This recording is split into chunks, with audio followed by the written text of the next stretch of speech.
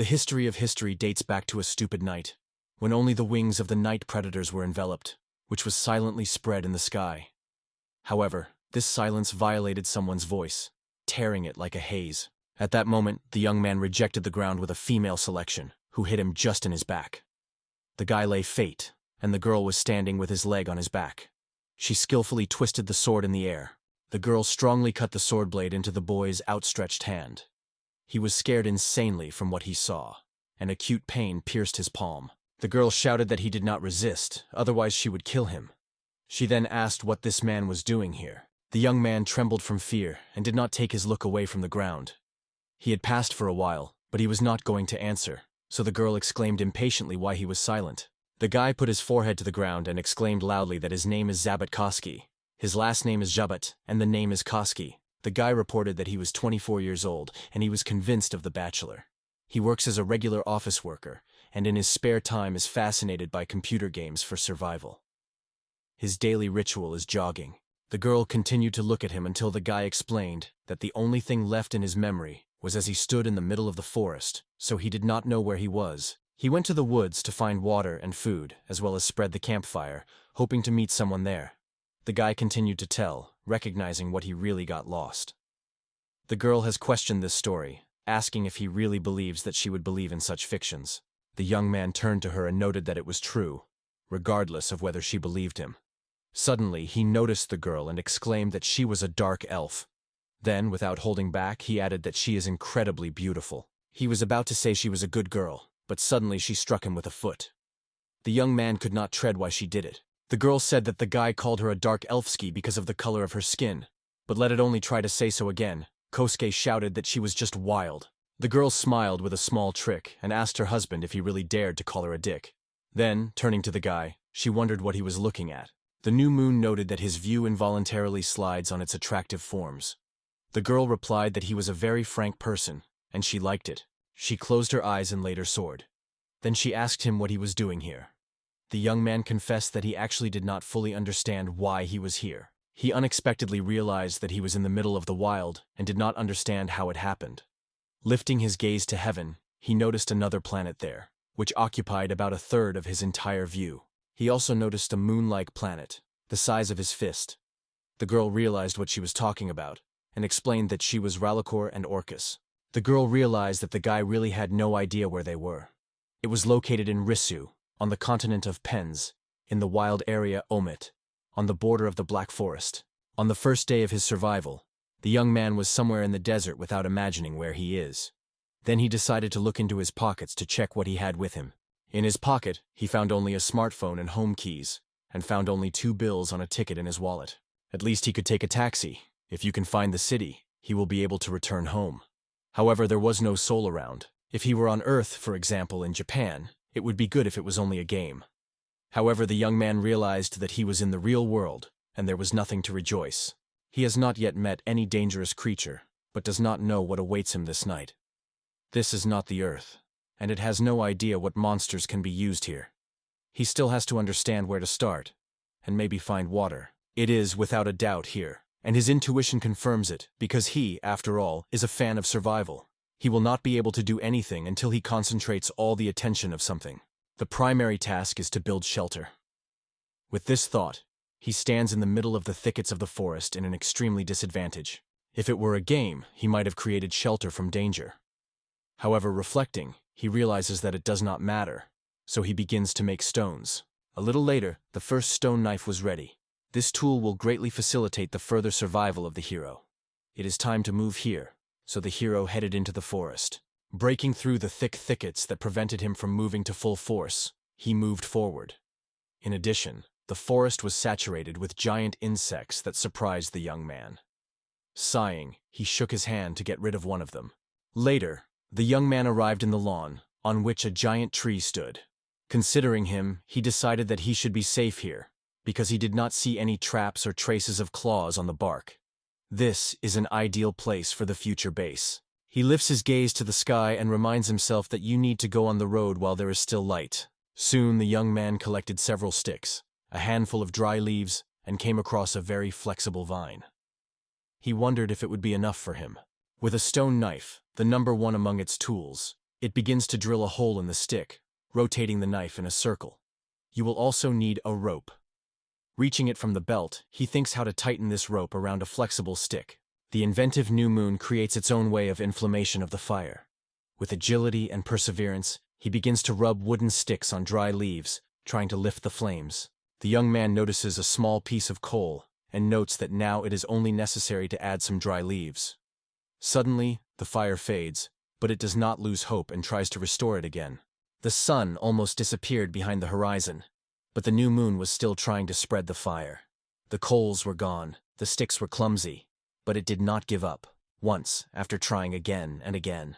Finally, the young man gets to the fire and ignites the campfire. On a cold night, it warms up near the warm tongues of the flame. Suddenly, his stomach makes a turbulent sound. The young man plunged into Sumi because he felt an unbearable hunger. He could not understand why he was forced to survive in this trap, and even in loneliness. He notes that his consent did not have a place, and they would be worth providing him with any clue or help, because they called him to this world. Saying these words, the young man released his anger, hitting the branch on the ground. He curled up with a ball, desperately repeating to himself that it was terribly hungry. Looking at the flames, he decided that tomorrow he would have to go in search of water and food. He thinks that if it were a game, it would be possible to press the E or F button. Reflecting on it, the young man hid his hand, with the index finger left raised, as if repeating the gesture of pressing the keys. He expected the menu of crafts. Instead, there was a radiant cube near the fire. This sight was a lot of surprise. A bright light line, as if conductor from the flame, directly led to the menu, where an icon with a weak contour of water, twigs, and a piece of meat was embodied. The guy believed that he had come across some craft menu. He imagined pressing the E key and a conversation about hiding. And suddenly the panel disappeared. He again imagines the click on E, thinking about the demonstration, and the frame comes to life again before his eyes. The young man is tense and thinks that he still managed to do it. He looks at the panel and thinks that it appeared as a result of thought when pressing the button. Usually the games use the tab key. Suddenly, a window with an inventory appears in front of the young man, and he is incredibly glad that he managed to open it. It explodes with joy, proclaiming a wild voice about the inventory menu. In this section, he has the opportunity to review his condition. After that, the new moon quickly presses on the hammer icon. The young man gladly notices that he finally managed to open a master menu. The pleasure of achieving his heart overflows. He looks at the menu that describes the process of creating a stone knife, axe, spear, arrow, and bow. Considering these opportunities, he thinks about how he can now make these things on his own. He rejoices, because everything around is reminiscent of footage from a survival game. He shouts that now he is afraid of nothing more.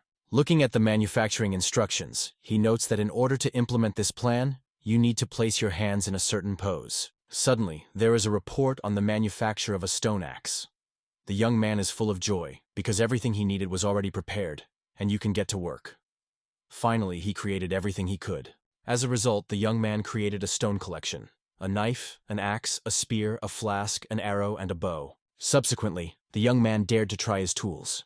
In the end, throwing the spear and axe was not his business. He does not know how to shoot a bow, so this tool will not suit him. The arrow flies directly, and he will not be able to get into the target. Therefore, he rejected all these options. In any case, he was unspeakably pleasing to create everything he wants. He takes the bottle and notes that the inventory is a very convenient thing. All you have to do is focus on the subject that holds in his hands, as he automatically gets to his inventory. Suddenly, the flask disappeared from the guy's hands and materialized in his inventory. It is very convenient to store all your tools in inventory, because you will not always be able to carry everything in your hands. The numbers placed at the bottom of the inventory play the role of fast keys, so it drags the axon spear there with the intention to test it in action. Suddenly, in the hands of the young man there is an axe, and after a moment there are already bows and arrows. He understands that it is quite simple. The young man notes that the night has come, and to travel at that time will inevitably lead the hero to death. So he should rest immediately. He lies at the fire, delving into thinking about what I would like to eat. On the second day of his adventure, the sun rises and illuminates everything around. The young man wakes up, welcomes someone, and seems to be his name.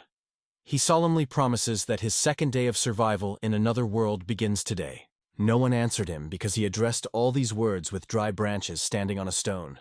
The young man jumped on his feet with a cry that he would not understand what he does and to whom it broadcasts it at all.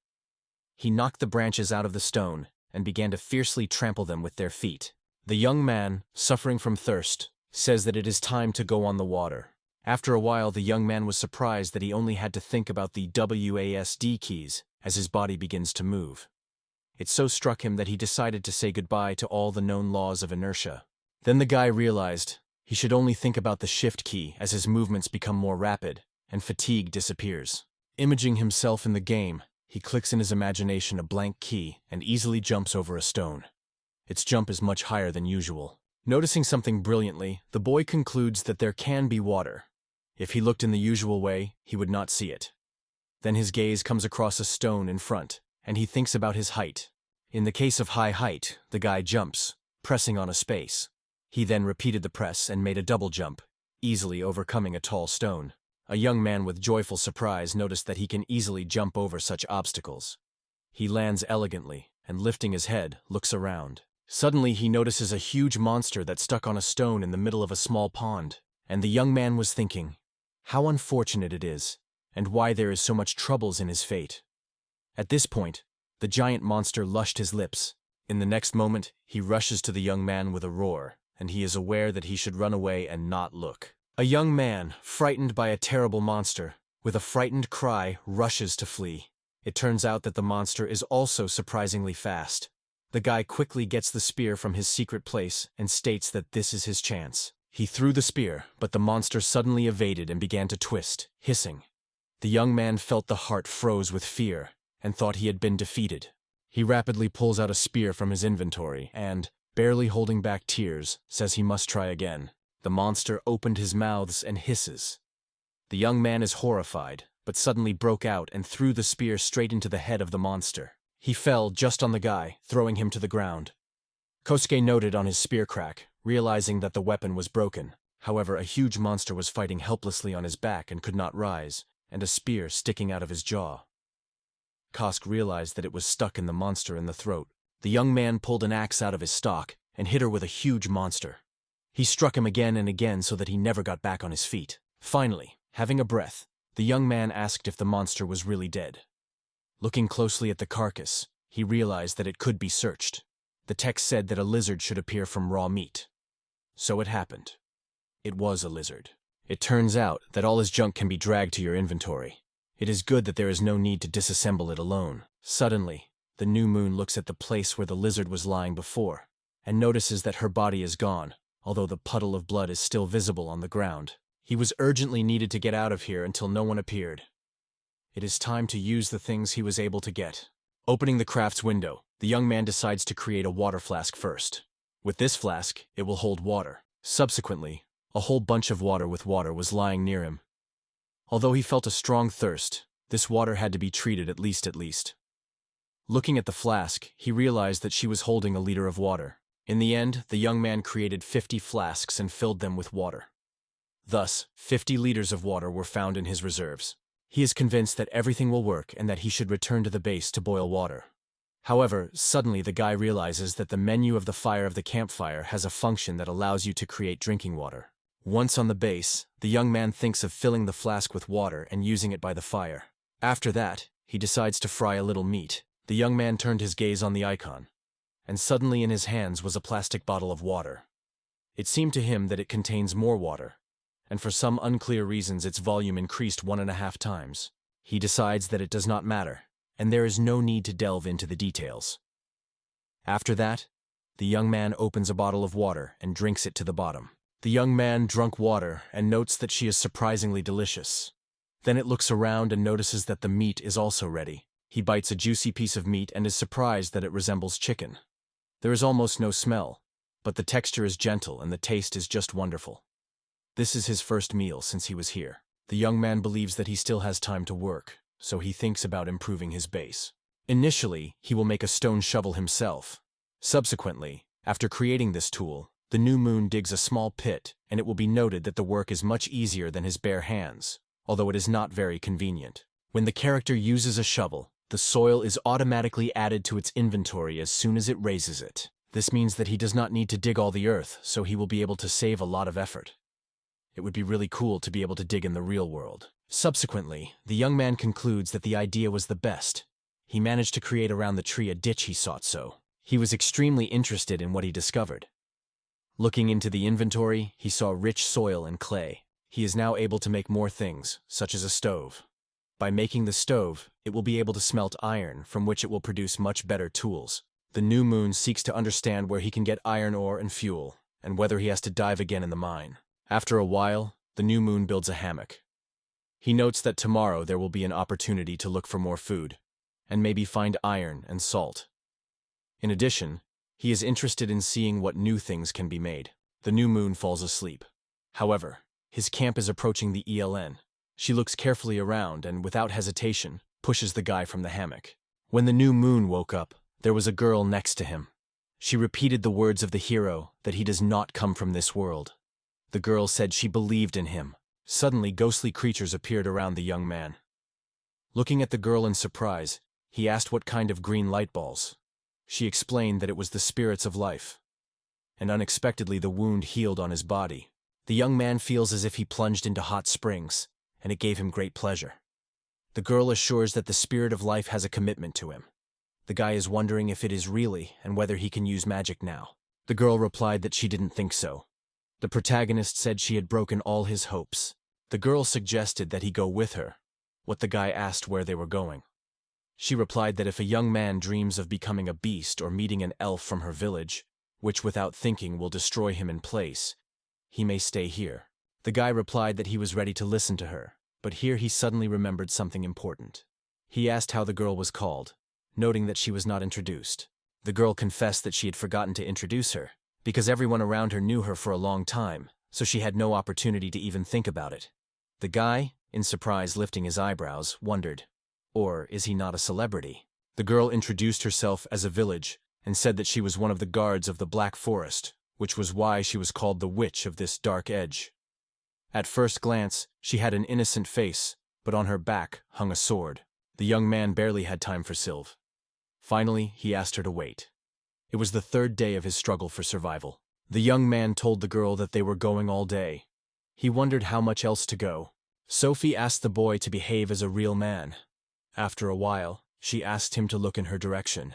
They stood on the edge of a high hill. Sylvie pointed to the place and said that there was her village. The young man approached the break, and this sight certainly impressed him. He noted that the village was huge. In his ideas, he saw how beautiful local girls greet him. A stranger from another world. He wondered how the guest would meet from another world, and whether he did the right one. Sylvie handed the boy a certain thing, and advised to wear it before entering the village. The guy asked if the collar or fashionable decoration. Sophie hurried, saying that it was worth thinking about it as a magic that protects his life. So he will be grateful to her. Huge creatures, similar to humans, began to shout that the hero should be destroyed and burned. It was covered by great fear. The guy could not understand what was happening. Sylvie decisively ordered everyone to stop and let her speak forward. She needed to communicate with the guards, so she asked the boy to stay still. Scared, he asked what it means for him to detain them. He has another elf and an angry crowd around. The young man reacted, saying that Sophie probably was just joking. The Elfian noted that it is too large here, so it is better for him to follow her. The young man agreed, adding that this crowd was also crowded with stairs. She invited him to follow her. Suddenly, the young girl went on an attack, struck by a guy from behind. He immediately fell to the ground. The girl looked happy and noted that this place was right. The young man asked what the girl was busy, what she only giggled, calling him pathetic. Two giant monsters stood behind the boy. He was amazed at their hugeness. Suddenly, he was surrounded by numerous monsters. The young man felt that the air was imbued with the desire of blood. Silent murderers have always been much more dangerous, so he did not know how to act. Suddenly, someone shouted loudly, asking that here the hell is taking away. And at that moment, a terrible explosion broke out. The huge smoke club, which was seen by all residents of the village, has risen everywhere. The girl came out of the smoke, declaring that she belongs to her. It was Sylvie. After pulling the chain, she asked who allowed them to cause the suffering of her property. Then the young man shouted that he was tormented by unbearable pain. The girl examined the crowd with a threatening look. It was then that the guy exclaimed that he was suffocating, and asked if this collar was indefinite. and then he screamed in pain when the maiden heel crashed into his back with all force. In turn, she cried that no one but her had the right to mock her property. The girl asked if everyone was clear. If so, it is time to get out immediately. The new moon exclaimed that now it was clear why she needed this collar. After a while, the guy noted that it was very impolite. Sylphie said in response that it was necessary for everyone to see it. After that, he asked how long the girl would keep him on the chain. Sophie smiled and replied that the dog should be tied, because she could not be allowed to escape. Kosk assured the girl that he would surely remember it. Then he wondered what it was about. Sylphie replied that refugees live on the outskirts of the village. On the continent of Pens, there is a struggle for land between people and different other races. In this sacred kingdom, semi-people cannot freely realize their desires because of the pressure exerted by the kingdom. Most refugees come from the kingdom of Verenard, located near the wild area Omit II. They are forced to leave the Holy Kingdom. Cast asks with interest that it is seen in front. Sylphie explains that it is a magical field where plants are grown with magic. The young man was surprised and noted that their agriculture was ahead of Japan. The girl explained that the elves live in the central part, there are workshops around, and all the rest is dedicated to agriculture. Kovsky noted a huge tree and asked if the center was there. Sophie, however, replied that it did not matter, urging him to follow her. The girl brought the young man to the house and said that his home was here. The young man was amazed at the beautiful look of this beautiful house.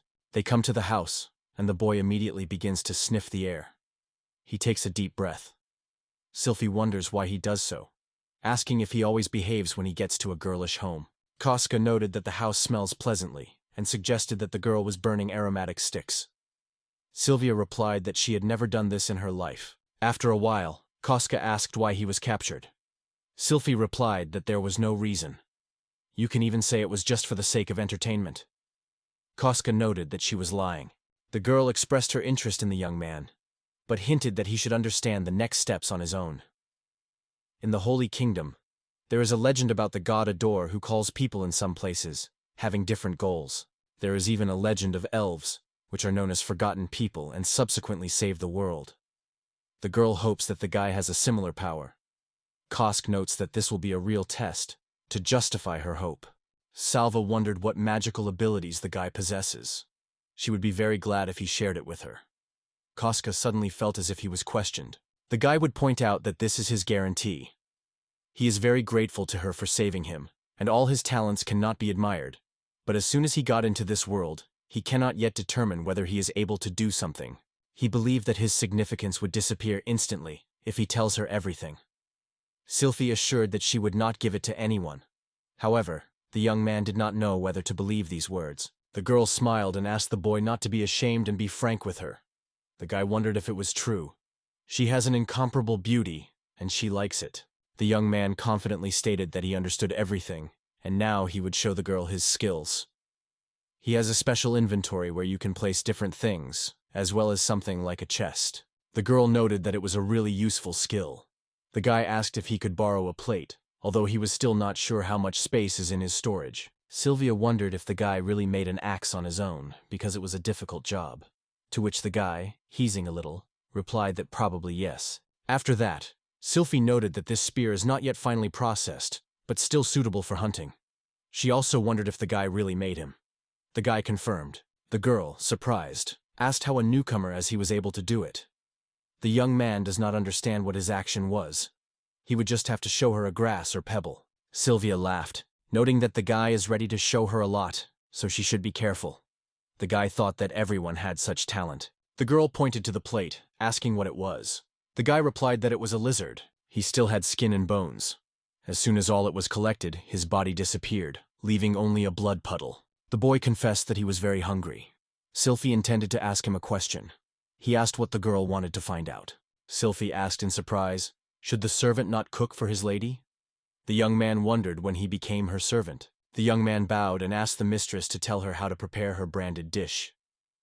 The girl, weighing on a small dilemma, agreed to help, but noticed that she would only do it once. Subsequently, the young man noted that, despite his first experience in cooking, he managed to cook a dish quite well.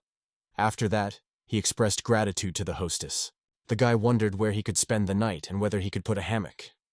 The girl agreed, and asked why they would not go to bed together. The young man smiled, understood what he heard and asked what was happening. He confessed that he still did not understand how in this world the philosophy of love and chastity works. Sylphie said she realized what a virtue was, but became interested in what is the philosophy of love. And she specified if the man should ask the girl. Kosk replied that he was not a primitive creature. The girl noted that from this point of view between man and animal, there is no big difference. The young person only needs interest. The young man cannot understand what is happening. He thinks of whether he can calm down. Will he find real pleasure? Sylphie addresses him whether he really does not seek the girl who appealed to him. He is sure that everything goes the best and acts on the call of intuition. The girl notes that the boy does not need to look for this reason, so he is really ready to act. He hugs the girl and assures that he does not intend to be ashamed of the one who wants him. Sylphie again addresses the boy and asks what he means. He smiled and noted that he was ashamed not to satisfy the girl's desire, because every young man should seek the hearts of his fiancée. He carefully put the girl on the bed. She confessed that she did not know, because it was the first time for her. The new moon wondered if there were any elfie customs that he should know in advance. Sylphie replied that she had no friends who could tell her about it. The young man noted that in this case, they would adhere to his manner, and he is looking forward to it. The girl noted that she could get used to pain, but prefers a delicate attitude. She also admits that it is all for her for the first time. The guy promised that he would make an effort, and then suggested that the girl call him Kosk.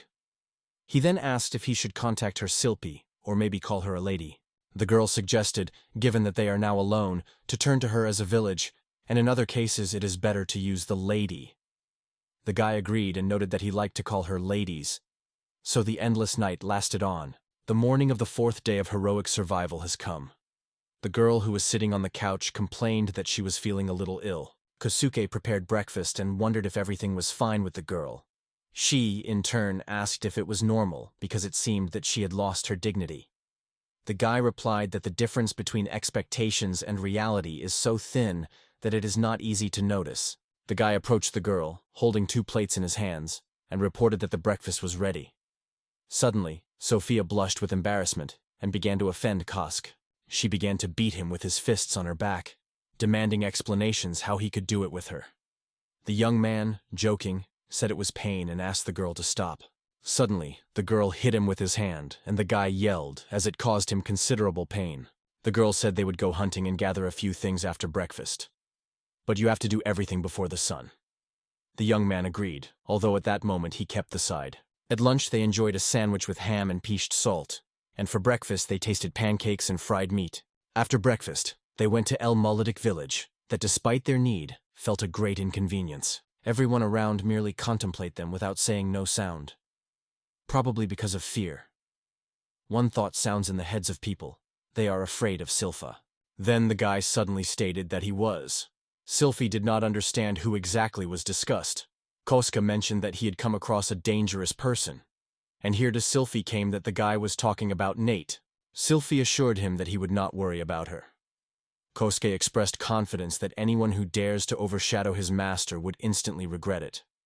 These words were heard by Nate, TS, KD, and Kosuke himself. Soon they stopped near the construction site. Kosuke asked about the purpose of this construction. Sylvie explained that shelter for refugees, which will also serve as a protective structure. Kosk nodded approved, noting that it was logical. Salva said it was quite clear. After all, everyone wants to have a roof over their heads and food on the table. She wondered if the young man remembered what she told him about refugees. Bernard Kingdom. This place became the center of trade. After the Holy Kingdom took power, the refugees actually remained with nothing and had only one option: to obey the new regime. Kosuke expressed the opinion that it was extremely cruel. The young man added that this fate is waiting for those who were defeated in conflicts. It seems that Sylphie seeks to restore the sovereignty of the Kingdom of Bernard and take revenge on the Holy Kingdom. His skill is ideal for mass production of weapons. It is only necessary to have the necessary materials. So, when he asked the guy what he was thinking about, he replied that he did not think at all. And when he said that it didn't matter and they should move, Kosuke agreed. Sylphie noted that now that they are already in hunting lands, the guy can remove the chains. Kosuke agreed with her and immediately removed them. Sylphie asked him to calm down and not raise his voice. Kosuke asked her to trust him. It can imperceptibly press C. Suddenly the girl is in surprise, feeling that the young man behaves somehow unusual. She asks him what he does. Koskas notes that it is difficult to explain this, but it is one of his unique abilities, and he can actually do so. The boy is springy, moving in an invisible circle, easily bouncing. Sophie confessed that it even scares her a little. Sylvie expressed anxiety and said she was feeling unwell. However, Kostgeis assured that everything would be in order. He then asked the girl to ask if she would have anything to do if he cuts down several trees. Sylvie reports that he can cut down trees, but will have to wait about 6 months to get quality wood. Kusuke assures that he understands it, but has one secret. It opens the forest menu. After a while, the girl wondered how he was about to cut down the tree. At that moment, Koska wedged a lot of stone axes on the trunk. In a moment, the tree fell. Sophie could not even grasp what really happened. Koska wondered what the girl said, and Kosk explained that it was a log he had just cut off. All the branches have disappeared. It looked dry and reached about 15 meters in length. Sylvie exclaimed that the guy had just done. Kosuke, smiling, wondered if he really had such a cool ability. The girl in response confessed that she would just lose her mind. Subsequently, Kusuke assured that everything was in full order. All items were neatly laid out in its inventory. He seemed to be able to handle all the materials right in place. The young man expressed a desire to overthrow a few more trees. The girl advised not to destroy all in a row, but only those she would point to. The guy agreed with her conditions. He soon stated that he had completed his work and had 50 logs. This amount of wood would provide him with no problems in this regard. If he managed to find a few more branches and a little thread, he could create a bow. The girl agreed with the boy, noting that he quickly coped with their task. The guy noted that the trees are already cut and now they can focus on the extraction of ore. Sylvie proposed to go to the mountains. They head through the intertwined branches of trees, when suddenly Sylvie fades. Something appeared before them. The helmet noted that he hears some strange sounds. Sophie, barely audible, asked him not to speak nonsense and focus. Suddenly the girl pointed to something in the distance. Sylvie and Koski rushed to the bushes rapidly. The young man was quite surprised when he saw a huge beetle in the gap, the size of a minibus. Kosuke noted that if this monster was the first to encounter, he would no longer survive. Sylvie advised the boy to pay attention to his stomach. Koska could not understand why she said it and whether his stomach was dangerous. He cast his gaze toward Sylvie, but the girl disappeared unexpectedly. Suddenly, the mournful roar of the monster was heard. Kosk turned and saw Sylvia already inserting his sword deep into the body of the monster. With new power, the monster was raised. And here Kist-K gets a bow with arrows from the inventor. He notes that they can see their dangerous sting from where the arrow will start. Now the young man states that it is time to act. The young man pulls the bowstrings of the bow and says that if he launches an arrow, imagining that he clicks on the LCM, then he needs to target exactly where the sight indicates. The young man directly releases an arrow in a monster and strikes the target. He does not hide the surprise that it has succeeded. At the same time, the monster falls with a roar, and Sylvie immediately takes a chance and immerses his sword in the head of a giant creature. The monster began to fight, and Sylvie, having rotated, cut his paw. Kosuke was deeply impressed, and Sylvie, landing, sighed lightly. Kosuke approached the monster and asked if they managed to win. Sylvie confirmed that they killed the monster. At that moment, she just pulled the sword from the body of the beast. The girl extends something from the monster, and Kosk has wondered if you can eat it. Sylvie replies that it is not necessary to eat, but poisonous glands and belly have value. At the same time, she added, he can cut his paws and boil them. Koski asked the rear lamps. The girl replied that their meat is quite rigid, but it can be used to make a bow. Kosk asked what to do next, and whether all the achievements should be collected in his inventory. To which the girl noted that she needed to take it to the village. Koskai assures that he understands. Then he touches the monster, and his body disappears without a trace, leaving only a puddle of blood on the grass. The guy reported that this creature is called Gizma. He looked carefully at his inventory, where the feet of the Gizma, her antenna, head, abdomen with his right foot and left hind leg were stored. Sylvia stops the guy and reports that this creature lives in a desert depth. Kosk, as a surprise, asks what she is doing here. Sylvie confessed that she was experiencing fear, because what was worried about it is beginning to be put into practice. The girl asked the boy to question whether he remembers the refugees. Many people were killed because of this monster. Kosk notes that, in other words, their number has increased significantly. Sophie cannot say for sure, but in the last 2 years, they have not come to any refugee. Gadgets seem to multiply rapidly and start looking for food anywhere. Sylphie notes that it is better for them to go from here, because in the mountains, you can get a meeting with gadgets and other monsters. Casca agrees, remembering that when he collected stones, he could well be a victim of Gizmo attack. They could break it into pieces. He was incredibly lucky. A little time has passed, and the young man had already collected resources near the stream. It seemed to him that he came across a real treasure of natural resources, although the icy coolness prevailed here. He is ready for everything to arrange a desktop. He managed to collect a rather large pile of magnetic sand. Now he will start creating a simple stove. After that, the young man thinks that it is worth making the things needed for the desktop and making a few more nails. The young man plunges into the process of creation. He thinks of how much materials he will need. His view is focused on creating a working machine. To do this, it requires 10 wooden boards, 40 nails, 1 grip, and a set of tools. According to Coast Case, 20 units of steel and 10 mechanical parts will be required to make the vise. He will immediately start working on this project. His ability to master is a real gift. He knows how to create anything without even imagining what it should look like. His mistress works, and her slave rests quietly. By the way, it should return after checking the perimeter, but has not yet appeared. So, after the vise was ready, it was only necessary to collect the desktop. And so, the desktop is also completed. It took much less time than he expected. The young man decides to leave everything as is. He looks carefully at the box, thinking that it is definitely not a table for work, so he makes the decision to just try to enter the menu. By peeling on the workbench, he finds a list of things that can be made, among which he also finds the legendary weapons of knights. This artifact is able to effortlessly punch any armor and is a great remedy in the fight against zombies. It reflects on the materials required for the manufacture of the crossbow.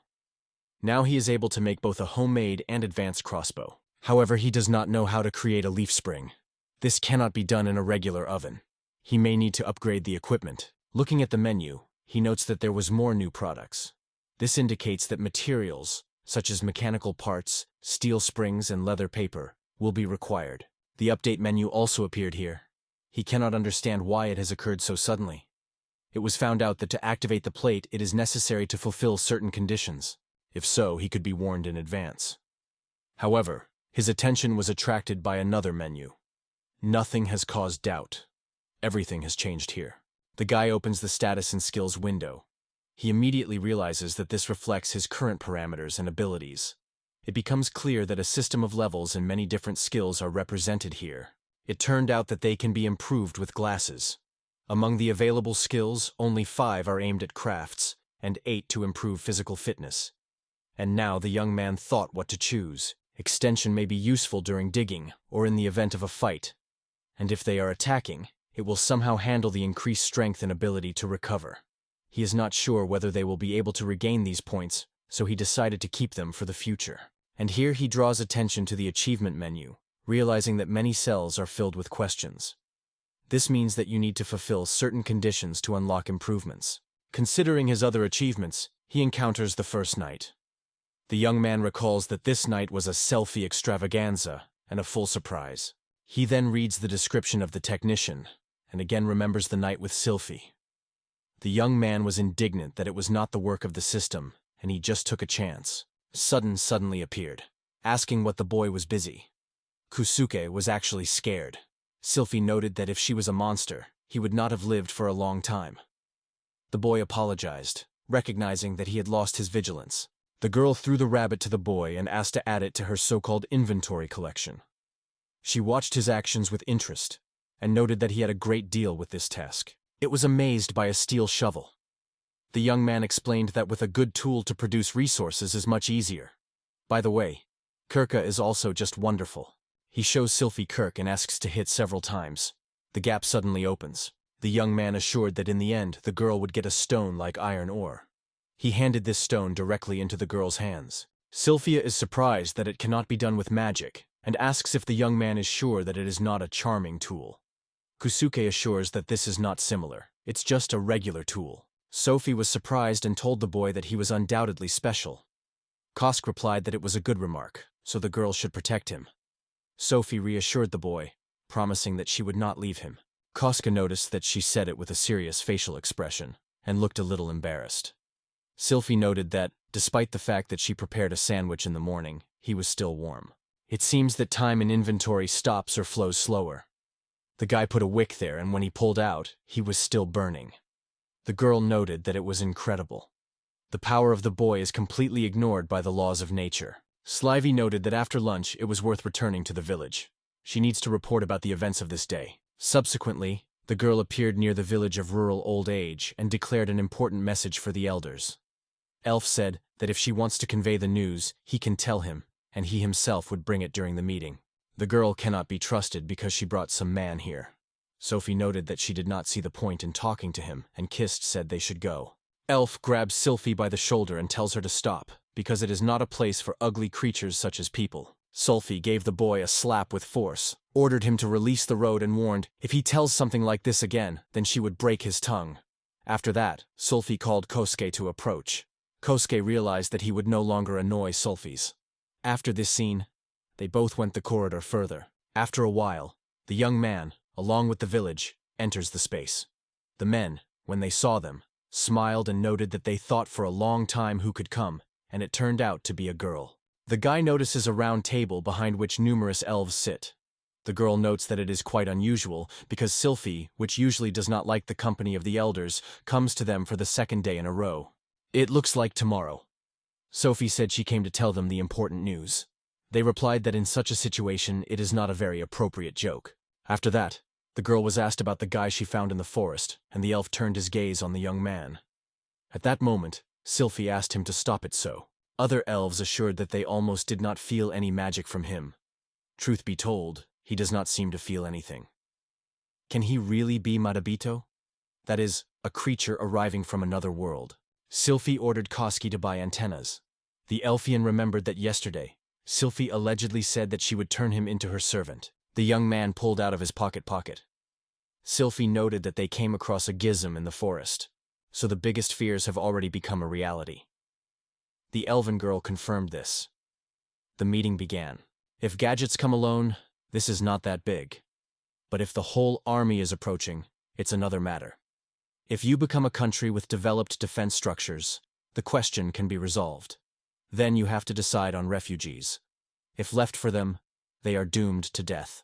They could not evacuate refugees until the barrier was erected.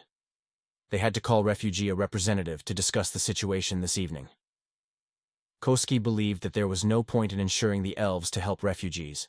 The Elfian turned to Sylvie and told about this guy. She confessed that she wanted to make him her servant because she considers him useful. At the same time, the girl asked that he would stop calling her so. Elf wondered how Sylphie managed to approach him so quickly on the first night. Sylphie, in turn, was very ill. Sophie wondered in LF why she thinks. The girl replied that when a girl is taking a husband, the level of her magic changes a little. Although the difference can be barely noticeable, but it is easily striking. Sylphie has grown up, though she realizes that it is inappropriate to behave so inappropriate. At this point, she feels extremely embarrassed. Elf noted that, after all, Sophia was the only innocent girl of royal blood in Maranganitis. Therefore, her unusual intimate desires could be forgiven. The new moon thought about the value of royal blood. After a short joke, they postponed fun and asked Sylphie to question who he is. The girl confessed that she did not know. The only thing she managed to know is that he appeared from nowhere, just in the woods. He told her a lot about her native lands and many things she had not heard before. All her assumptions are based on the belief that he is undoubtedly not from their world. The elven girl assured that this young man is about to protect their people without the use of magic. It looks too idealist, especially in this situation. However, if he states it, then it is probably a Marabito. She claims that they will take him under their care. Sylphie grabbed Kosk and stated that he belonged to her. The young man admired the graceful forms of the girl. The Elfian noted that he was as stubborn as she was. She suggested that, given her behavior, she is unlikely to decide to join them. Despite the fact that he is a Marabito, he still looks like a person. So it will not be easy for the peasants to accept it. He will have to prove to everyone that he deserves to be part of their village. If everything is planned and the residents with refugees are safe, it will solve two issues immediately. The girl asked in Sylph if she understood. Sylphie agreed. The girl noted that since Maribita is a servant of Silphi, it is worth using his force, but only if he is really able to do something useful. Silphi calls him, and they go. Suddenly, the girl sounds the boy and notes that he still does not know his name. She finally invites him to open this mystery. The guy is presented as a cow's Shubada, but asks to contact him just Kosk. The girl agrees and asks him to take care of Silphi. Koska agrees, waves them for goodbye and goes. Subsequently, they reach the Silphi house, and the young man addresses the girl with a question of his language. Silphi asks what it is, and it seems to her as a spell. Koska, overflowing with care and desire to cheer, asks if everything is fine with her. Sylvia assured that everything was fine with her, and asked what to do now. Residents of the coastal area for gays were offered to follow the instructions of the elders. Silphi noted that when protecting the refugees, the boy will be able to show everyone his strength and prove that he is a real Merbut. The guy's coast notes that if he understood correctly, their village is not easy with the construction of the walls. Silphi agrees with him and notes that they will only finish work in half a year. The guy confidently stated that he could help. Silphi asked if it was really the case. He replied that he would do everything he needed. Silphi agreed. It will start melting clay for bricks. He has not yet fully explained the girl how his skills work, so he would show it. The new moon puts a huge wooden cube on the floor, causing incredible surprise in Sophia. Then, gracefully and easily, one by one sets cubes. There is a structure similar to the wall. He noted that in his opinion, such a decision could work. Silphi wondered what it was. Kosk replied that it would be much easier to erect walls. Then the young man reported that he had about 6 logs. The brick was also alert so that it could make a crossbow. Silphi noted that they were felt like a real tree. The Kovki then noted that if the girl wanted to build an obstacle, she better use brick or stone blocks. Then the guy erected a wall of stone and brick around him. Silphi was surprised by such a spectacle. Kosk, with a majesty on his face, stated that he was his ability to control creation and destruction. But Silphi quickly ordered the guy to shut up. Walking on the wall, Silphi confirmed that she was really made of brick, and the girl, in the meantime, asked what walls would be next. Koski reported that he has created a new weapon and is now going to test it. The girl noted that it was some unusual bow. Silphi stressed that the usual bow is much more comfortable to use, and it can be fired continuously. Instead, Kosuke noted that although the crossbow will not be able to shoot so quickly, he still has a number of other advantages. He charges the crossbow and, looking at Silphi, invites her to test the weapon on herself and feel all its benefits. The girl willingly agrees. The girl explained that the crossbill does not need to constantly pull the bowstring, so you can focus on aiming. She fired and hit the target. Kos noted that it is the perfect weapon for beginners. Everything you needed to do is pull the bowstring once before the shot. Silphi added that if necessary, they can provide these meadows with refugees. However, the crossbow does not have enough power to resist intricate devices, although it can cope with other creatures. The young man invites the girl to try another crossbow. It is a standard crossbow, enhanced by the bones of animals. Silphi immediately realizes that this is much more powerful. Silphi asked the boy to pull the body of Gizmo to test the crossbow. The guy wondered if the girl was really confident in his decision. Silphi nodded in affirmatively, noting that she was seeking to find out about the true power of these weapons. The guy gets Gizmo's body. Sophie assures that everything is under control and asks him to retreat. Then she shoots a metal bullet directly into the body of Gizmo. The guy notes that the arrow has penetrated really deeply. Silphi points out that this crossbow is undoubtedly powerful. Koska replies that there is actually a crossbow that is stronger than this one. However, he lacks resources to create it, and he has to discuss something with it. He asks the girl if it is possible to equip a workshop in her yard. To do this, he will need to place some additional machines, and perhaps even build a small factory. Silphi thinks of it thoughtfully. The girl agrees that, of course, he can build here. She also promises to warn him if something is too much. The young man rejoices and states that he starts immediately. He designed to build a regular square house. First, you need to focus on the arrangement of a wooden floor. As soon as the base was completely ready, it was possible to start the erection. The young man immediately took up the construction of the walls, and behind them. Finally, he made the door. Sylvie was stunned by surprise. Then the guy noticed that the darkness had already descended on the street, and realized that the windows needed to cut. Finally, the workshop was completely ready. Sophie did not hide her astonishment, because the construction of this building took less than half an hour. She goes inside and notes that it is a little strange here. The young man reminds the girl that it is just a simple box. It decomposes the desktop and other items. Sylvia told the boy that he was now his fortress, and he can do whatever he pleases. Koska bowed respectfully and expressed her gratitude. He tries to talk about the construction of the walls to protect refugees, but his mouth is suddenly closed by the girl. She claims to be discussed after the dinner she will prepare. Kosk is embarrassed and cannot understand what is being said. Sylvie gently whispers to the boy in his ear that although he may be her servant, she is also his wife. Men who work hard deserve the delicious food prepared by their wives. The guy was quite surprised. Then Sylvie smiled and turned to the boy. Kuska cannot understand why she suddenly flickered, and what was the essence of her reaction. Subsequently, Sylvia thought and noted that if they only needed clay and fuel, they might be able to help refugees. But what actions should you take on a Jazri fence? Koski noted that if they were able to establish mass production of crossbows, they could do without storage. They would need about 300 units, some of which should be spare.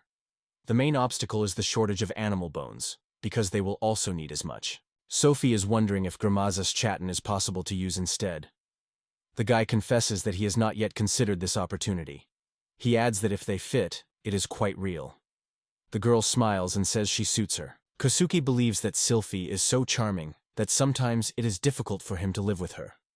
However, he cannot understand what has been happening to her recently. At the same time, Koska reports that he has several questions to the girl regarding her past. However, the girl warns, asking if the young man really wants to find out because he can regret it. The young man without hesitation replies that he wants to know more about his beloved lady. He confesses that he constantly thinks about it. The girl carefully puts her head on his shoulder and reveals a secret. She is the heir to the royal kind. Koska is surprised that Sylvia was always a princess. He asks why the princess walks alone in the dark forest. The girl replies that this is the ancient tradition of their royal family. Princesses and principals are always brought up in the shade of this forest. But the sacred kingdom has taken away from her family and country. That is why she has to turn everything back. For this purpose, she was in this forest. All her actions are aimed at protecting the people who brought refugees here. The coastal gays claim that this means that the girl intended to use it then. Marbito is the one who, appearing among the elves in the gloomy forest, should save them. Thanks to this force, the girl could regain the throne of the kingdom of Marinard. She did not report it to the elders, and even sacrificed her innocence, so that they did not take away her capacity. It's not. Sylvie explains that it is. Kostgeist states that it does not matter to him because the girl is not to blame. If not for her, he would no longer be alive. He will stay with her until she pays off for her kindness, or until the girl herself decides that he does not want to be with him. Although he did not consider himself the most reliable man in this city, Sophie rushed into the arms of the guy, pleasure asking him no longer to say so. Kusuke gently lifted the girl's chin, and their lips fused in a kiss. She confessed that she was feeling incredibly happy now. At the dawn of the 5th day of the struggle for the survival of Silpies and Kosk lay on the bed. The girl, shyly covering her face with her hands, asked the young man to forget about it. At first, Tsuke did not fully understand what the girl was leading. She asked just to fulfill her request and forget about it. The young man agreed and promised that he would forget. But that night struck him truly. The girl pinched the boy, and he shouted, because he felt severe pain. She shouted to him to forget about it as she asked. He apologized, and the girl reminded him that it's time to cook breakfast. Subsequently, the girl, along with the boy, got the composition, and she asked to get some more. One familiar elf said that they have 8 honey wine barrels and 8 bags of flour. Susie remembered that 4 salt banks were needed, and then asked to pick them up. The boy wondered where they were going. Sylvie explained that they were going to communicate with refugees to find out how their conversation with the elders went, so they will understand what to do next. Arriving at the refugee camp, the guy immediately got the center. Sophie, with a smile, said he was too popular. Koska, smiling wry, replied that this popularity was not pleased at all. At that moment, the girl ran up to Danny and reported that the princess had already arrived. The man was welcomed by Sophie. The girl addressed Danon with the question of how many times she should repeat to stop her so. The man replied that he couldn't do it. No matter what the princess says, he is obliged to pronounce it. Sophie noted that this man was incredibly stubborn, and then decisively demanded that the leaders came here. She intended to discuss Kisma. The man assured that he is aware of the situation and fulfills his duty. The man turned sharply and began to look at the cow with a wicked smile.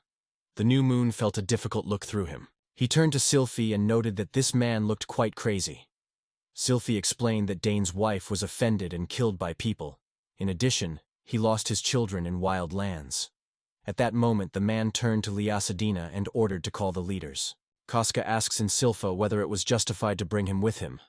The girl replies that if he listens to her, everything will be great. Sylphie promises to never leave him. The guy replies that he is also not going to leave the village. The girl rejoices when he heard such words. Sylvia informs the guys that she brought some firewood and food. Although this may not be enough to saturate, but everyone will get their own piece. The causekeeper removes the tubs from his own inventory and reports that inside is the meat of Gizma. All around were stunned that the objects appeared literally from the air. Sylphie gave everyone the team to cook food, but stressed that the children should first feed. Then Danan appeared and was stunned by what he saw. He turned to Sylphie and reported that he had already brought them. The girl, understanding, replied that she would join them immediately. The girl from Koski goes to the main tent. She apologizes for gathering everyone so unexpectedly.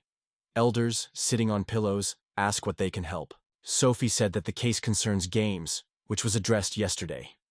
The man reported that the elders said they could either escape deeper into the forest or stay and fight. Children were allowed to stay here. Sylphie noted that this means that they did not change their opinion. She wondered in a curious whether the elders said something else. The man began to talk about the wall. Sylphie interrupted him, noting that she received the same answer. They know how to plan walls, and this guy is able to help. She calls Kostkai and promises to introduce him to the rest. The girl stated that his name is Kosk, and he is her servant, although at the same time she is his wife because she gave him her virtue. Kosk was quite surprised. However, the biggest shock was caused by Elder and Denon. They all exclaimed at a surprise. Danan exclaimed that only His Highness could invent it with a person. The Elder also asked the girl what she thought at all. The others also raised a noise, stating it was a giant scandal. Sylphie asked everyone to calm down and noted that Kosuke was not an ordinary person. It is different from the people of the flight because it arrived from another world, and although it is difficult for them to believe it, she knows that they will understand everything as soon as they witness his abilities. Denyon turned to Her Highness, apologizing for his rudeness, but still wondered if they were not deceiving her. The girl replied that there were no ordinary people here, and the other girl added that she did not feel any magical power. Kosk was convinced that the words they had definitely not ended. The guy felt the girls dissatisfied, that his appearance degrades them. In such a situation they had nothing left to stand and it is embarrassed in the nose. Sophie expressed she understands why it is difficult for them to trust Kosk. At first, she wants them to believe in it. Only when they are convinced of their own eyes will all their doubts disappear. Sylvie turned to the boy and asked him to first introduce himself. He asked what to tell him. The girl replied that everything should be told. After some reflection, Koska notes that they now have all the information. He has answered that he will now trust his words. Danan stated that if His Highness trusts this young man, he would also believe. However, if he turns out to be a traitor, Danan will perceive his horns without hesitation. Now he asks everyone to introduce himself. His name is Danon, and he is a knight of the Royal Guard in Marinard. He was the lieutenant of their team, and the slice was reflected in the Danon was a minotaur. The girl with horns voiced that her turn was next. Her name was Melty. She held the post of Minister of Internal Affairs in the Kingdom of Marinard, and gladly met the boys. Kosk was struck by her charming aura. It seemed to him that she probably belonged to the shepherds. Her clothing does not cause much attention, similar to imperceptible selfies. It is perfect for battle. Suddenly, the girl is alert, and Kusuke realizes that she noticed him. During the acquaintance, another girl introduced herself as Ira, a court sorceress from Mariard. Kosuke suspected that he was in front of his cyclop. The girl pulled the hood, and the young man noticed that she was hiding her eye. This is probably why she didn't like it when she was looking at her. Then a young man appeared, who introduced himself to the name of Kyubi. Unlike these three, he had no honorary title, but stood out with his ingenuity. Later, the girl with herbs reported that they had a group of refugees. Their shoulders are concerned about food and home. Sylphie noted that the formalities were over, and they can continue their conversation. As she noted, their fate now depended on Kosuke. Melty noted that if a guy could really make things in large quantities, she would like to know what exactly. Sylphie suggests that they go and see with their own eyes everything. At this point, a stranger suddenly appears, apologizing and reporting that the food is ready. The elder assured Her Highness not to worry, because they quickly go on this issue. He urged them to continue the meeting. The girl advised not to delay and start a meal as soon as the food was ready. The girl urged everyone to move on. Soon they reached the border of the camp for refugees. No one could understand how this place was related to Koski's abilities. Sylphie smiled mysteriously and offered to look more closely. Kosk was aware of whether this wall was already destroyed. Sylphie replied that he did as he could. The new moon pulled the pick and began to break the wall. All around were just amazed. They could not understand how the whole wall could disappear from one whirlwind of the pick, because they did not feel any signs of magic at all. Subsequently, Koskai announced that the preparation was completed. All bricks from the previous building disappeared without a trace. No one ever realized how it happened, and so he creates a brick block and says that it is time to start the construction of the wall. Suddenly, the guy began to create giant blocks with a brick wall. Everyone was stunned by what was observed. The young man asked if this is enough to demonstrate his skills. He suggested touching the wall to make sure. QB asked the princess to ask if she could strike. The girl replied that her goal is to prevent Gizmo, so they can direct all their strength.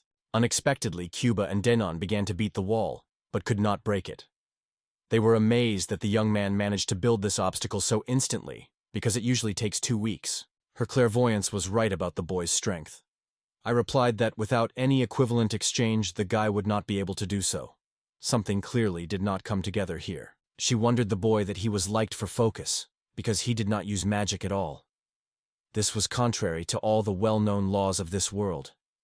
Kosk confessed that he did not understand where he came from these abilities.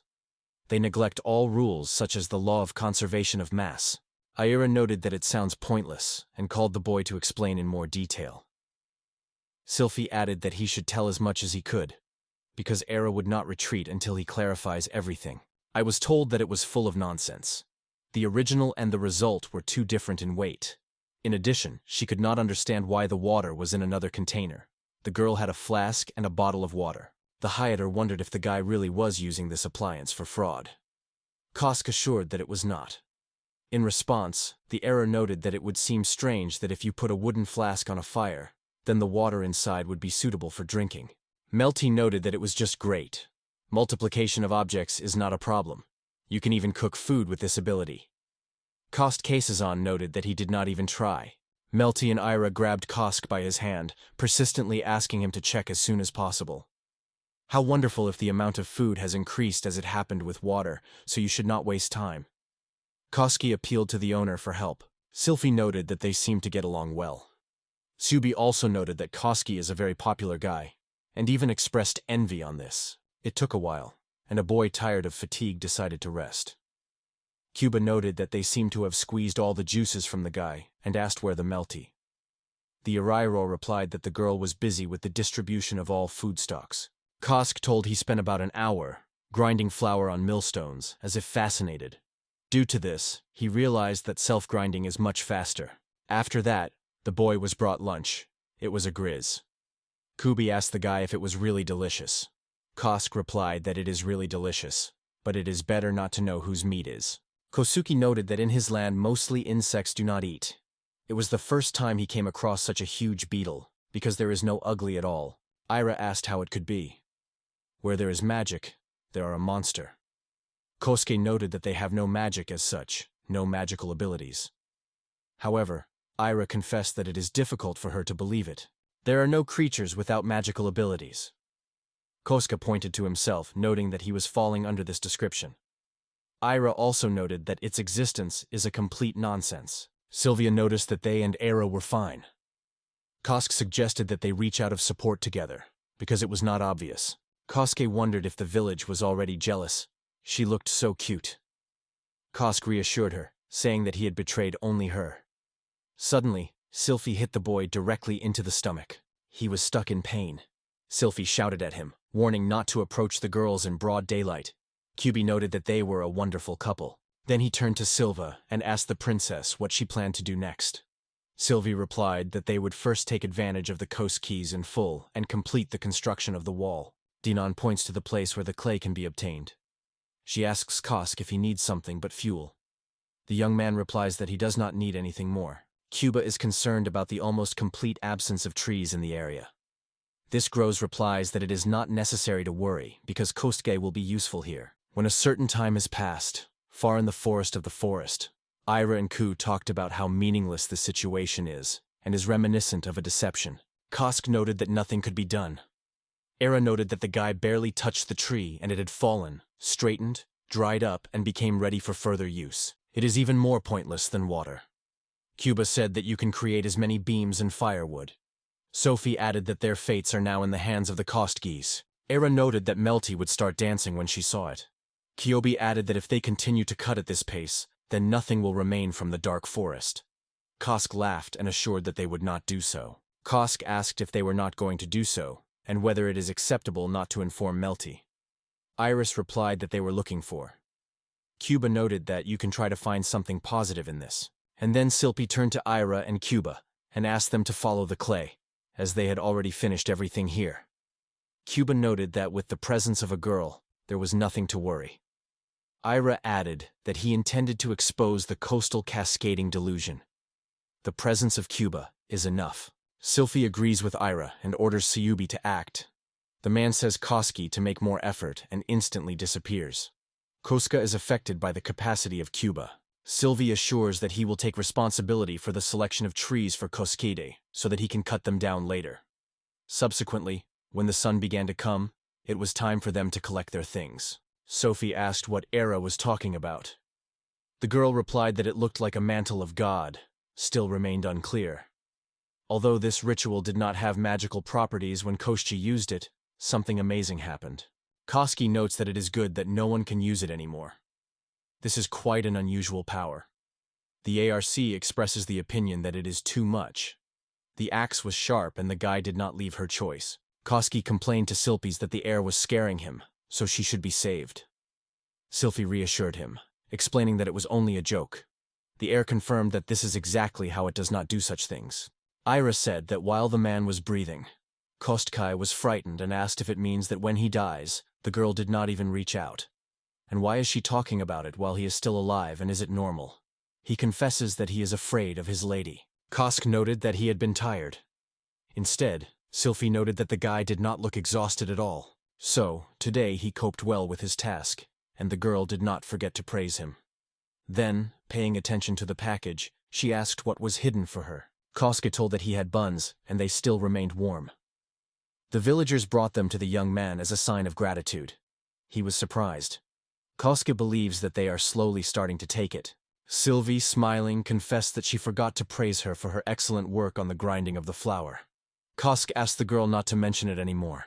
Sylvie wondered the boys, asking Koski if he could make friends with them. Koski thought, because he is still unknown. Kuskai notes that Melty seems to believe in his usefulness. He is also convinced that everything will be fine with Ira. At this point, she is at least interested in his abilities. He is not quite sure about Syubai, but he looks friendly. In the future, it will not be easy with him, but the guy believes, if he in the village is good, then Kubi will remain friendly. Sylvie also acknowledged that she considered the same. The bow should remain in the arsenal. However, to be honest, she hesitated about the crossbow and was not sure whether it was worth giving it all without exception. It is actually very powerful weapons, and if it falls into the hands of bad people, the consequences can be serious. Therefore, the best solution is to trust it only to those who can be fully relied on. Sylphie notes that the last word will always be behind him, but is it possible? Koska mentioned that he once found himself in a situation when he was surrounded and almost killed. He will make them, and the girl has to decide how many and who to give them. This is a significant responsibility. After a while, Koska and Sylphie reached home. The young man noted that it was time to prepare for tomorrow. The young man went to his workshop and noted that for firing bricks, you need to prepare coal. As for the crossbows, the production of materials should be established for their manufacture, focusing on the mechanical parts and tips of arrows. You also need to make sure that you have enough iron ingots. Sophie taught that it was extremely convenient. You can prepare everything in advance, and it will work independently. The young man agreed, noting that for this reason he liked it. The boy noted that this could spend some of their resources, but you can try to implement a new improvement. He assured that they would be able to improve it. He believed that everything would start working faster, and they would be able to do things that were impossible before. The young man dares to try to do it. He touches something in the control panel. Suddenly, the plate flashes a bright flame, but it does not understand what is happening. For a while, Silpi noted that everything turned out great. The coastal gaze stated that it was incredible, and now they have an anvil and a whetstone. But now they have no wall, so they need to repair it. He flips the menu to understand what this giant stove is capable of. It turns out that you can improve the workbench and crossbow, as well as create weapons and armor. He asks the girl whether she wants to try something to make something.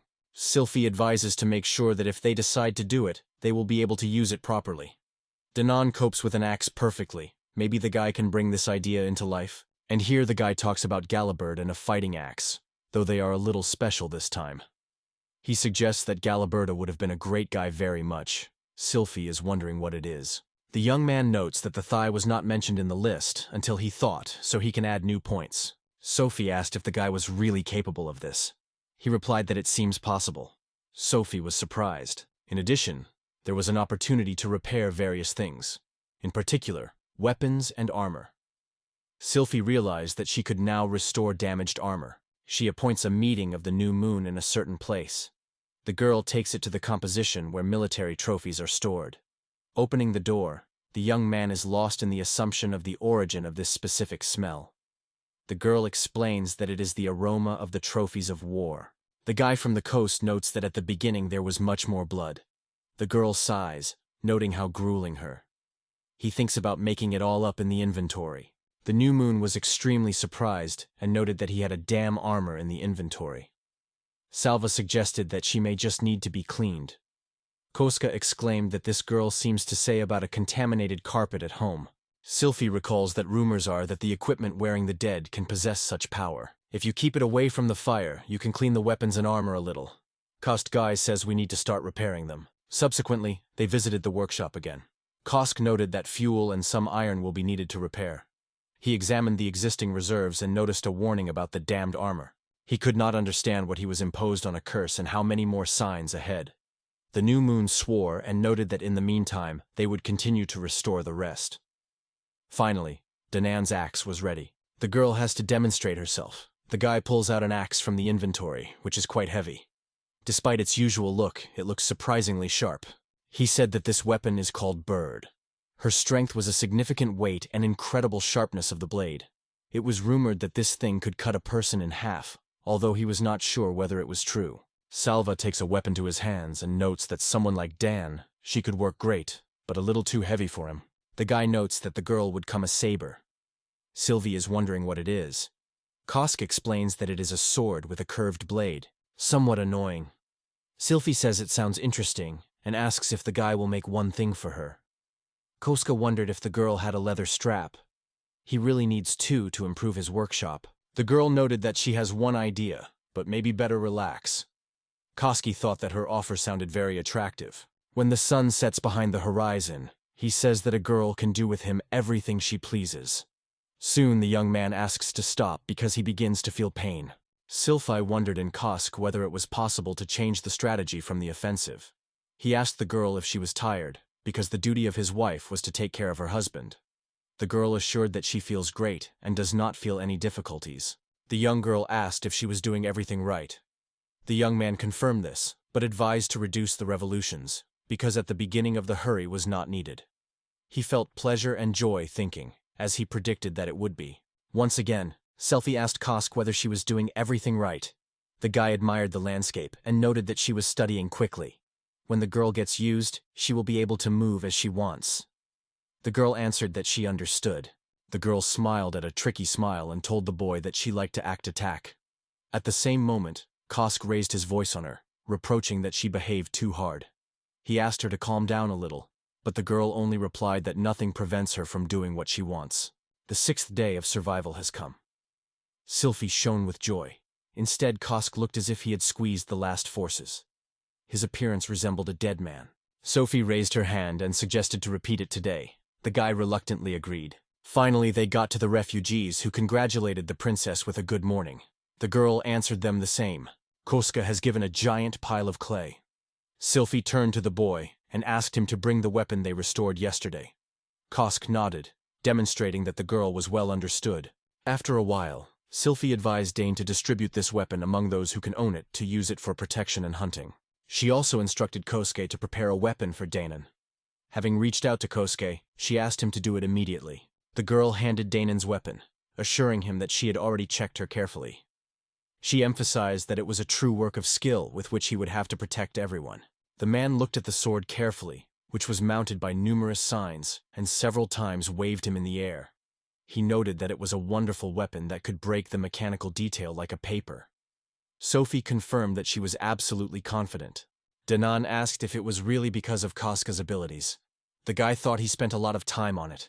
Sylphie noted that she realized that it is hard to believe, but it is pure truth. Ira considers his ability an absolute nonsense. Today he will be convinced of this absurdity. She calls Kosk and reminds him of work. The guy agrees.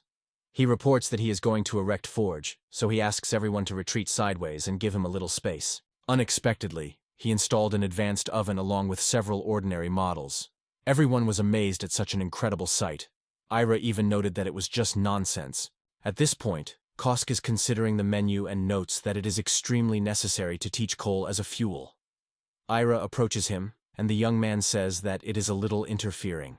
The girl asked in surprise how it is possible because the situation seemed absurd, to which the guy replied that you could call it as you like. He asked her not to touch the coal because it is dangerous. If she was interested in what was next, she had to just follow. The girl looked at the boy with contempt.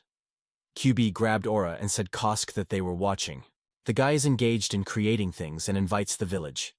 He expresses the opinion that he will be able to restore several damaged blades and the like.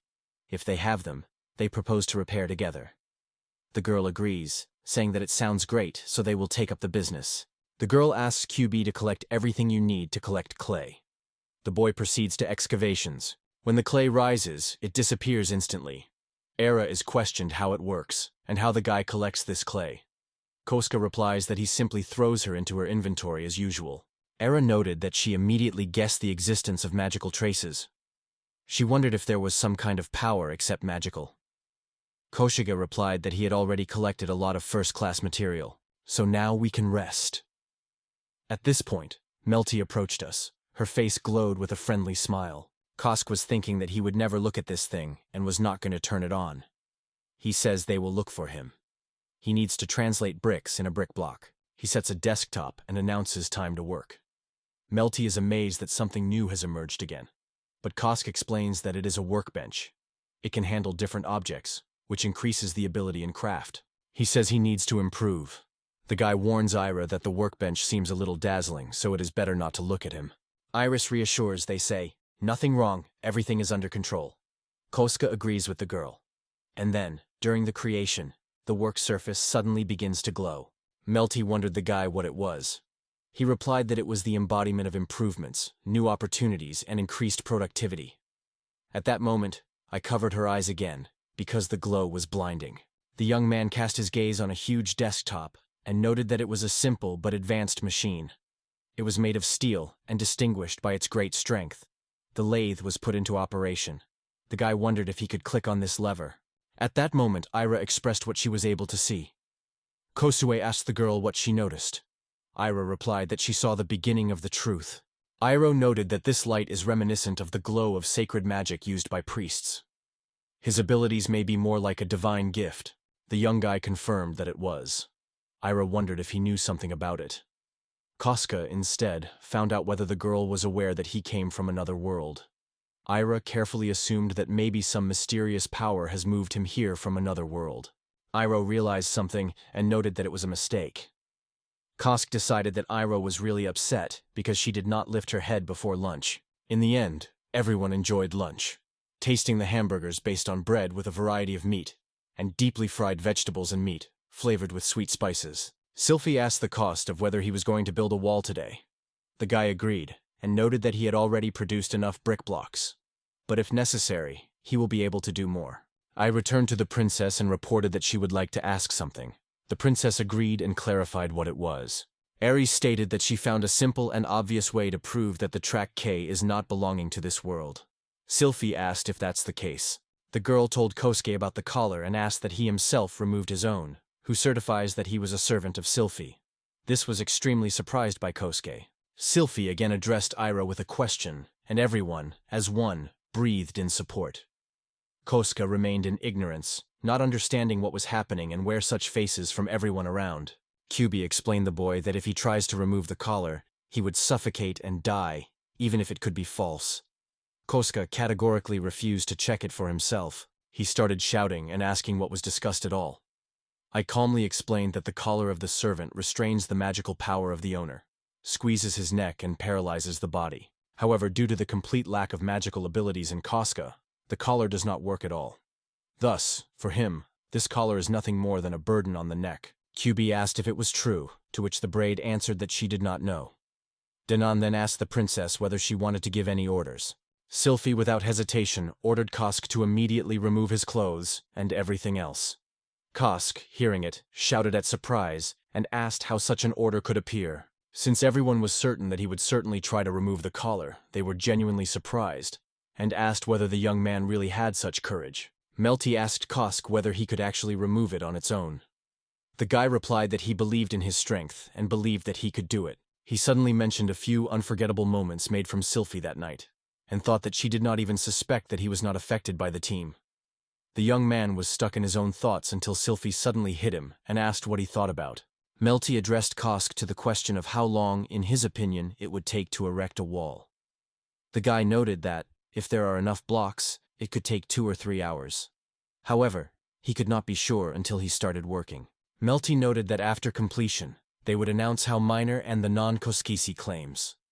This will be a convincing proof that the Koskis helped them, guided solely by their own desire. Sophie noted that they have a plan for the near future, and as soon as Kosuke will complete work on the wall, they will speak.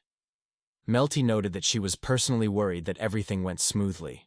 Subsequently, the new moon was in his workshop. He just was going to start work, kneading his shoulders before that. Suddenly, Dana approached him and wondered why the guy did not do anything with a princess if the servant's collar did not work. Kosuke replied that, in his opinion, Dinan saying nothing meant to harm the village. The reason is that there was no sense in the hurt. Sylphie saved his life. He believes that she owes it, so he does not see the reason to do the village. Then he was very surprised. After the boy's reply, he stayed silently in place. Subsequently, Kosuke appealed to Sylphie to inspect the surrounding area and asked if she could send someone who knew the terrain. Daiden expressed his willingness to accompany the guy. Kosuke asked in Sylpha if she did not mind. The girl smiled and replied that she was not worried. Kosuke approached Danana and asked his name again, then noted that he was very pleased to meet. Yani agreed and noted that the young man was called Kosuke, and added that he could communicate with him easier. Kosuke agreed, noting that it would be even easier. He sought to start with the entrance to the village and walk from there. Danan responded that they should go that way. After that, they went, while others looked with a smile after them. After a while, the young man noted that there was a big gate left, and in an instant he made a huge gate directly in the middle between the break and the wall. Finally, the work was completed, and the huge circular wall was confidently rising around the perimeter of the village of elves and refugees. Kosuke was satisfied, noting that everything happened much faster than he predicted. Danan, in turn, noted that he did not believe in the real success of the boy. Later, Danon examined the left and then the right side of the wall carefully. Kosuke noted that because Dino saw, his plan was successful. He further wondered if this height was sufficient to stop Geism. Danon asked the guy what he was in mind. Kosuke replied that in the world where he lived, there are insects similar to GISM. Despite their insignificant size, these creatures had the ability to jump simply for human hair. Dane calmly explained the boy that it is not necessary to worry, because Gizmo simply cannot jump so high. Their strong paws were designed to jump forward. They usually sneak up to attack their victim. They are able to move quickly due to their weight, while using a shell as a protection. Sylphie approached them and noted that everything seems to be ready. With a smile on the face, Key's case reported that everything was ready. Then Sylphie appealed to the crowd and announced that they would now start a speech. They rise to the wall, and the guest of the shore is astounding how many people there. He even notices the elves. Finally, everyone gathered. Sylphie, intensifying her voice with magic, asked everyone to pay attention. The girl said that with the support of the locals, they were able to complete the creation of the barrier. The walls that are erected are so thick and durable that even if technological devices try to break them, they may not worry about anything. This is absolutely sure of this village. It was thanks to the incredible power of this man, the Cushion, that they managed to erect such a strong barrier in just one day. The girl states that he is not from their world. There are legends about people who have disappeared in the past and roam different worlds under the supervision of spirits or deities. It looks incredible, but the evidence is undeniable. Kosk is an alien on another dimension, but his body has no magical forces. Absolutely no abilities. In their world, absolutely every living creature has one or another magical power. From animals, plants, demons, to the smallest insects, all have charming abilities. However, Koska does not even have a crumb of magical power. This testified to the magical eye of Era's court sorceress, although simple words are not enough to confirm it. Therefore, Sylphie attracts the attention of everyone to the collar of the servants on the neck of the Kosk. Everyone apparently understand that only the owner can remove it. The girl looks at the Kosklet with a slight smile. The boy begins to fuss with the collar, and everyone around you feel anxious, because if he tries to remove it, he can squeeze his neck. Suddenly, Koska drops this collar without any effort, and everyone around is surprised to the depths of his soul that he succeeded. Sylphie noted that due to the lack of magical abilities, the collar does not work on Koskite. This proves that he is not from their world. It is said that lost people have special abilities. However, the girl believes that she no longer needs to explain something. She lifts the collar into the air and asks if someone wants to check it for authenticity. The girl is approached by the beasts, a man-man, a small man, and another man-cat. People are asked to check this trinity. Sylvie puts the collar on the boiler and orders her to kneel. She instantly obeys this order, and the girl explains that he simply cannot obey. Then the lizard man puts on a collar on a serpentine. The girl asks him about it to try to remove him. She tries to remove the collar, but he begins to squeeze her neck. All at the same time turned his gaze on the guy. Sylphie noted that now, when they made sure that the collar was real, she suggested that he put it on Kosk. The braid was equipped with a collar, and the girl ordered him to kneel, but he refused. When she repeated this order again, the guy stayed with his mind and did not obey. There were no limits to their surprise. The new moon removes the collar and confesses that in his life, she owes exclusively to Sylphie's. Sophie puts the collar on Koska, gently addressing him, "Dear," and promises to take care of him. After that, the girl stated that, as everyone can see, the collar is real. Na believes that now everyone is already convinced of it. Kosk is a guest from a different world that has no feature with the inhabitants of the Holy Kingdom, who are despised. Instead, he is rather their friend who comes to their rescue. From now on, she wants everyone to treat Kosk as a guest and assistant.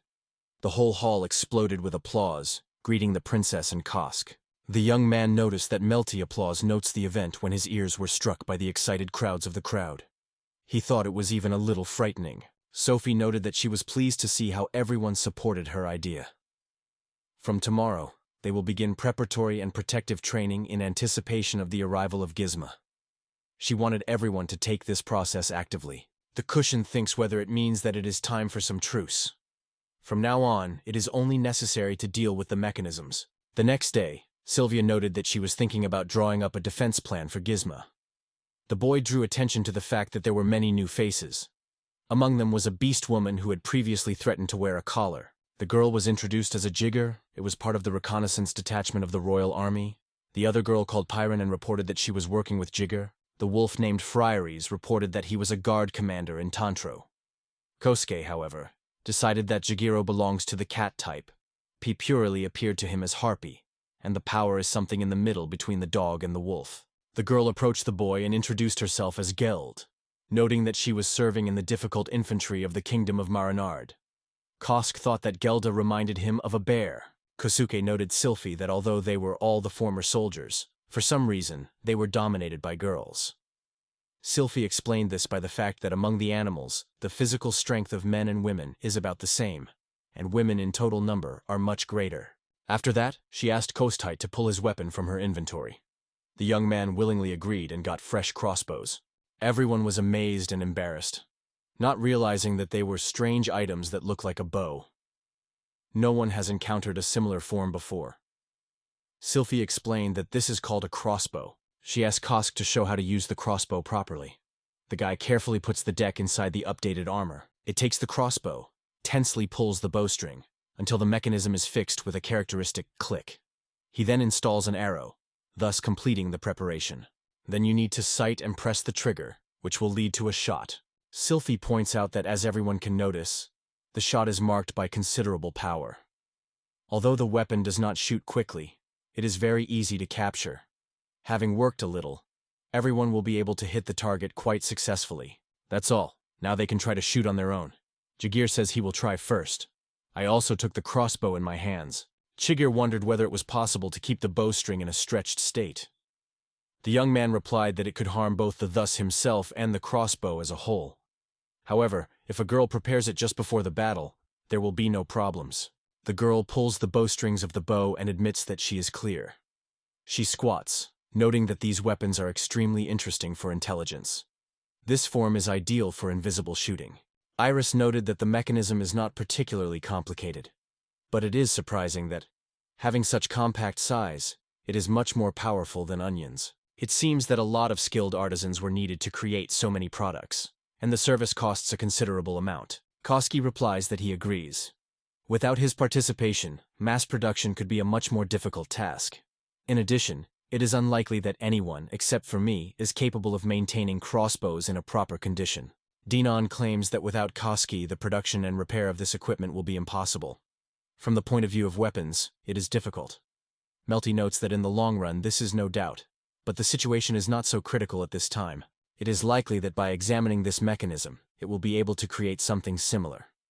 Gelda points out that because of its physique, it is not easy to use this thing. Viog adds that he has no complaints. Compared to the bow, these weapons are much simpler. He believes that even the locals will be able to use it without combat experience. Kosuke and Sophia smiled. Jigir noted that weapons are stylish, easy to use, and the shot capacity is admirable.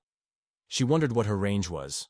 Kosk replied that he had not tested it, so he could not say exactly, but he believed that it is about 50 meters. He believes that the arrow is able to fly quite far, but the question arises as to the accuracy and capacity of the shot. After that, Dino is interested in the village of Silpha. How many such crossbows can be prepared?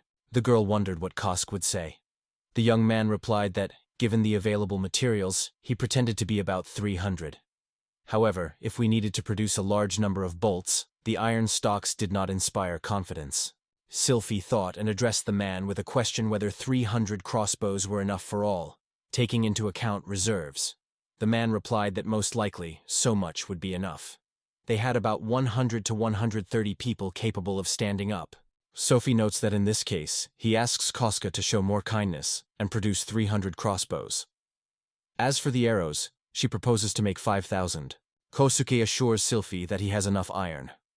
In response, Sylvie says that in this case, they will go to the necessary materials that they miss.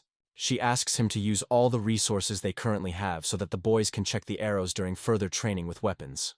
Koska agrees, noting that the available supplies will be enough for this. The young man immediately creates arrows. All are surprised because they turned out to be a lot.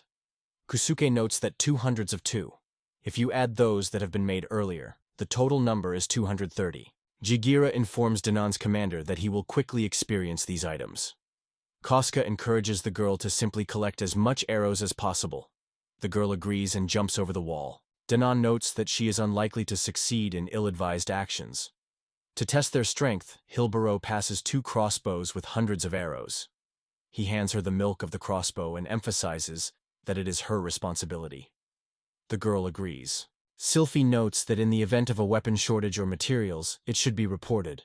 She also asks to make a list in the order and submit it the next day, noting that they do not think whether Koska can create it or not. Kosk was frightened because the girl said it just in front of Melty. Dana and Melty said goodbye. Kosk felt as if he were about to fall from fatigue. At the same time, it was unfortunate that Melty decorated this difficult moment inappropriate for the girl with a senseless hiccup. Then Sylvie notes that she, together with Kosk, will go to a meeting with the elders. He fulfilled his promise, building a protective wall, so now their turn to act. After a while, they got the elders' homes. The young elf expressed surprise. In fact, this man arrived from distant lands. Who could imagine that the protective wall would be erected in just one day? Now Sylphie will sigh quietly. Sophie noted that not in one day, but in two, they finally lost their mind. The girl added that everyone who says so does not understand everything. However, even if such a tall wall can protect against a jar, is there no doubt about having a person on their side? Currently, the main threat comes from strange devices, not from this man, but if he dares to attack their village, he will be respected. The forest disappears when someone kills beyond. Everyone discussed recent events, while Sylphie and Koska stood away. The girl reminds that it was their promise. They would send 20 skillful shooter spirit to intercept Gizem. Koskaya Sylphie, if 20 such spirits are indeed a reasonable amount, who were these spirits? Sylphie says that the dull spirit is elven warriors capable of letting arrows rich in the magic of spirits. An arrow that has accelerated due to the magic of wind can overcome the distance twice more than a regular arrow. The spiritual force, concentrated in the arrow tip, will be explosive energy at the time of impact on the target. One spiritual shooter will be equal to 10 ordinary people. Kosuke was enthusiastically observed that the world of magic lived his expectations. This resembles a soldier who has a grenade that is able to throw at a distance of 100 meters. The elf reported that tomorrow they would send to Dan the refugee manager to take advantage of this situation. Sophie thanked and bowed low. They still have to complete several cases before tomorrow, so they go. The Elfian agreed with this. Kosk and Sylphie would probably want to spend this time together, so they will not interfere. Everyone was certain that the children of the village would be extremely cute. It is probably not easy for Koskid every night. The next time they come, they will prepare the medication for Koskid. It is a remedy even for their cold-blooded male elves. Since Koskid is a person, the dosage should be reduced. Everything will be just great, because Sylpies are also great in dealing with them. The girl scolded and said goodbye to everyone. She told Kosk that they were going to go, to which the young man responded to that he would be glad. The elders just smiled. Sylphie was terribly angry, and stated that these elders had never heard of tact. At this point, a young man named Nate turned to Sylphie, calling Kosk a dirty beast. Sylphie was angry, and hit the boy with his fist. After that, she decided to take a step further.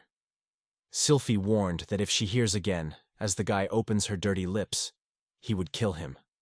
Koska could not help but how skillfully the girl performed her blow. After a while, Koska reported that the girl had hit Nate, and it improved his mood. Sylphie wondered that he was trying to say Kosk. The boy smiled and confessed that he did not know himself. Koska wondered if this knight really clung to her because he was always annoying something. The girl replied that she was a simple target for his revenge on her parents. Kosk was quite surprised when he learned that Nate was planning to take revenge on her parents. Sylphie suggested telling her story, though she warned that she was not cheerful. Kosk replied that he would listen carefully everything she would want to tell.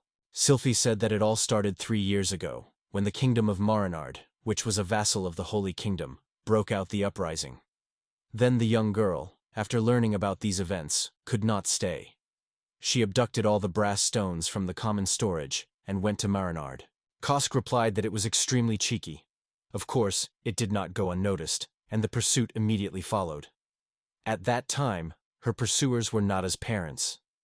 Meanwhile, while it was absent, a detachment of 317 refugees under the leadership of Denon crossed the endless desert. Unfortunately, they had to face the pursuers, an army of 5,000 soldiers directed by the Holy Kingdom. Those abomination were more powerful in all respects than Denon's group, which was in vain to escape from their invasion. The situation was reminiscent of a cat game with a mouse.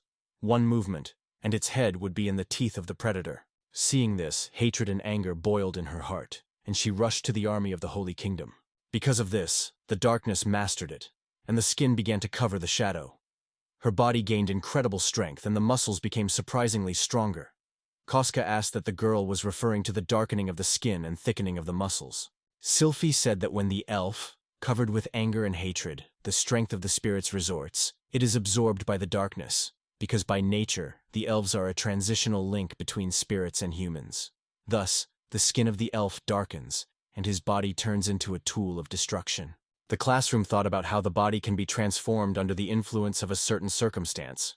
Does it seem even more unrealistic than his ability? Sylphie explained that because of this, the elves who touched darkness were called defiled and despised. Kosk asked whether Nate did not like her. He also wondered if she was going to take revenge on her parents. The girl noted that regardless of the number of magical stones, it is impossible to destroy the army and 5,000 soldiers on its own. Gradually, the army of the Holy Kingdom began to retreat, and the elves, among whom were the parents of Nate, who pursued the enemy, caught up with them. Casca wondered what happened then. The girl said that many elves were killed, but the army that pursued them was destroyed. Since then, those who remained alive have called it a witch of the Black Forest. Casca was thinking that she had to kill more than 2,000 people alone. It really frightened. Sophie expressed the opinion that many parents of the present generation of elves in this village were killed because of her recklessness, and therefore the locals nourished the image to it. In the end, the color of her skin became the mark of the murderer. It seems that Danan and others feel guilty, because I have allowed the darkness to master the body of Sophie. Her body has undergone the following changes. She became white, fragile, and sweet. Casca with a smile approached the village. She advised her to leave the past behind. He believes that the girl should appreciate herself as she is now. The skin color does not matter. He likes the girl he sees in front of this moment. Sophie shone with a smile and gently plowed her head to the shoulder of Casca. Then their views met, and their lips merged in a kiss. At that moment they held hands. This magical night, the connection between them became even stronger. The 7th day of survival has come.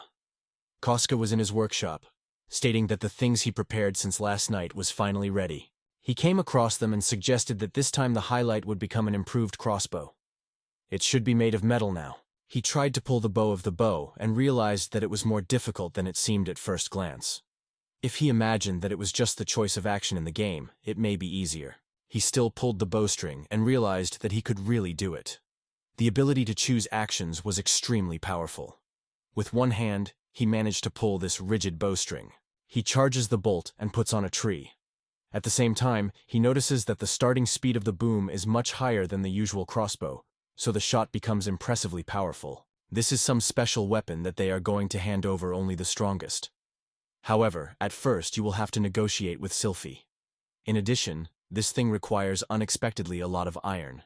Now he decides to leave it in the blacksmith corner. He notes that the number of glass products that can be made has increased. His attention is attracted by the pharmaceutical mark. It does not look like a Zilvar stand, so it is probably a desktop.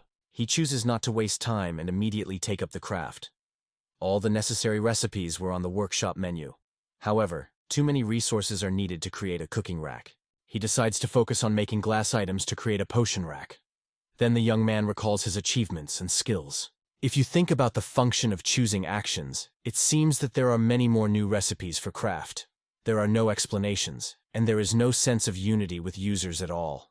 Only 3 of the new achievements are blocked. Thanks to the growth of skills, he decides to master the professions of the logger and the blast.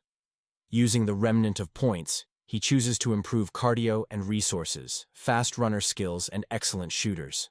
Usually, when using a crossbow, they choose a strategy, to hit and instantly retreat.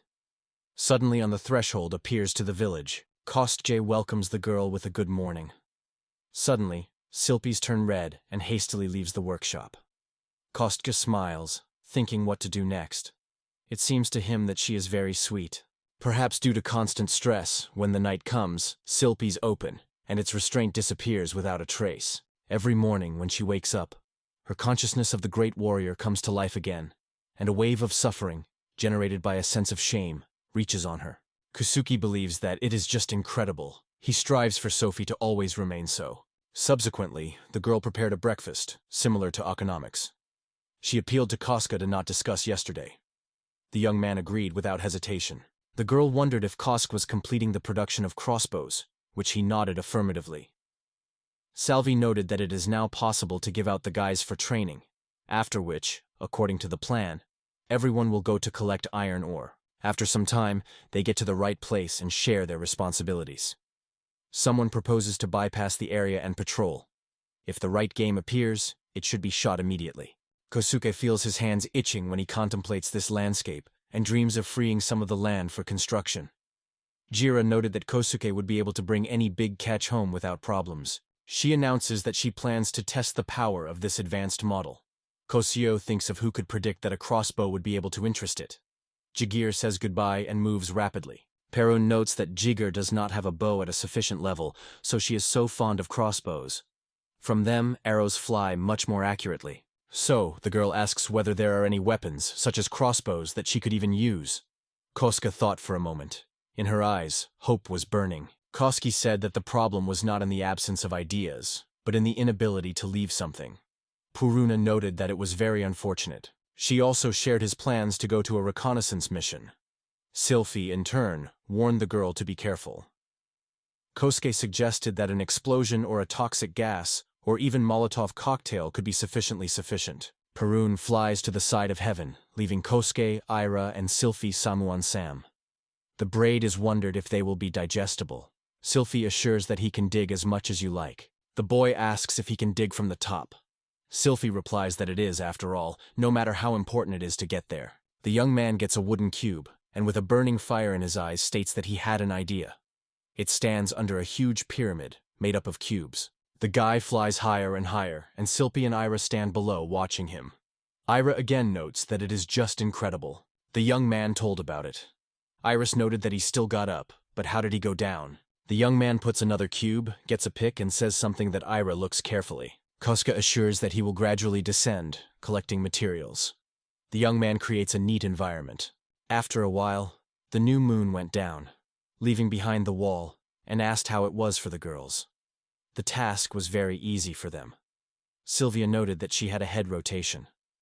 Aura added that it seemed to her as if she had understood, but her mind rejected it. Sylphie noted that in this way the guy could overcome even the fortress wall, not to mention any other obstacles. The guy agreed, adding that it was obviously true. He believes that, frankly, there are much more effective ways to overcome the fortress wall. At this point, Iris notes that she will leave and collect every time because she is more and more surprised. Sylphie is interested in what harvesting is. The girl explains that it will be about collecting poisonous and medicinal herbs. Sylphie points out that the IRA potions created by alchemy treat the wounds and diseases of refugees. That is why they cannot do without it. The young man says he understands, then gets a pick and adds that he is going to get more resources. After a while, the young man gets a considerable amount of different ores and thinks it is fine. Among other things, he manages to dig 13 pieces of ore. The young man believes that they gathered enough, and there is no trace left of the former landscape. As a result, it now has about 1,500 units of iron ore, about 500 copper, and 200 silver, as well as 13 mithrils. Sylphie and the Era immediately reacted to information about Mitralov Aura. The Era noticed the boy from afar and hurried to him immediately, demanding immediately to show Mrilov's prey. The boy trembled slightly, but after a moment he handed her a small pebble. Erod claims that it is indeed Mitilov's ore, moreover, of great quality. Of course, a lot depends on the melting, and at least 2 swords can be made of this amount of ore. Sylvia strictly ordered Kosk that he would not have thought to tell someone. Kosk felt as if he had come across something really cool. He takes Era's ore and promises to return it to his inventory. Suddenly, the young man is aware that he cannot pick up ore from Era. He begins to wave his hands, realizing that she will not let go. The braid casts a quick look at the village, evaluating its appearance, and notes that Irie can be conveyed. The guy extends Irie mithril ore, and the girl literally radiates the joy of this gift. Kosk noted that the heir was happy like a baby. Sylphie replied that this is explained by the ability to use this artifact in various fields such as magic and alchemy. Suddenly Puran and Jikira came. Sylphie suggested that Koski to cook dinner until they returned to the village. At that moment, Ira quickly hid the ore in her pocket, and Puruna and Jikira were shocked to see the earth. They wondered if Kosuke really did all this alone. They asked how he was able to do everything. Sylphie demanded that the braid immediately prepare dinner. Ira asked Kosuke to take herbs in her inventory. Subsequently, they returned to the village. Sylphie wondered in Melt whether there was any news. The girl replied that according to the reconnaissance report it was confirmed. Gizmus invaded the forest. They are still only on the outskirts, so she believes that it will take a while to get to the village. Sylphie proposed to create an operational group to eliminate them. Melty replied that the master holds the same opinion. Then the young man, watching the modest slabs, remembered the resources. It was then that he designed another building. Ira wondered that it was a building. The young man noted that it was a kitchen stove. But Ira did not retreat and asked again about the stove, expressing the idea that it could be cooked on it. When asked by Casca about what can be done with these plants, he learns that she is able to prepare her potions.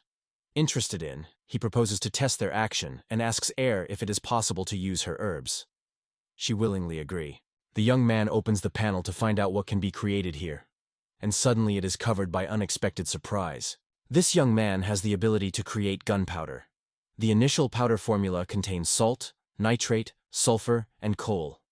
No matter how to look at it, it turns out a simple black powder. There are several varieties of gunpowder, but collecting them all together looks rather strange. This is undoubtedly a recipe for black powder, but it feels that it can be an explosive without smoke. Casca stated that it was just senseless. If he had powder, he could create many other things. To begin with, he decided to take up what he could do with what he had at hand.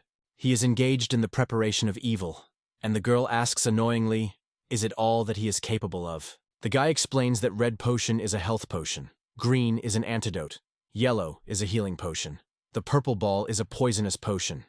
Ira is wondering what impact has a health potion. The boy is wondering whether this means that the potion is not for treatment.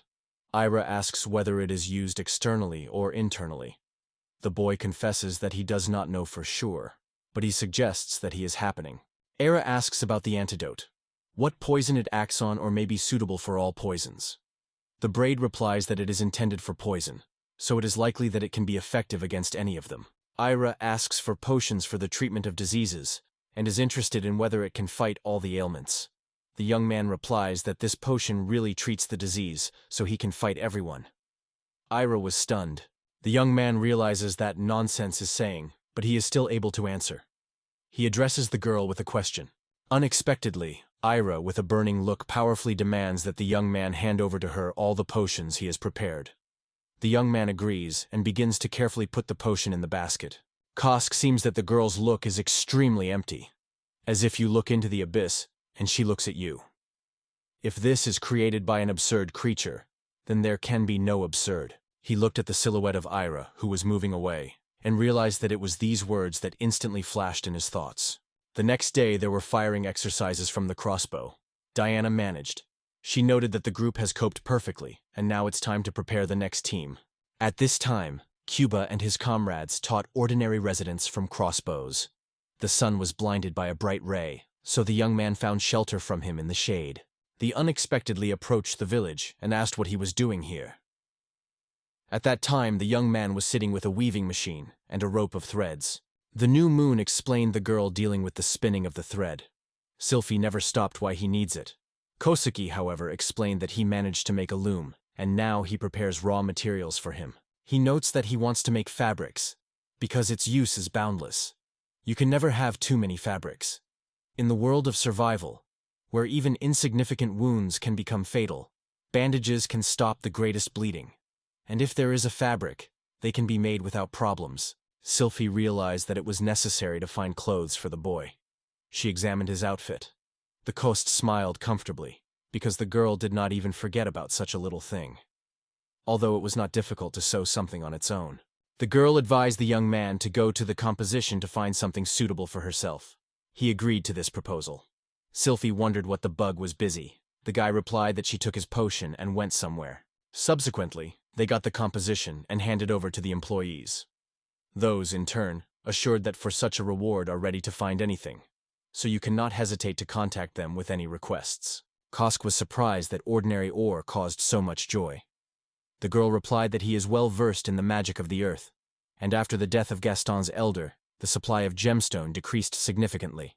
After that, Koska and Sylvie approach the Elfian and asks what it can help. Salva explains that they need cow's clothes. The girl is interested in the boy if something else is needed. She urges him not to be shy and to express his desires because he deserves it, thanks to that mine. Kosuke replies that this is great. The guy notes that in this case they will need skin, glue, and alcohol. The girl is interested in alcohol, to which Kosuke replies, something like wine.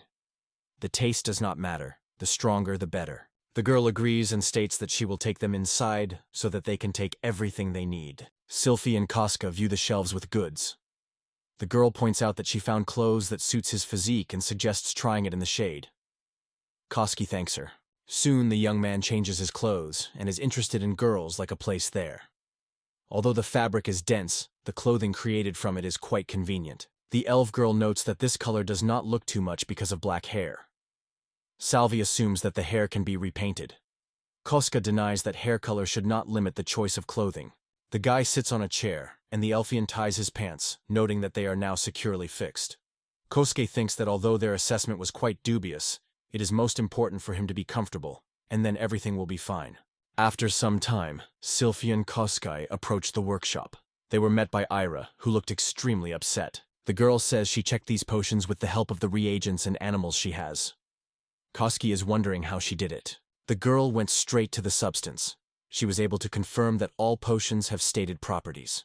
Although it cannot be absolutely confident without long-term observation, it has not noticed any side effects yet. Or even better, because of the extraordinary efficiency of the potion, it is not clear how to evaluate it at all.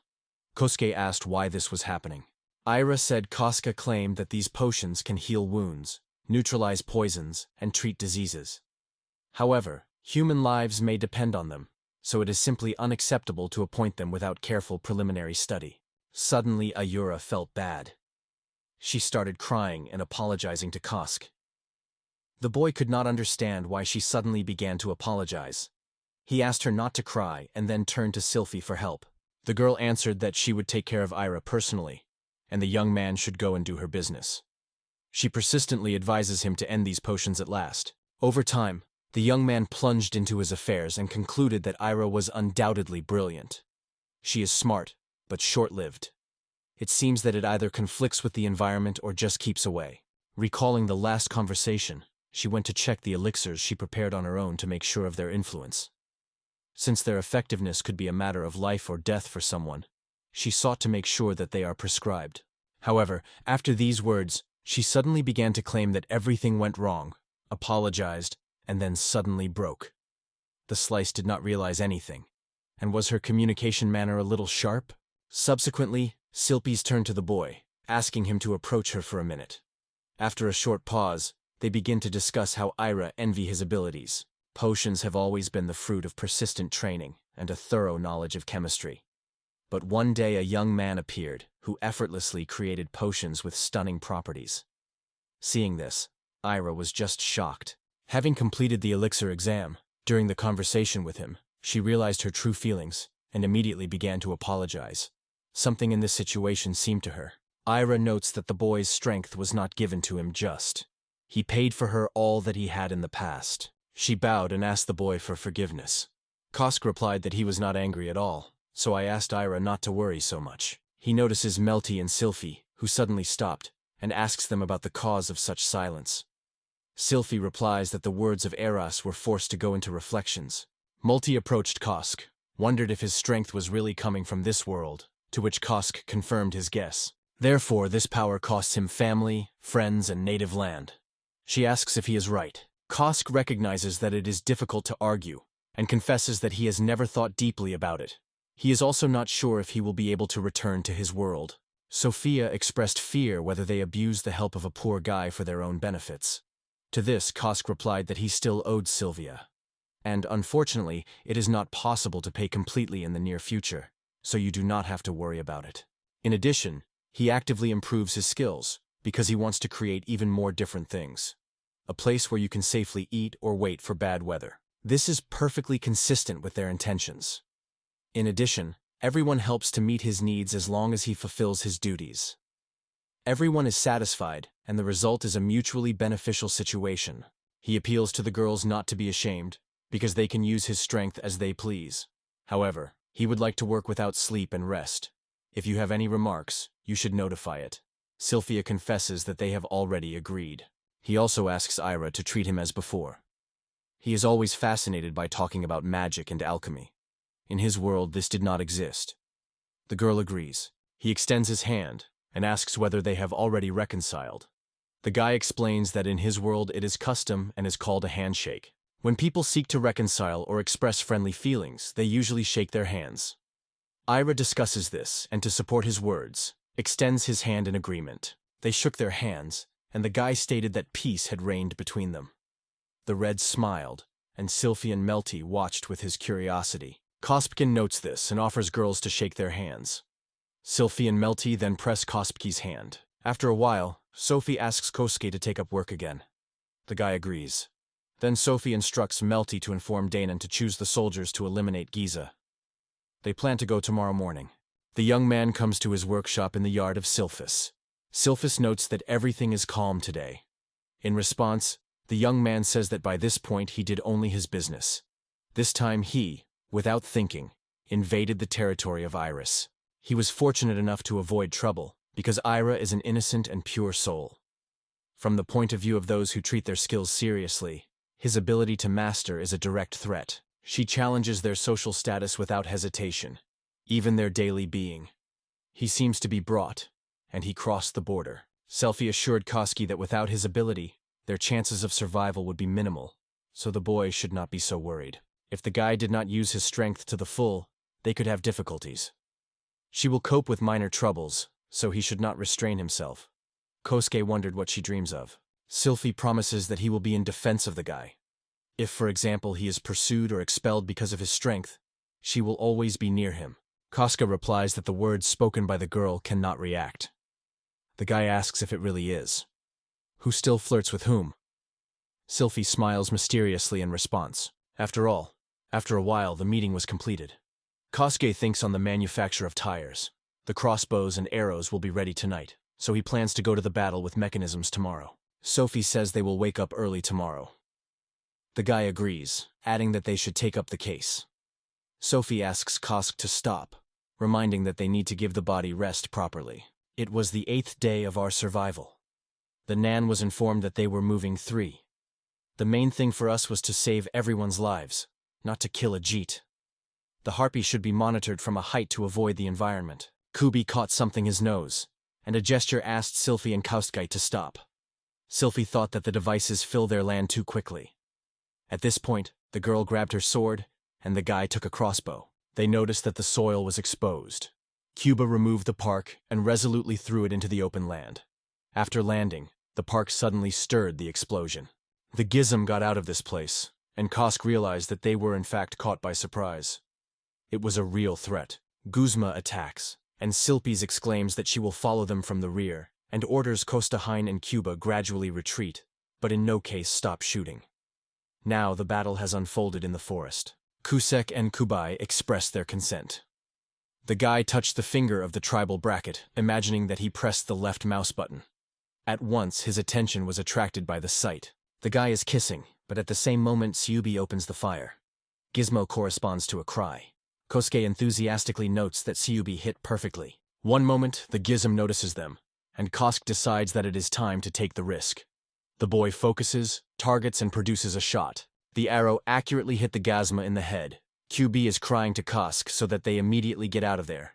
He warns that it is too risky to attack her. Kosuke smiles, noting that he already knows it, and asks Kyubi if she really believes that he was in front of her without any plan. Gizma Streamhead is rushing to the guy. Suddenly, the young man is lightning to put a brick block right in front of the monster, and it crashes his head straight into him. In the end, Kyubi notes that it was disgusting. Sylphie also adds that it is not very convenient to speak on this topic. Husek was surprised that the frontal attack was so easy.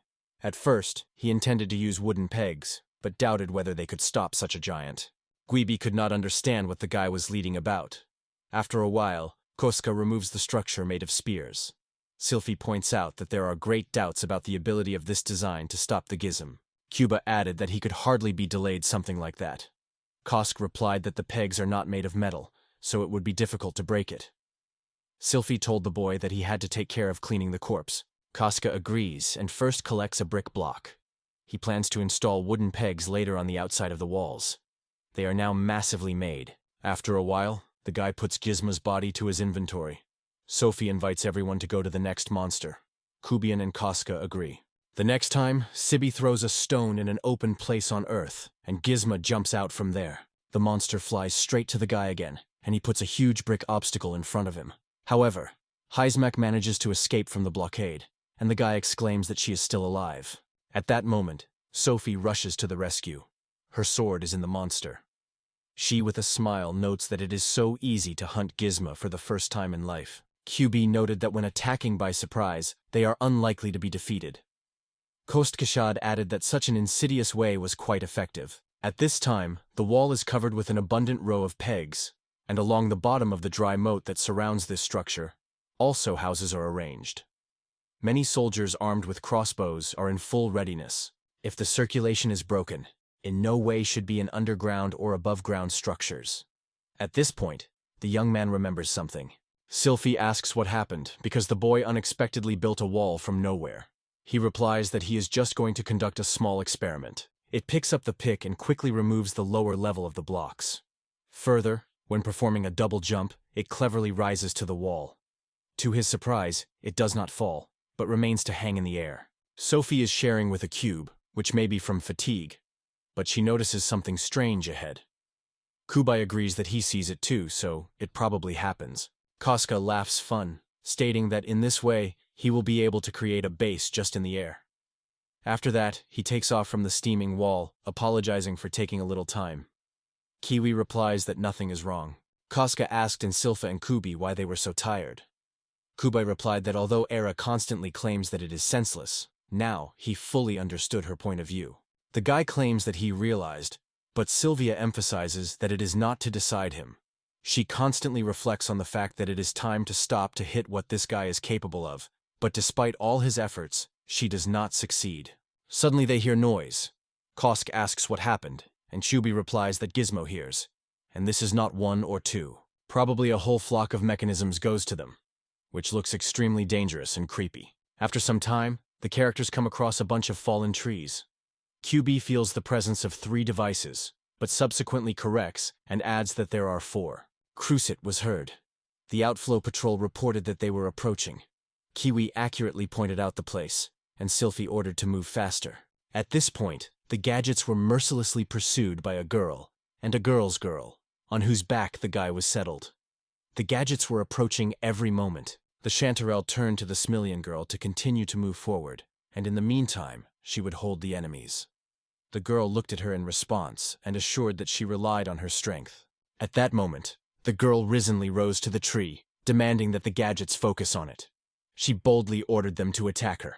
Suddenly, 2 Gizma with frantic force crashed into a tree, trying to overthrow it, tearing it out with the roots. However, the girl cleverly jumped on a branch of a nearby tree. Suddenly, the 3rd Gizma crashes into this tree, while the 2 previously occupied a counting of another trunk. The 4th Gizma is rapidly moving.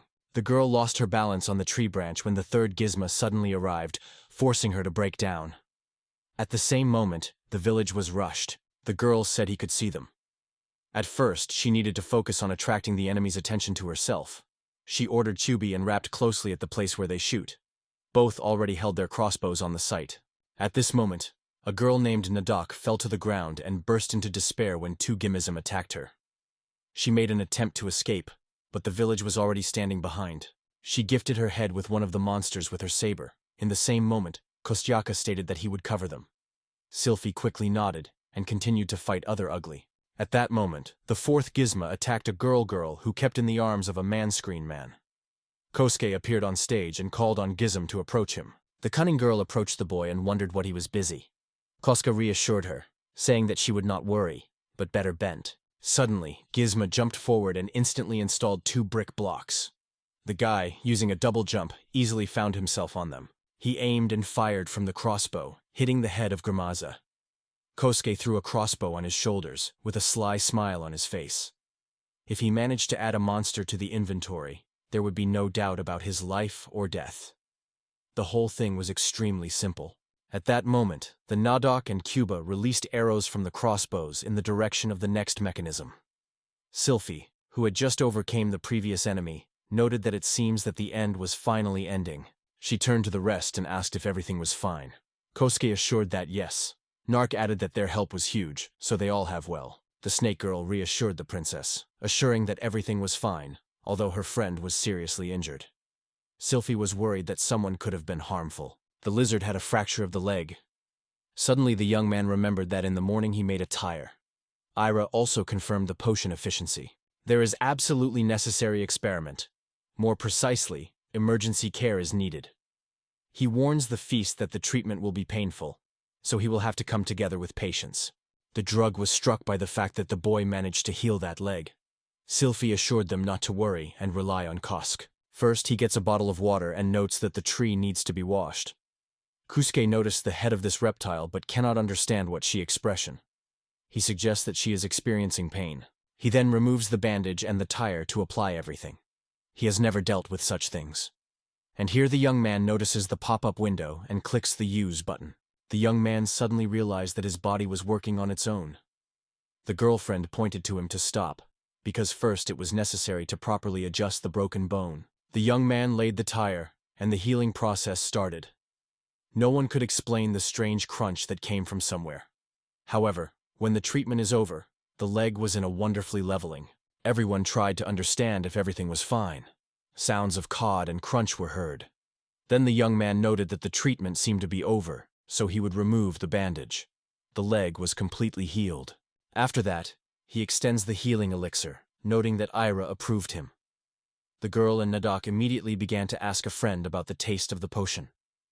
The man-bars replied that it was bitter. Suddenly, the rebellion lizard stood up and started jumping in place.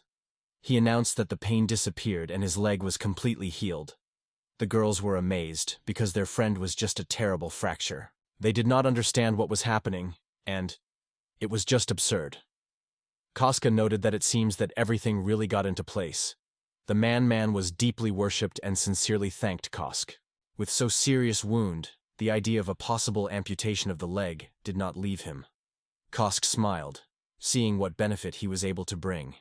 However, until the end, he could not understand what emotion was reflected on the face of the animal. Kostri warns that the blood lost by the Manskashan man is unlikely to recover. Therefore, he urges to be careful and as soon as possible to go to a safer area. Sylphie fully supports this decision. Sophie is interested in the Trinity, how many enemies they managed to win. A girl with a snake in nature reports that they managed to knock down 2 mechanisms. Sophie calculates and supplements, together with those who have just been neutralized, and victory is 13. Salvi believes that today is enough. She proposes to finish and return everyone. She asks 3 to inform Perun about the retreat. Subsequently, everyone gathered again in the camp. Danan noted that the arrows released from the crossbow, without much effort, break through the enemy's armor. However, depending on the position of the Sagittarius, more than 10 shots were required to destroy 1 gizmo. The Narak said that at first they managed to make 2 accurate shots, and then I had to fire back on the go. If you lure the rest of the pieces into a trap, Koska came to the conclusion that without his brick blocks, Silpha and Melee, others lacks fire. Danan agreed with him. Sylphie notes that it is better to create groups of 6 people instead of 3, focusing on data from the security cameras. Dana supports this proposal. He announces the intention to report the news about changing information. Sophia replies that he rests on him. Meanwhile, Koska notes that Danan has a leg lame. Realizing that he has problems with his foot, he turns to Danan, asking him to stop for a moment. The man asks what is the matter. Then he asks him to sit on a chair at number 100 and show his right leg. Danan stressed that urgently should give instructions of the detachment. Kyobi advised him to sit. Then Danan pays attention to a wooden support. He says it will not help cure his leg. He asks if they really consider him a complete fool. Yes, it makes no sense to joke with them. At this stage, Koska had already put a tire, tied the wound, and started treatment. When Dinin heard the sound of cracking and creaking, his surprise was unspeakable. The cubic creature with a charming smile watched how the snake girl and her companions studied every moment with curiosity. Suddenly, the man's foot healed. Koska smiled, satisfied. Danan, stunned, asked the guy what he did. Kosk responded that he just cured his leg. He provides the man with medication and persistently suggests drinking them just in case. A man with anxiety looks at a sausage with a tincture. Danan drinks potions and notes that the taste is not so bad. The piece is interested in how his leg feels. The man noted that his leg would no longer hurt. He bent his knee and was surprised that it was obediently bent. It seems to him that some elf decided to make a joke with him. Koska assures that the leg is in order, and this is undoubtedly a reason for joy. So let's move, because the work does not delay. Danan agrees. He immediately disappears, going on business, and assures that he is sure to express her gratitude later. Everyone was glad to see Danan's smile. They were amazed as Kosk was able to cure Danan's leg only with a wooden tire. It may be able to help other injuries of hands or legs. Sylphie calls Cuba, and the boy promises to gather them. If there is a way to heal the wounded, it should be used. This would allow them not only to strengthen the fighting power, but also to increase the morale. However, Koskett K did not even hope that his idea would be effective. After that, Sophie appeals to the girl Smius to call the Melty. She intended to distribute the meat of the creatures they brought with them. Subsequently, Melty comes in and is wondering whether it is really necessary to spread. She asks how many gadgets come from this meat. Sylphie points out that it is all about, and that it is 9 devices. Melty is surprised that they are so much. Even if marinated, it is not enough for a long time, so it thinks how to do. Koska is surprised that Melty is so strong. Sylphie noted that while the meat is in the Koska inventory, it will not deteriorate. Melty was interested in whether that is really the case. Kosuke thought about how Melty, like fire, burned not only in his heart, but also in his mind. Meanwhile, Sylphie's urge everyone to distribute the meat of 2 abominations, as if solving a new stage of adventure. Melty asked Kosuke to ask if he could take it to his inventory. Kosuke wondered what happiness he was to have such an independent mistress. If his mistress was Malty, she would mercilessly use his ability. Subsequently, Ira approached the camp and saw a huge turn of the wounded, which stretched through a large tent. Subsequently, Ayura approached the tent in bone and wondered if everything was fine there. It was at this time that Cuba invited the next one. Ira was surprised and expressed the opinion that she would take the next step, because the essence of the matter is probably the adaptation. Coast Gaius assured that everything is fine and no regrets. Cuba failed a new victim and reported that her knee seemed to be affected by gizmo tentacles. The girl greeted. Ira carefully tied the girl paw. She wondered how she felt. The girl replied that, unfortunately, she did not feel the changes. Cubi noted that this girl had a fracture that healed wrong, and now her knee hurt. After so many months, it was no longer sense to wear a wooden retainer. Kosk advised that Aura would try to trust him in this. The young man does not hesitate to apply a therapeutic agent, and at that moment, the rabbit suddenly frightened with unpleasant sounds. Soon, the wound on her leg is completely healing. Ira wondered what the girl would say, but jumping up and down from joy, she reported that she was no longer feeling pain in the leg. Absolutely nothing hurts. Then the young man cast his gaze on Ira, whose sight was overshadowed. He realized that it was better not to touch her right now. Ira remained in that state until the end. Finally, it's time to lunch. Iris noted that it was just absurd. A few confused Danans, saying that Koska's abilities were really diverse. Kosk commented them as unusual, but Kubibu added that more precisely they described the word chaotic. Koska agreed, noting that deities have great difficulties. If there are no problems, then it will probably be fine. Sophie assured him that with his useful skills, there would be no difficulty. The warriors who went to the forest were already returning. None of them seems to be seriously injured. After that, Sylphie coughed, attracting attention, and wondered what plans for the second half of the day. Kosuke wondered what she means. Sylphie confessed that she was concerned about doubts whether it was worth taking a guy to hunt Geekma. If he died, those whom he could save would remain doomed. Sylphie wondered in Kosk, which, in his opinion, should be done. Koski believed that first needed to organize defense on the walls, but noted that this would not require considerable time and resources. He says he has several plans to protect the settlement. First, it is necessary to provide excellent visibility in front of the walls. It is then important to establish obstacles on the approaches to neutralize the attacking forces of the Gnaws that can break through. It is likely that the battle can occur at night, so you need to take care of lighting in advance. Sophie is wondering if the guy has any suggestions for this. The braid with a smile suggests that they are stored with torches. A little later, the young man makes a torch. He explains that by placing it on the top of the block, they will be able to destroy the jism, and at the same time, illuminate the path. A true opportunity to reach 2 goals in one movement. They will place them at a certain distance from each other. Sophie assured that it could work. Cuba tried to throw a torch, but he did not fall. Ila suggested that it was a balancing torch. Koska suggested that when cutting down trees, you can provide good visibility. He pointed to the area planned to be cleaned.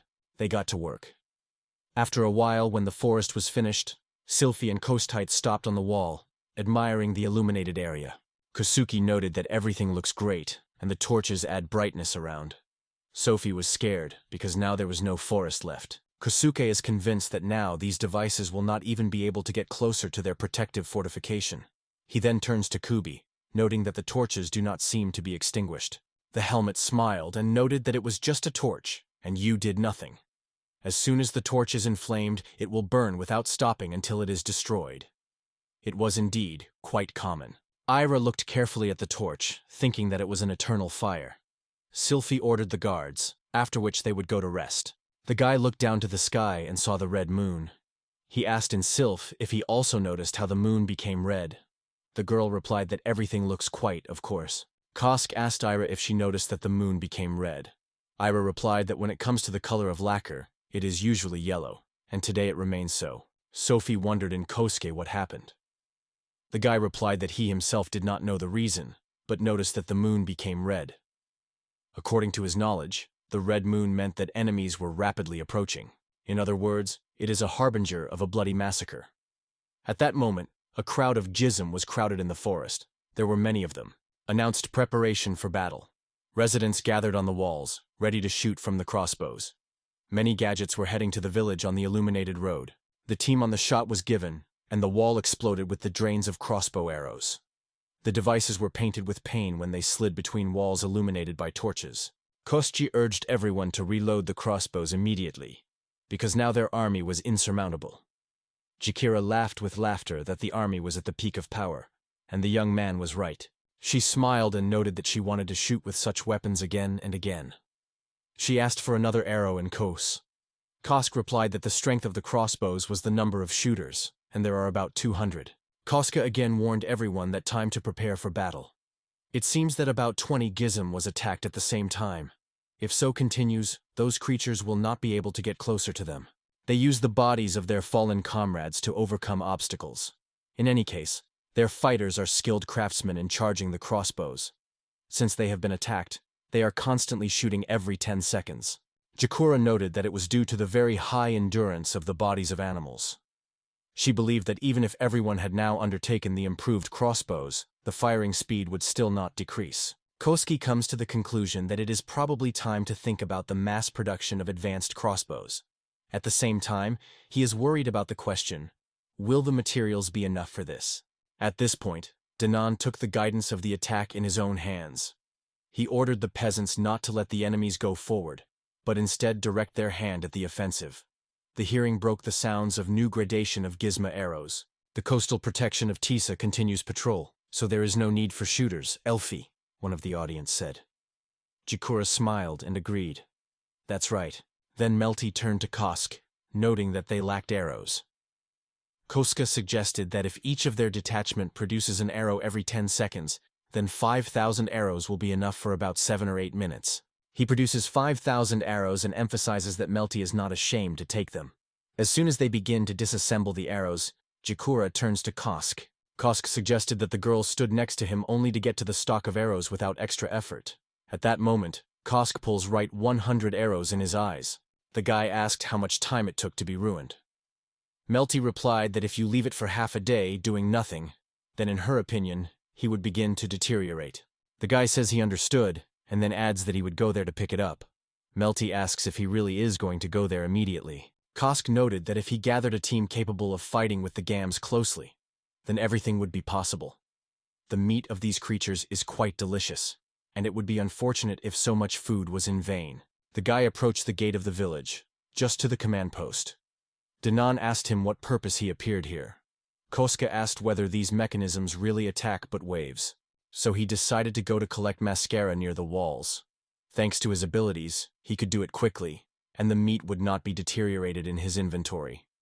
Now, he understood why it should be done. They will create a detachment of melee for this raid. He turns to the one and states that he leaves his management with this place. Helder approaches them and states that now, when it has come to the melee, she is on their side. Kosuke, remembering her name, is Mrs. Helder. The girl smiles and offers the boy to just call her a Helder. The braid cast his gaze on the Gelda sword and noted that he looks unreliable. The girl replied that this is true, because she is incredibly strong, so the swords in her hands often break. Kosuke thought that Gelda was a great girl. In her hands, a regular sword seemed like a kitchen knife. The new moon stated that he would try to make her weapons.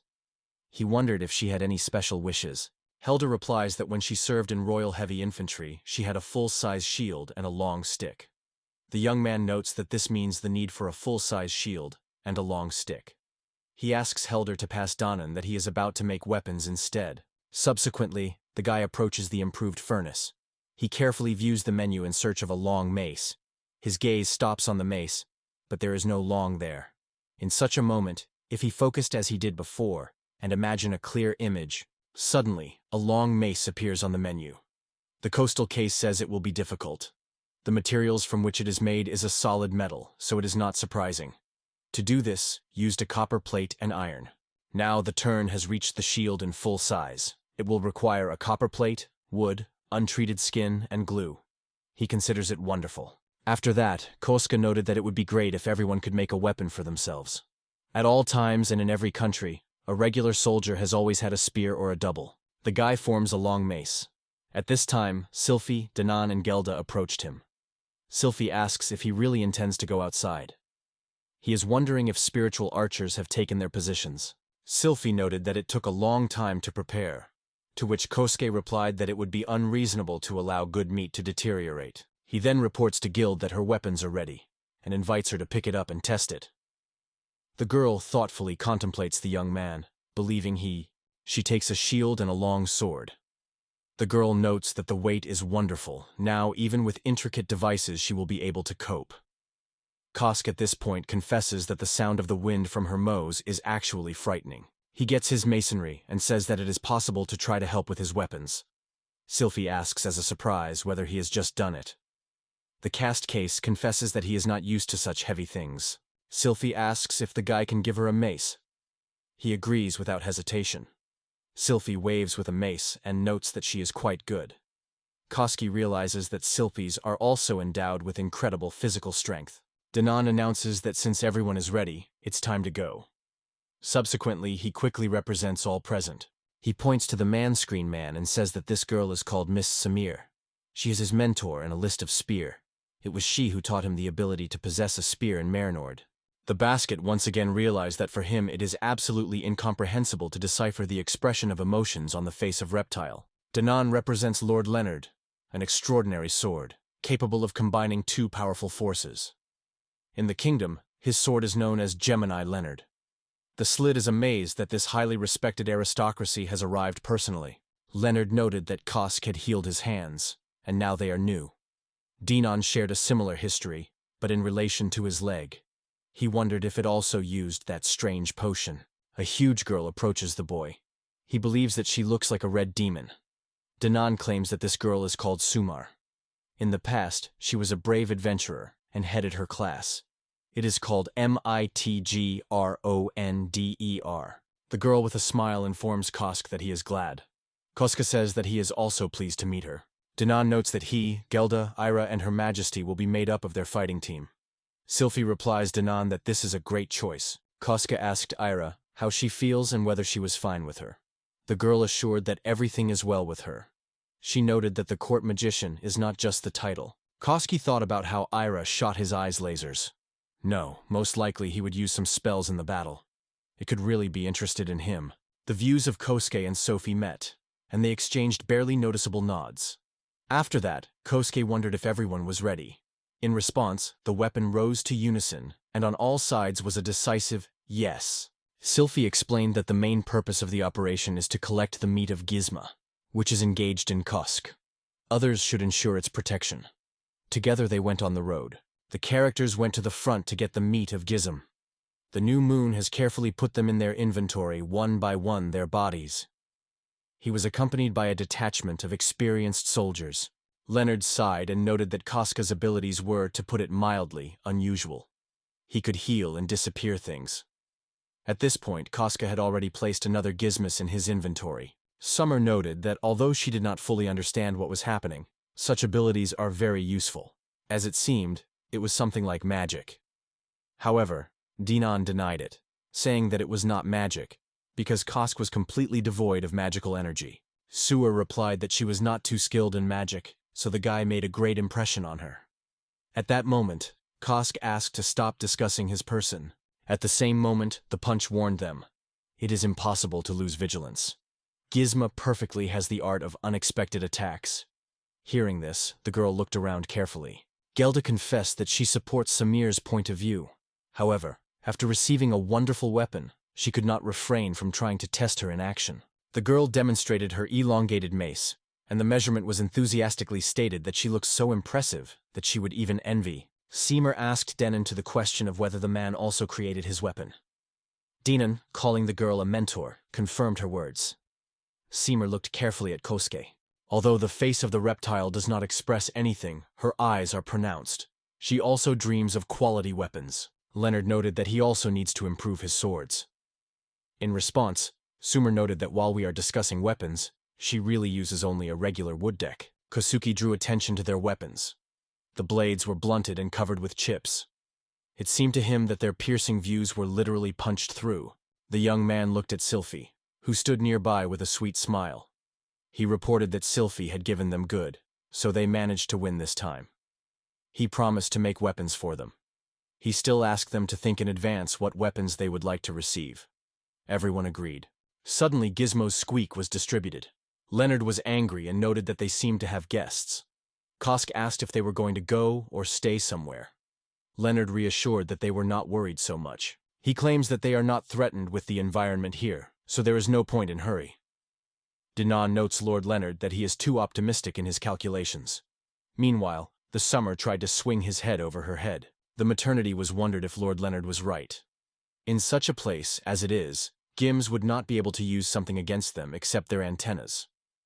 Leonard replied that to call him the old man was extremely impolite from the girl. Suma replied that in the current environment, all levels, so it does not matter if you are an aristocrat. Following this thought, Sophie turned to Kosk, noting that he would not pay attention to Gizmo and focused on the collection of meat. The young man agreed. Gelda and Measurements were also preparing for battle. The Measurement said she would attack the flank. Subsequently, Denon announced that they began the offensive. Kosk was surprised. Despite the ruthless attack from the Jism, all remained surprisingly calm. At that moment, they faced the face-to-face. Denon pulled out his weapon and immediately pulled the monster. Kosuke was struck. Gelda, defending the shield, repelled the monster. Then, removing the shield, she struck a long mace, turning his head into a bloody mix. At that moment, one of the monsters was right in front of Lord Leonard, but in the next moment Leonard was behind the creation. His swords cut the monster into small parts. At this point, the Measurement made a rapid lift and caused a circular airstroke. Suddenly the space pierced the cry of Sumar. The girl ordered Gazma to grasp him and hit a wooden stick. Letta explained Sumar that if she turns them into minced meat, when she would kill the Jim, they would not be harvested later. The girl acknowledged this, confessing that she was her fault, because she simply did not calculate her own strength. At that moment, light shone. It was Ira, which was speaking over the coming thunderstorm. She used lightning and hit several devices with one spell. Kosuke was genuinely surprised when he turned to Sylphie with words that it was a real miracle. Sylphie noted that he looked like a child who had just seen magic for the first time. Sylvie suddenly realized that it was her first opportunity to see magic from Kosk. To this, Kosk replied that he had only once again been able to feel the magic when the girl healed his wound. But it was everything. Salvi noted that the devastating magic of Ayura corresponds to the level of the court magician. It's not something you can see every day. Ira shines with joy because of praise from Her Majesty. It was then that Kosk admitted that he had a question. Everyone was discussing him as an extremely interesting personality. But are these guys not much more interesting than him? It is not able to cut such a large insect in half, especially to turn it into a mince from one impact. And lightning does not know how to release. Sylphie noted that anyone who has been trained was capable of this. At that moment, the girl rushed at the monster, which suddenly emerged right behind her back. Koska asks with interest if a girl with serious intentions really. She then adds that, in her humble opinion, anyone else in this world is much steeper than he. Sylvie shared the idea that for the boy it probably went beyond common sense, because he comes from another world. But in any case, instead of waste time for reflection, he should take place and start collecting meat. He went for a while, and the detachment returned to the village. Koska reports that they managed to collect bodies of 216 mechanisms. Kosk rejoices because Melty will be extremely satisfied. By calculating 2 giza a day, they will be able to provide refugees with meat for as much as 108 days. Silpi notes that the meat of gizms will significantly improve their nutrition. Gelda confirmed that it really is. If you add meat to the soup, the taste immediately becomes more saturated. Leonard noted that gizmo meat is great for cooking broth. Thanks to Mr. Koski, he can now hunt. He is able to thank for the food he had once received. Sumar says that old Leonard just dreams of taste tastier. Leonard notes that his blades have already reached their peak. They have accompanied him since the Holy Kingdom. It seems that if the magical energy is now past, the weapon will immediately scatter in his hands. Zamir emphasized that, as the saying shows, for a bad sword, any sword seems blunt. However, even for such cases there is a limit. Her spear reached this limit. They looked at the boy again.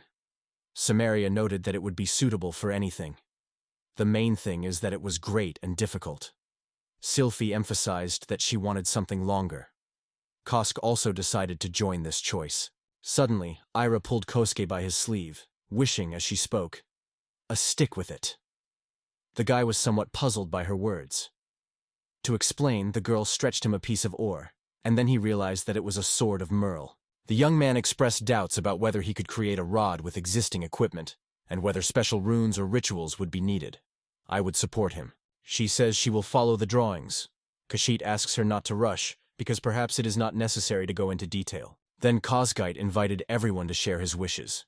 He asked to give more information about what they would like to see their weapons. For example, a one- or two-handed sword, light and sharp or heavy and strong, with a straight blade or curved, and in the same spirit. The measurements said she wanted to have a spear who can easily pierce the enemy, but seeks the tip to be longer so that the enemy could also be discharged, and it would be great if he was harder. Sumer confessed that she would suit any weapon, but she is not very skilled with swords, so she would prefer to have something you could just beat. Leonard also expressed a desire to have a sword with a wide blade and one-sided sharpening. The guy expressed his desire to have Sylphie. The girl replied that she suits everything that Kosk does. However, the guy insisted that she at least explain what she would suit her. The girl noted that she would like something with the blade. She asked about Yatagan, because they had already discussed it earlier. Soon the new moon was in his workshop thinking about the saber. It was he who advised this weapon of the village. She would fit perfectly with such a charming girl. By the way, does he still use mithril for Era's staff, so you should not try to make mithril and a family meter? Why not? It would be interesting to try to create a weapon of this material. The new moon loads all mithril into the skill window. It really captures it. What can be made of this mysterious material? Here is the 9th day of the struggle for survival. Perun flew to Sylphie, ready to report. There are no traces of Gizma on the horizon. Sylphie expressed gratitude to Peruni for the report. Danan noted that as soon as the sun went down, the Gizmas stopped attacking. They seemed to have successfully survived this attack. At this point, Leonard, Measurement, and Sumer could not be happy with their new weapons. Leonard noted that the blades have a slightly rough look, but they are surprisingly functional. The Measurement was satisfied with her spear, and Sumer rejoiced in her new stick. Leonard sighed, sorry that he never had the opportunity to experience a new weapon on Gizm. Sumer only agreed with him. Kusuke stated that he was feeling the real pleasure that everyone around was happy, and added that he had already completed to collect the remains of gadgets. Then he turned to Sylphia, and, with a light smile, reported that he prepared something special for her. It took 2 hours to make ingots, and 4 more took place to create the weapon itself. Sophie was extremely impressed. She pulled the blade from the vagina, and your mouth opened with surprise. Sophie suggested that it was a weapon of Metil. The girl wondered if the sword had a name. Kosk answered negatively, noting that he did not really think about it. When he created it, he dreamed of a certain month. Perhaps if you give him a name, such as a monthly path or a lunar shine. Then he asked how to call him a blue moon. Sylphie confessed that she really liked this sword, and now he had a new name. The Blue Moon. All present exploded with stormy applause. Koski noted that the reaction was quite pleasant. Ira replied that the mithril sword is a relic of a royal family, and it is strange how they receive such an object from a casual traveler from another world. It's quite funny. Koska asked the heir from where she came from. The girl stretched out the priceless drawings. Koski noted that it was a drawing, a stick, and a piece of mithril ore. The guy exactly collected the materials when Sylphie asked Koski to bring Gizma's body to test a new sword. Nokia brought out the body, and the girl waved her saber. In the armor of the monster, cracks appeared, which later expanded, and in the end, the monster was cut into 4 huge parts. Kostya wondered if these weapons were sharp. Sylphie noted that it was a wonderful blade. However, it should be careful. Otherwise it may inadvertently lose your arm or leg. Leonard approached Her Majesty and assured that he was always ready to help her in her workouts. The measurement supported him, expressing the same desire. Sylphie added that she would probably turn to them before they could expect. Sylphie noted that at that moment she rests on them, and she would take a little rest. It has passed for a while, as the new moon laid the bolts for manufacture, and now it is only to expect until the work is completed. Suddenly, he realizes that he has not revised his achievements and skills for a long time. The young man notes that his level has increased markedly. Profile statistics now contain numerical indicators. Physical strength and endurance are 120, and the number of points of skills is 12. He will not think for a long time, he will immediately choose a set of skills. It seems that for each level it will receive one skill. Actually, so it is. It was necessary to master this skill before to increase the efficiency of collection by 40%. Now the young man is thinking about his achievements. He notices so many new skills. Annie notices that the numerical performance in her profile has become available. Although it is difficult to estimate the improvement of quality by 5%, reducing the time to create objects by 10% is obvious. Kosk notes this as an interesting achievement. The blow had to be applied to the opposite sex. He believes that many girls know except Sylphie. But unexpectedly, the young man realizes that he never used this skill against the elders. Then he decides not to think about it at all. After all, she is a village, and for him she is the only girl in the world. After that, he again draws attention to his achievements. Achievement Surviving, which is handed over for the fact that the hero remained alive after the night of the red moon. In addition, a new opportunity to increase the level of skills was opened. He later told the girl about the attacks that occur every 7 days. Kosk confessed that he may have given too much attention. Despite all the absurdity of his abilities, he cannot completely deny such development. Therefore, he seeks to strengthen the defense of the walls. Sophie promises to inform Dana and the elders to pay attention to it. Residents of the kingdom of Marinard and elves are those who can be relied on in the supply of resources. The young man expressed his gratitude to the girl, noting that tomorrow he would have to collect clay quickly. Sylvie answered that it was not necessary to do it. It is quite natural that she tries to take action for the young man to have less trouble. In addition, it is useful for everyone. The new moon notes that he will prepare the team for IRA before bedtime. He was already going to get out of the sofa, but Sylphie gently grabbed his hand, and their lips joined. Suddenly, Sylphie asked how the guy dared to utter another woman's name when they were alone. He apologizes, but Sylphie states that a servant who does not put his mistress in the first place deserves punishment. The young man asks if he needs to say something here, agreeing. The girl takes the boy in his arms and, smiling mysteriously, says that it is time to punish. She throws him without hesitation on the bed. The young man asks the girl to wait, asking if it would be necessary to do the opposite. The girl changed places with the boy, but he asked her to stop again. Some time has passed, and the 11th day of survival has come. The new moon worked hard, extracting clay. All other residents also focused on their business. The young man witnessed the dispute between the elders. 2 elves girls assured the leader that 500 years ago, this area was a flat valley, without a single hill on the horizon. The girl replied that their valley would still surprise everyone. The 13th day of survival has come.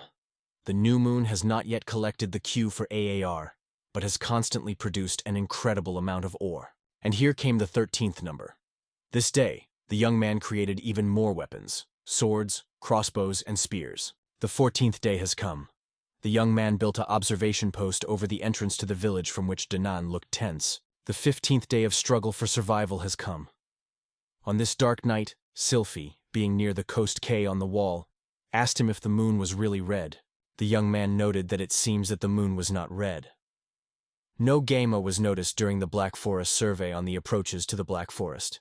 It seemed that their number decreased even in deserted spaces. Koska noted that this was not a topic, but could not but note how beautiful the moonlight was today. And should taxes be levied weekly?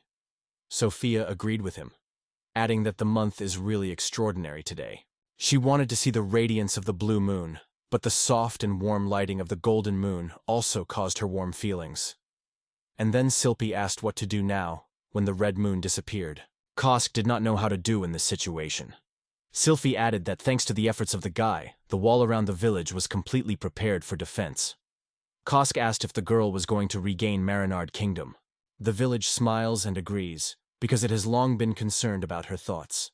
Koska confidently blows himself into the chest and tells the girl that in this case he will surely support her. For this moment, it is difficult for him to imagine their separation. Sylphie moved very much. However, she noted that there is one problem that cannot be ignored. Even if all the locals and residents of Marinard who gathered here will agree to support it, there will be no 300 capable of fighting. They have no chance of resisting the army of the Holy Kingdom, which is now in Marinard. The Braid agrees and adds that there are different ways to solve problems. If you find yourself in the minority, you can quickly reduce fortifications. In addition, place the traps. And do not forget about crossbows. He gathered a little nitrate, so he is able to come up with something unexpected. Sophie smiles and replies that if you listen to the guy, everything does not seem so difficult. Koska also smiles and notes that if the girl did not know it, then he is a real optimist. Then the girl looks in the distance with a decisive expression of the face and states that the decision is made. She looks at the young man and adds that the kingdom of Marinard will belong to her again. Their views intersect. Subsequently, Sylphie announced at a dining table that intends to regain Marinard Kingdom. Everyone was stunned, and Koski noted that he expected such a reaction. Kubai noted that it was great, and it seemed that the princess finally began to restore her former appearance. Suma replied that she had tired of enduring persecution by those pigs from the Holy Kingdom. Lord Leonard noted that he agreed with that. They could no longer allow them to keep their homeland under the heel. The measurement assured that his spear is always ready to serve the girl.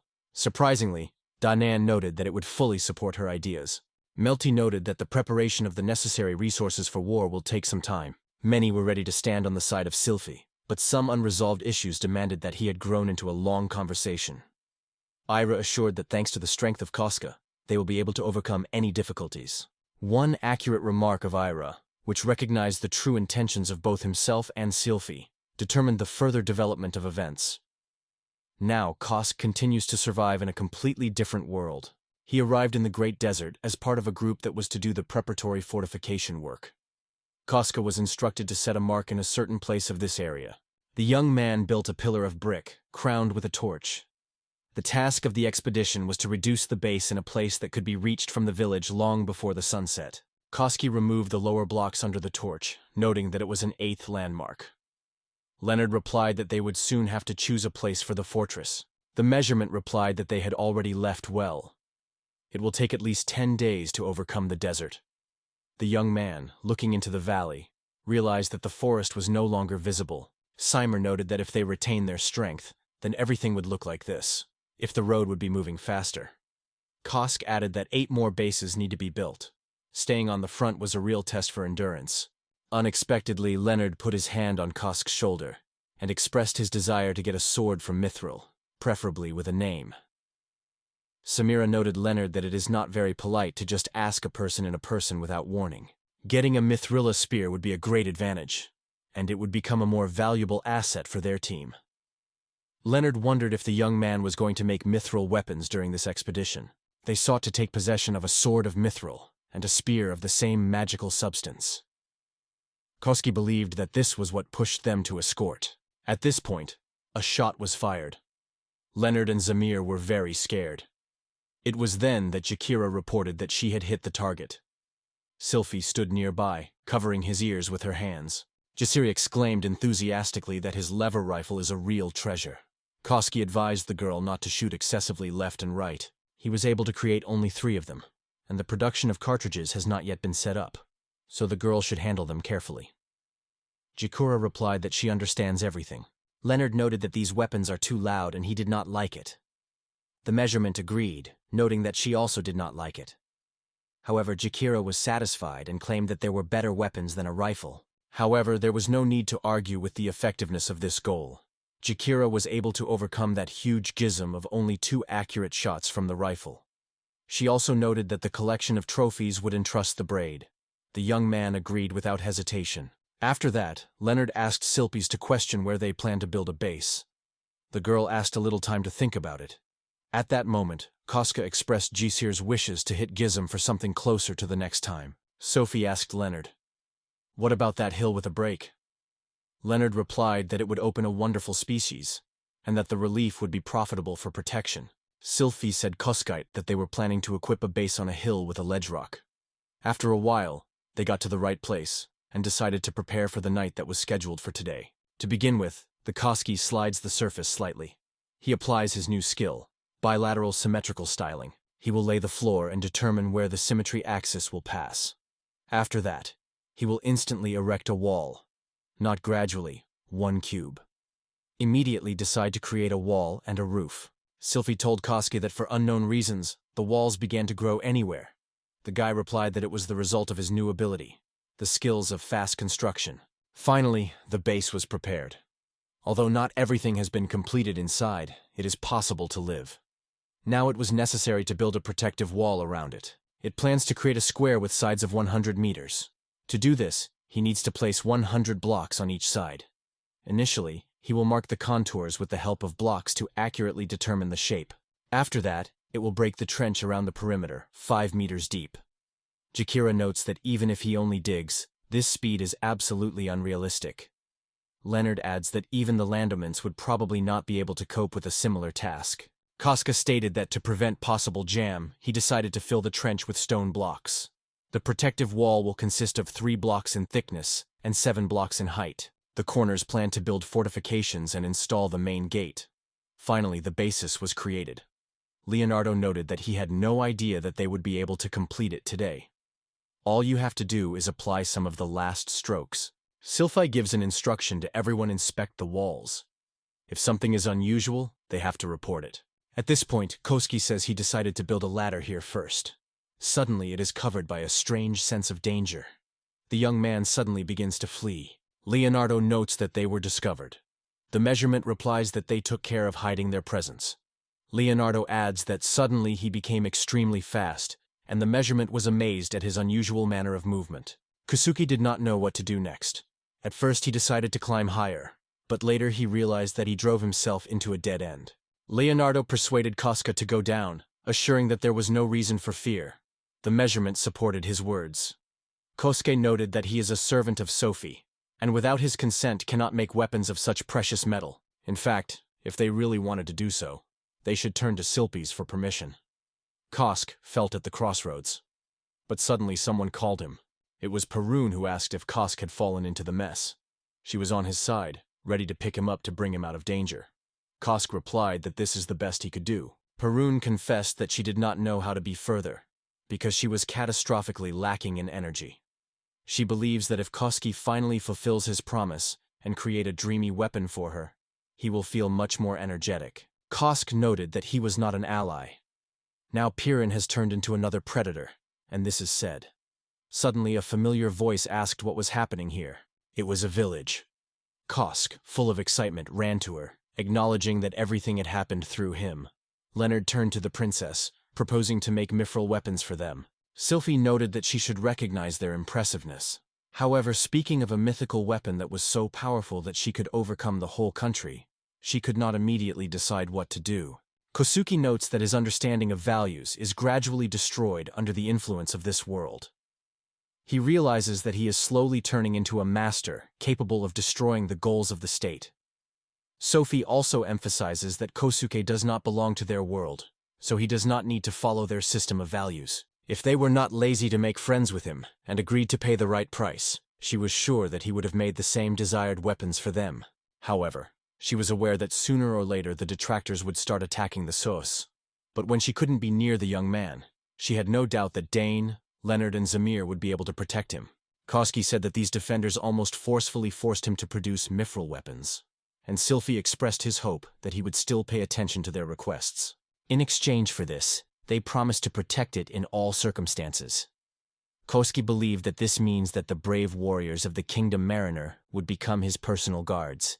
In such a situation, he decides to make a weapon of mithril. Leonardo utters what could be expected from Kosuke. He is well aware of what is happening around. His attention is attracted by the fact that Perun looks quite gloomy. He reported that he had completed the development of weapons he could use Harpy. Perun could not restrain the surprise and asked if it was true. The guy manufactures weapons and no one can figure out if it's really just a double. Perun expressed doubts about whether this double would be useful for her. Kusuke notes that instead of numerous explanations in words, it will be best to simply show it in practice. He invites them to climb the wall and wait a little. When the weapon fell from the wall through the coastal gate and touched the land, a deafening explosion came. Everyone was amazed at new weapons. Leonardo noted that she is very similar to explosive magic, available only to the chosen masters. The measurement noted that if this weapon was distributed to all soldiers, the power of the army would have increased significantly. Perun appealed to the new moon to give her a weapon. Kosuke explained that it was a hand grenade. He suggested that her use it. There was a safety bracket at the end of the handle. When she was filmed, a ball appeared. Wrap the thread around your finger to approximate this distance. Then you need to throw. After that, the pomegranate exploded. Kosuke warned that as soon as the girl throws her, it would no longer be possible to stop the explosion, so she had to be incredibly cautious. If she fails to use this weapon skillfully, she will not remain a trace. The girl noticed that she tickled her legs a little. The guy acknowledged that it could be grueling, but he advised never to let go until he was sure that he was ready to say goodbye. The girl bounced away from the wall and stated that she was here again. After that, she got a balloon and then threw a handful grenade that exploded immediately after landing. She rotates sharply and states that an unexpected jump is waiting for her. Without hesitation, it rushes down from a great height. In the finish of her jump, she suddenly makes a sharp stop and throws a hand grenade. The pomegranate enters a log that flies into the pages of a huge explosive force. Leonardo was passionate about it. Was incredible.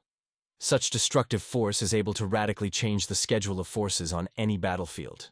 Perun proudly informed Kosuke that it was her merit. And she is also cool.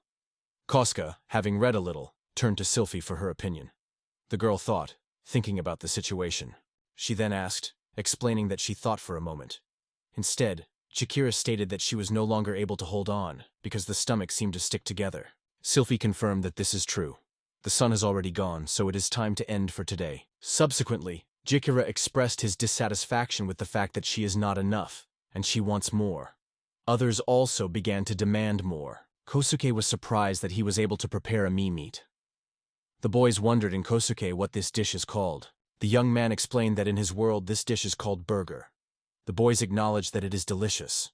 The young man was extremely glad that everyone liked it. Leonard wondered if it was really fried beef.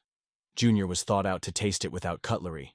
Perun noted that it was quite acceptable. Kosuke noted that his skills in creating do not always obey logic, and here were those who prefer lunch in silence. Then Sylvia reported that Kosuke would declare today's plan. The young man expressed his desire to turn to Chikira and Perun with a request. The girls wondered what was the matter. The young man made a remarkable number of ammunition and assured the girl that it is possible to shoot anywhere. The girl did not need to worry, even if the gun became unusable. This is a kind of weapon endurance test. During continuous firing, the barrel is heated, which reduces its strength. In addition, it can cause malfunctions in other internal mechanisms. Depending on the nature of the breakdown, there is even a risk of a rifle explosion. He asks the girl if she's ready to check it. The girl advises the boy to trust her. It takes a basket and machine gun, because it is not going to linger for a long time. The young man gets a large lead chest filled with hand grenades from the jacket. He appeals to Perun with a request, whether the girl could calculate how many shells she can lift without risk, taking into account their weight. I hope that soon she has to climb the sky from their base again to strike the enemy again and again. The girl replied that she was aware of this. The guy emphasized that she would also need someone who would help to carry the shells and place them.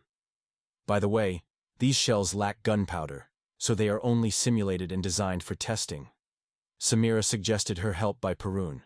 Kosuke assures that he will continue firing the base because they need to understand how Peruno will deliver them.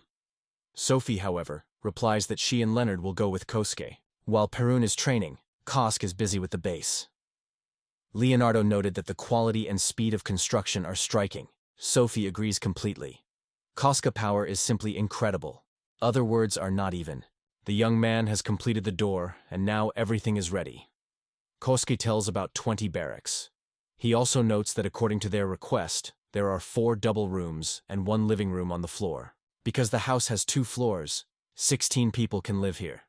Due to the fact that such houses are only 20, the total capacity is 320 residents. In order not to slip out of his memory, he gets a shovel. Leonardo is questioned by Mr. Kosuke what he was going to do this time. The young man replies that he thought, as if a good idea would be to prepare the toilets. Leonardo notes that if he does not betray him, they both like to play at the cesspools. He asks whether that gentleman really has some particular interest in these remains. Koska assures that there is nothing like this.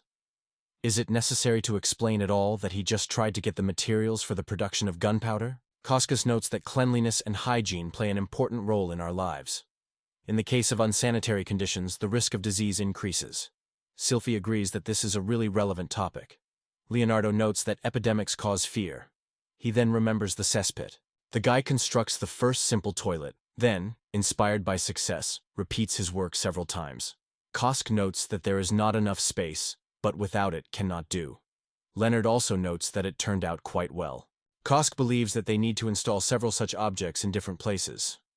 Sylvie supports it and proposes to place one near the barracks and the other next to the stairs for lifting on the walls. After a while, Sylvie wondered in Kosk how he feels and is not difficult for him to breathe. Kosk replied that everything is great because a fresh breeze was felt. He felt even better than on land, all thanks to the girl's spiritual magic. The guy first digs the lower block, then removes 8 blocks around him.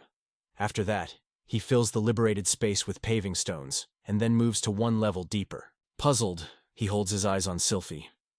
She asks if the water has already got. Kosuke notes that the water has risen to the same depth as in other places. Then he intends to dig the last meter block and get up.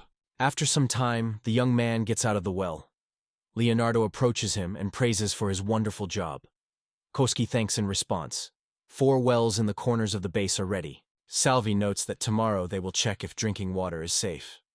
The slug has wondered whether it is possible to determine the safety of drinking water with spiritual magic. Surprisingly, no plant wants to sprout in this desert. The water is not missing here, and its level is not high at all.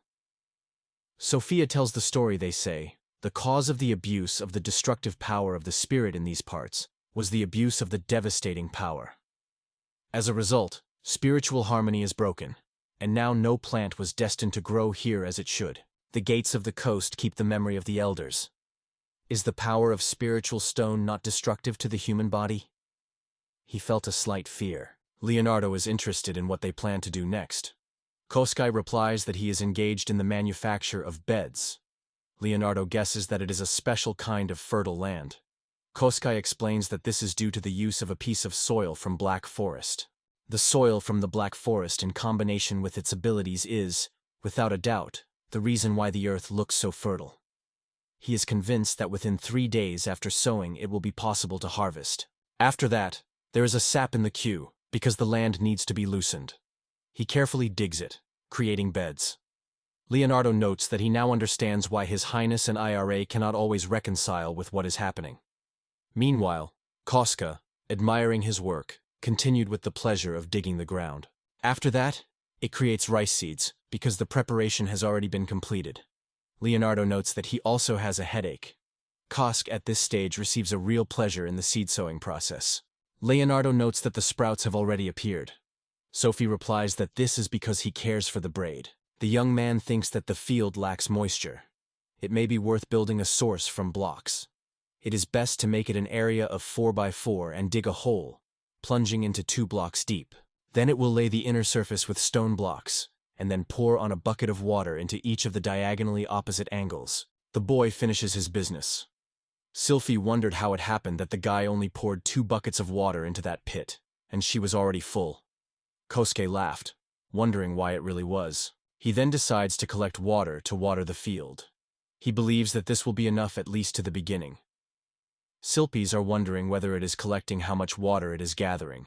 The level is still not reduced, or perhaps it has vision problems. Leonardo suggests that it may be just a game of imagination or optical illusion. However, Sophie categorically denies and claims that whatever you think, you will not call it the illusion. Kosuke notes that it is just a well, though quite strange. Their conversation is interrupted by Jakira, saying that she spent all her ammunition. Kosuke does not dare to admit that he accidentally invented an inexhaustible source of water. At that moment, Jakira wondered what had happened, and Leonardo and Sylvie replied that nothing special happened. Jakira reported that she used all 500 rounds and had no problems. Kosuke noted that this is great. Jakura notes that the accuracy of the sight seems to be preserved. Kosuke has wondered if there is really no problem after 500 shots. In any case, it is better for a girl to resort to a new rifle. At this point, there were no problems with this on the battlefield, so it retains calm.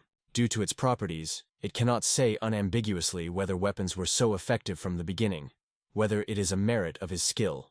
He believes that as a model for testing, this is still not enough. Suddenly, Perun appears and asks where the vegetable garden came from. Moreover, it already has some plants. She is wondering why it happened and what happened. Jakira notes, "Where did these plants come from?" Koska asked Perun whether she decided on the optimal weight that she could lift at a time. After several attempts, they came to the conclusion that this option allows him to carry the largest burden. He notes that it is quite difficult and asks whether Purin is confident that he can handle it. According to him, it weighs at least 3 kilograms. The girl replies that everything is fine. If one side is 10 kilometers, it will be able to fly with such luggage as much as you like. Coastgaze considers the way to transfer the shells in this format extremely convenient, because it allows you to drop them on the enemy without any difficulty. Normal hand grenade weighs about 4 times less than the training. This will allow it to fill the main parts with a large amount of gunpowder. It will no longer be just a pomegranate, but a real bomb. He believes that its power will increase 6 times. Kosuke promises to create a few test versions to make sure. Therefore, he appeals to Sylphie, asking that they are in their plans. The girl proposes to dine first, and then decide. Subsequently, they were divided into couples. Lord Leonard decided to join Miss Amir, and Jaguaris with Perun moved to intelligence around their fortifications. Kosuke will be responsible for the development of weapons, and Sylphie will monitor his safety. Kosuke appeals to Mrs. Amir to clarify what she imagines her mithril spear. After a while, the young man is taken to work. It arranges its own workspace. He first decides to focus on creating a harp bomb. The new moon unfolds the menu to go to the image. As soon as he acquires the skill of the master, he will be able to create even what he has an approximate idea. Extremely convenient thing. This requires 3 times more resources than grenade production. He plans to start with the manufacture of about 10 such pieces, and it will take the production of a gun sight. A 4-time increase in power will be sufficient. Kosk draws attention to the upset expression of Sylphia and asks what happened. Sylphia is worried and asks if everything is fine with him. Koska is aware of what she meant. The girl asks if the young man really lived in a peaceful country. These rifles and hand grenades, they are a weapon of incredible devastating force. She worries how he treats the fact that he is forced to do such things only for her. This should undoubtedly be a difficult test for him. Kosuke admits that, to be honest, he did not think about the consequences of his work. In the meantime, it produces weapons of mass destruction. Yes, it lies a huge responsibility for creating such things. Through his weapons, people from the Holy Kingdom will die one after the other. Undoubtedly, he will be blamed for these deaths. In the future war, soldiers will destroy enemies, but tens and possibly hundreds of deaths of these enemy soldiers will be a burden on his conscience as the creator of weapons that will cease their lives. He says he will burn in hell. Sylphie is interested in the meaning of this statement. Kosuke explains that this is the concept from his past world. Hell is a place where the souls go after death. It is there that the terrible god Enma prevails, whose name even alive is trembling with fear. He raises the trial of the dead, weighing their sins, and defines a just punishment for every guilt. Of course, no one has proven the existence of hell. Sylphie states that it is a kind of afterlife. In this world, they say that the souls of the dead turn into stars in the sky. Kosuke considers it quite romantic. The guy believes that he will go to hell, but will go there with her, because she made him do all these horrible things. He does not know if he should be happy. He will not be able to easily watch Sylphie burning in hell. No matter how heavy it is sin, if its burden is divided in half, then the punishment will be twice less. He will not allow her to suffer. Kosk says that his lady is very good. In this case, he plans to atone for his sins, making as many good deeds as possible so that God Enma is not too angry with him. Salvi notes that her weapons will not only bear death, but also save many lives. Sylphie is fully right. Their goal is not the extermination of the population of the Holy Kingdom, but the return of the Kingdom of Marinard. Murder of people is a means of achieving a goal, not the goal itself. The Kost notes that in any situation, it is easier to destroy them all than to try to save. Sylphie agrees to argue with this in vain. Kosk decides that it will have to demonstrate Marinar's military power several times so that the Holy Kingdom is clear. They will be much more precious to resist them. Only then will you be able to try to find the way to save as much lives. Sylphie agreed with Kosk, recognizing his right. Koski believes that they will mostly be besieged, while from time to time, sudden attacks near the camp. Since their number is limited, joining the open battle would not be a far-sighted solution. The Harpies will silently attack enemy fortifications from heaven, and if the enemy's troops try to get closer to their fortress, they will be rejected with the help of advanced crossbows and hand grenades. In addition, he created it, an anti-personnel minute trap. If someone affects a stretched fishing vein with a foot, the mine will explode, and small metal fragments will fly around. Sylvie asks if it is not dangerous. Koski replies that, regardless of whether the enemy is or an ally is mines. After the battle, they should be neutralized and removed. Otherwise, the tragedies will not be avoided. Sylphie points out that, if possible, they would like to avoid the use of these weapons. The Braid with this quite agrees, and adds that he has another important thing for discussion. Sylphie is interested in what it is. Kosuke replies that this is an explosive in briquettes. If you set fire, it is likely to fly into the air. He has not yet tried to undermine it, but he really wants to set fire to everything, holding as far as possible. Sylphie recommends talking to Aira about artifacts that contain fiery magic. So, the Braid notes that if they have a tool removed this area, it has an idea. They can allow the hostile army to catch them and blow everyone at the same time. In his opinion, art is an explosion. Sylphie could not imagine that the guy would be so ruthless. Kosk said it is now all that he could offer. Sylphie is then interested in the guy whether he plans to improve his rifle. Kosji confesses that he has already created several other types of firearms. He invites the girl to let him present this work. Sylvia wondered if there were different types. Kosuke confirmed and noted that there was a revolver, an automatic gun, a rifle, and a shotgun. Sylphie asks if she can see them.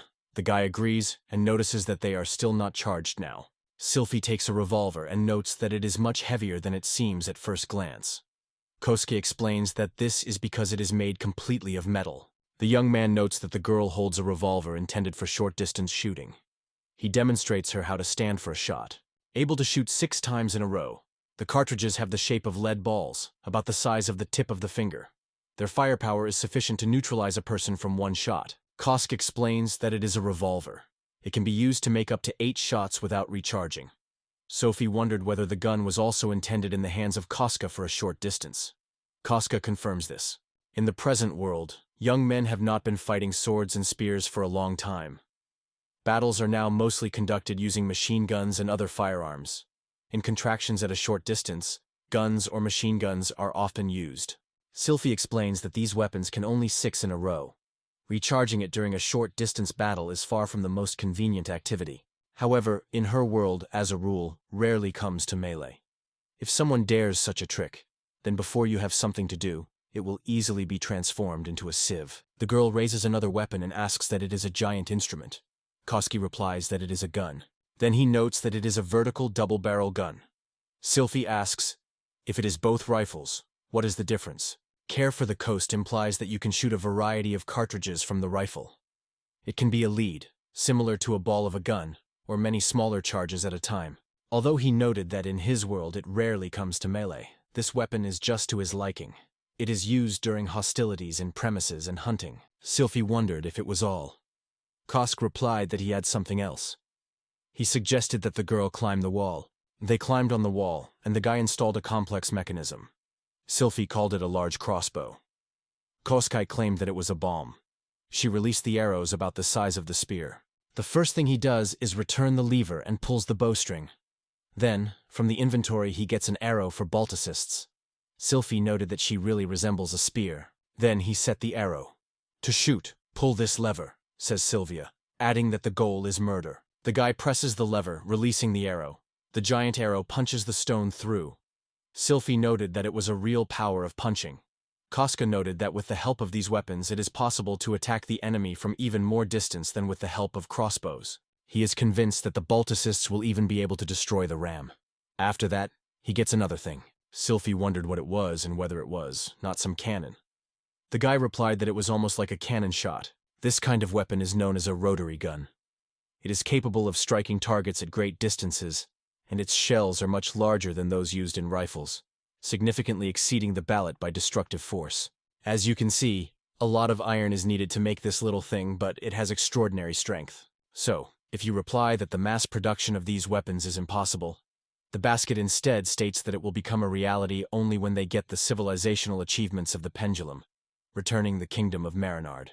However, he does not think there will be many situations where such weapons will be needed, since there is magic in this world. He has some assumptions why there is absolutely no modern technological weapon, and decides to check them. He recharges the weapon. All cooking is complete, and he shoots. Before doing so, the village warns so that she closes her ears. Suddenly, a powerful explosion ranges up. Sylvie couldn't believe her eyes. As soon as many small balls appeared in the air. Did it really happen? Koskite explained that it was a fraction, a projectile, similar to the fact that he showed her earlier for a hunting rifle. Sylvie wondered when the guy had time to create it. Kosk replied that he was gradually engaged in the master of the village. The only thing he showed, and which can be easily produced, is a ballist. He is convinced that the boys without unnecessary difficulty will master its use. Sylvia is interested in revolvers, claiming it is a pretty good weapon. Kosk asks if they really like him. If a girl wishes, he will make specifically for her. The girl is surprised to ask if he really does so. Koski is sure that this will certainly happen. He is looking forward to meeting a dark elf swamp. The cry unexpectedly. What is the terrible noise? At the foot of the wall were Leonard and Measurement. Leonard said that as soon as they heard the noise, they immediately rushed to the wall. Subsequently, another question came about what happened here. Jichira and Perun appeared.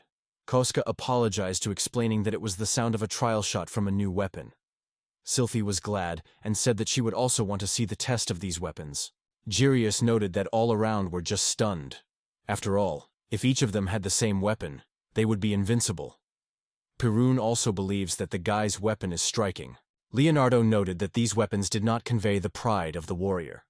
To which the Measurement replied that before this weapon, the body of a warrior is hardened in numerous battles, and any military skill lose their value. They are certainly effective against people. Her skills are not inferior to the skills of those who are armed with a gun. Leonardo suggested that Koski test himself, shooting him several times to check if the guy could repel all the balls. Kosk said if he was sure of his safety. Leonardo just reassured him, saying that it was not necessary to worry. Kusuke suggested that if he had suddenly managed to injure Leonardo, then his ability to impose dressings would probably be able to heal the victim. After stuffing the gun, the new moon shot right in Leonardo, but he immediately began to move his hand with a sword at a lightning speed. Koska could not believe his own eyes. Leonardo looked like an anime hero. Leonardo states that he can predict the trajectory of the ball, focusing on the direction of the barrel of the weapon and the view of the Sagittarius. The Measurement notes that compared to sudden stabs with a knife from martyrs, balls are not so scary. Jikira adds that she is also able to evade something like that. Sylphie replied that even against an armed opponent, she would not yield. However, the speed of the gun in the melee is too high to cope. Kosk was very surprised that even Sylphie was in such a situation. He believes that he undertook the creation of the wrong weapon. Jakira assures that the guy does nothing wrong. Leonardo adds that a young man is really impressive. However, he is a little worried, because regardless of whether it is in their hands or in the hands of people, there is almost no difference. Sylpies are also concerned about what happens if the Sacred Kingdom somehow seizes the fiery weapons of the Kai coasts. If they had gained it, she was scared to even think about what they could have done. Koska noted that this perspective was frightening, and added that it is worth not forgetting. They have a world full of magic and alchemy. That is why it is capable of analyzing unfamiliar mechanisms and substances with the appropriate ones, and then reproduced through alchemy. Leonardo noticed that Kosuke had plunged into his thoughts. Jishiro responded that it seems to take a long time, so Perun told everyone that he had to stay. Koski believes that the necessary force is necessary for the victory and return of the lost, so he thought about the weapon capable of destroying the enemy. However, there is a risk that the enemy can capture this weapon as a trophy. He was discussing with Sylvia that their main goal was to preserve lives, not in the opposite, because the first thought that prompted him to create weapons was related to the kingdom of Marinard. He thinks about the return of land without the use of military force. Suddenly, his comrades from the team attracted his attention. Shakira called Kosk and reported that it was time to harvest. It turned out that the great desert Omit is now suitable for life. There was water here, and wheat grains differed in their large sizes. 5 days later, Kosuke's group was again in the village of elves. Sylphia asks Melty to gather all the inhabitants because they have something to tell. Sophie reports that the first camp is successfully organized. There are living spaces inside the protective wall capable of accommodating more than 300 soldiers. There are also several wells with drinking water. It seems that the relatives of Sylphia and the families of refugees are now slavery in the Holy Kingdom, so her words and feelings are not surprised. Sophie emphasizes that he wants everyone to listen to her, because they are so small, they are extremely weak, and their goal is not in any way to flood the sacred kingdom with blood. They will go to the vast desert of Omit, where they will erect strongholds, master the lands, strengthen their positions, and increase the forces. Their plan is to get into the kingdom of Marinar later, to attract the residents there, and to go with them in the desert of Omet to replenish their ranks. This plan has not yet been thought through. In the Omit desert, they intended to create a shelter where all the Prenals, elves, and light forces will be able to live. They will strengthen here, they will become more, and only then they will be able to return the land of the kingdom Marinard. Most likely the inhabitants of the Holy Kingdom will not just sit, folding their hands. If he decides to attack them, they are able to strike in response, using the weapon he recently created. Sylphie reports that they intend to send about 50 people to the first base for testing agricultural areas created by Casca. In parallel, they plan to start the construction of the second base. Danan asked the girl how much she was going to build. In response, the girl noted that she plans to install at least 3, one to interact with elves, the other to become their main activity center, and another to protect the leading positions. Of course, there are many small shelves on the way between them, taking into account the location of the fortress for protection on the front line. This place will be located at a distance of 5 days, walking from the lands of the kingdom of Marinard, about in the very heart of the great desert Omit. The whole distance, which needs to be overcome in 5 days, extends on the Omit desert. According to their plan, it will serve as a natural protection against the sudden attacks of the Holy Kingdom. They also plan to liberate the kingdom of Marinard, who serve in the surrounding settlements, and will make every effort to make a contact with their compatriots. Danan asks if they really intend to lead people through the desert in such clothing. So, if you answer, they will also take care of the problem. With the support of Coast Gaze, they plan to create underground shelters for safe nights while traveling through the desert. Danan notes that step by step they will push the population from the lands of the kingdom, strengthening their power. Ira asks who they mean by the word compatriots. If they are people, then the risk of leakage is extremely high. Sylphie notes that this is what she counts on. Therefore, they will arrange one strong fortress directly on the front. The enemy will try to storm all the fortifications when he overcomes the 5-day journey of the desert. Melty approaches Her Majesty and states that she would like to learn more about the methods of agriculture used by Kosk. Sylphie proposes to contact Kust Hyde directly on this issue. The boy asks in surprise if it is really possible. He thinks of whether Sylphie decided to pass this complex burden in this way. Suddenly, Sylphie turns away from the boy, and everything becomes clear. Kusuke says that at first I would like to show you something. Melty is interested in what exactly? Kusuke replies that it is a straw hoof filled with wheat. It is a crop from 1 hectare of land. Melty wondered the crop, noting that their absence lasted less than a week. The Coast remembered that he could harvest about 2 to 3 days after planting. Melty clasped her eyes and asked the boy if he was talking seriously. Kosk felt that Melty's gaze was scaring him. The launch loudly stated that he planted seeds on his own and watering them, thus emphasizing that everything was done only by his efforts. If someone else had done it, he would not have guessed the possible result. So Sylphie noted that it was necessary to check everything carefully. Melty expressed her understanding of the field, however. She noted that such a generous harvest from one field alone makes an incredible impression. Each grain has the same correct shape and impressive size. This testifies to the highest quality variety, which is able to give such a huge yield from one field in just 3 days. Melty noted that only Koska's hands are able to do all this, and no one else would handle. Koski concluded that, depending on the results of the test, it can be forced to process the fields around the clock, without rest. Later, Kosk asked Ira what had happened. She seemed to look like a dead herring again. The girl replied that among the alchemical ulcers there is one called Growth Accelerator. The field of the guys looks as if someone was pouring a precious potion like water. Kosk assured that his ability is something like Trix, so she should not worry too much. Sylphie asked if there was a question. If not, the meeting was completed. Suddenly Sunfi addressed Smero to the question of whether she realized that they no longer intended to harm the Holy Kingdom. Sylphie agreed, emphasizing that this does not mean that they would sit down. Several of their comrades were to fulfill the extremely important, albeit dangerous, mission. They will secretly penetrate the territory of the kingdom, liberating the village behind the village from its power. Sumar noted that everything was clear to her. She was pleased with any action that could disrupt the plans of the Holy Kingdom. She was satisfied with all this. Sylphie says the issue has been resolved. They will begin to develop new territories in the Great Omit Desert and release their compatriots who suffer from the oppression of the Holy Kingdom. And in the end, they will collect enough strength to win the Kingdom of Marinard. This path will be extremely difficult and thorny, but combining their abilities, they will overcome all obstacles. Casca reflected on their adopted action plan. He wondered how much they could master the spaces of the Great Desert, how far it is possible to penetrate deep into the territory of the Kingdom of Marinard, before the Holy Kingdom learns about their actions. From now on, it is the fight against time. 3 days later, he, the village, the boys, and another 50 former Marinard citizens went to the Omitite Desert. On the same day, they got to their first fortification. After 3 days, spent in the continuous expansion of cultivation areas within the base, the whole 6 went deep into the large desert of the oven. After the south on the road, they decide to break the camp. Sophie emphasizes the need to take care of things, because before the sunset is short. Subsequently, the young man began to erect a fortress. Kubai noted that the speed at which he works simply impresses the imagination. Yara also insisted that all this was a solid, senseless farce. Kiwi noted that the pride and honor of the carpenters were defeated. Kosk asked, unless it was great. Ira wondered what it was. Kosuke replied that a water tank was in front of them. He decided to try it in action. The water had to flow through the pipes from there.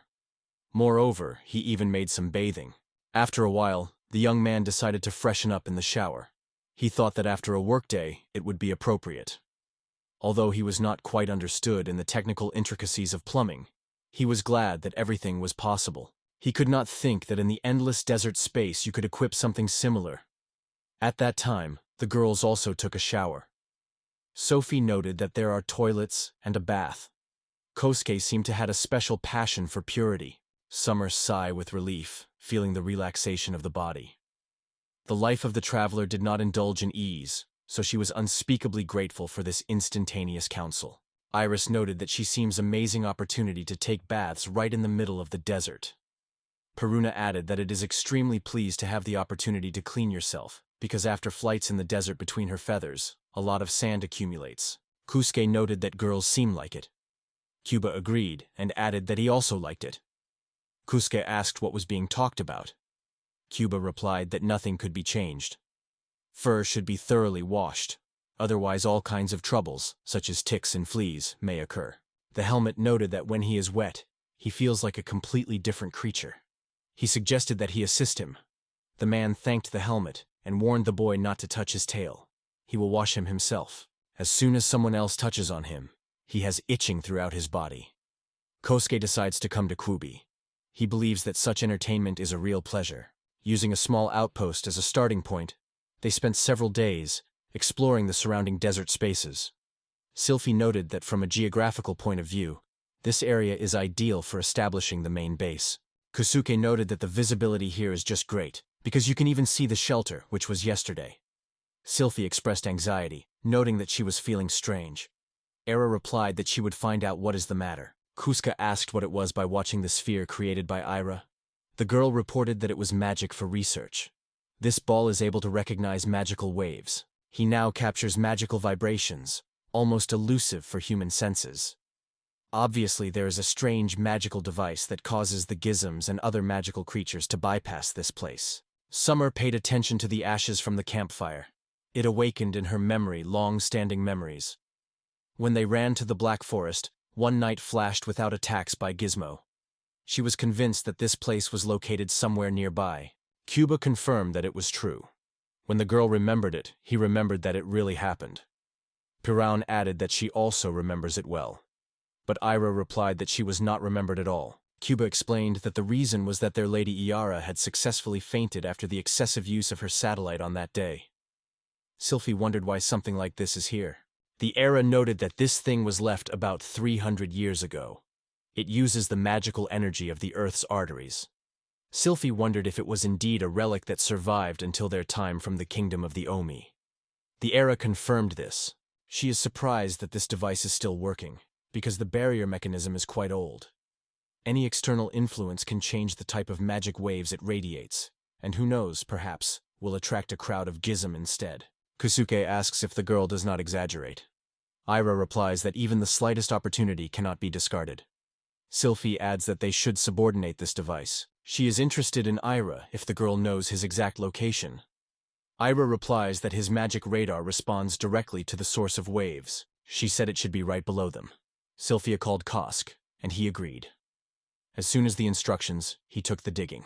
After a while, the young man reported that he came across the stone wall, digging the soil. Sylphie replied that she understood, and added that they were going down, so she asked the boy to expand the space there. Subsequently, everyone went down. IRS assured that there could be no mistakes. Under them there was some underground building with a ceiling. Sylphie asked Kostgeit to make a hole. The player from the shore in the ceiling makes a hole. He is surprised to find real underground ruins. Sylphie notes that the shining ball on the pedestal is obviously an ancient artifact. Ira agrees that this device is a barrier that repels magical creatures. She met something similar in ancient documents. Judging by patterns and decoration, this place once belonged to the magicians of the royal court. This is evidenced by majestic statues. Sylphie is interested in those who stand on the sides, and the Summa replies that they are already familiar with them. Cuba suspects whether these are the golem. Sylphie confirms that they are the security guards of the device. It will be a difficult task at the same time. Kosika asks what he is in motion of Golets, and whether they have weaknesses. Era explains that there is a magic crystal inside them, which provides mobility. If you destroy this crystal, you can stop the golem. She would not say they have a weak place. Neither magical nor physical attacks could touch them. Koski asked how they would respond to the uninvited guest. Ira noted that for the Golets, as well as for people, an important organ of vision is the eyes. Kaske, in response, said he would somehow handle it. Sylphie, however, wondered what the guy intended. Kosuke states that it will first be closer to the Golets. The new moon is stopped without stopping, and then blocks the path of creatures with brick blocks. He emphasizes that they must first lock their limbs and head using blocks, and then he will just start digging. The young man raises the body of the golem and turns to Ira, asking if that is all. Everyone was surprised. Sophie said, "How would it express? Your approach to business seems to have almost never any problems." Kosk replied that his fighting style is the skill of the survivor. If he had the appropriate tool, he would smooth out all the corners and would have achieved the desired result. Sylphie noted that Koski's style does not require a direct approach. Ares also noted that although its method is quite energy consumption, it still achieves the desired effect. Sylphie noted that they gained what they wanted. Since the device remained in good working order, they decided to take it for a while. Kosuke proposes to strengthen their positions first so as not to worry about safety. Sylphie replies to this that she is interested in finding out what is hidden behind the door. First, they will return to the surface, and in the meantime, the Kostke should have time to build a storage for today. Subsequently, shelter was built on the coast, and our heroes all gathered at a common table for a meal. Subsequently, the young man was in the workshop. He was engaged in the manufacture of bricks, carefully evaluating whether he would have enough materials. Koski smiled and noted that tomorrow they had to build a base for 3,000 people. Considering plans, he noted that his hands could no longer wait for the start. For some reason, he begins to feel fatigue, or more precisely, stress. And, to be completely frank, he now wants to stay alone with this girl. 10 days have passed since she and Sylvie touched each other at least once, so of course, many unresolved issues have accumulated. At this time, they take the first steps to return to the kingdom of Maronar, so the time is nowhere. He and Sylphia during the day are always at the center of events and in the sight of everyone. But with the onset of the night, their paths diverge, and girls usually sleep together. It is impossible to sneak into the bed of Sylphia. Then Sylphie asks the guy from behind if he really works. Kosuke at this point covers strong fear. Sylphie is interested in why he is scared. Kosuke replies that he was scared of surprise, because Sylphie spoke to him so suddenly. He asked in Sylpha why she is not sleeping, because there has been such an opportunity for a long time. Read up. Sylvie replied that she was feeling lonely, and it seems that the young man understood her. The girl wondered at the boy with his well-being. Kuska, for his part, noted that he is also interested in this question.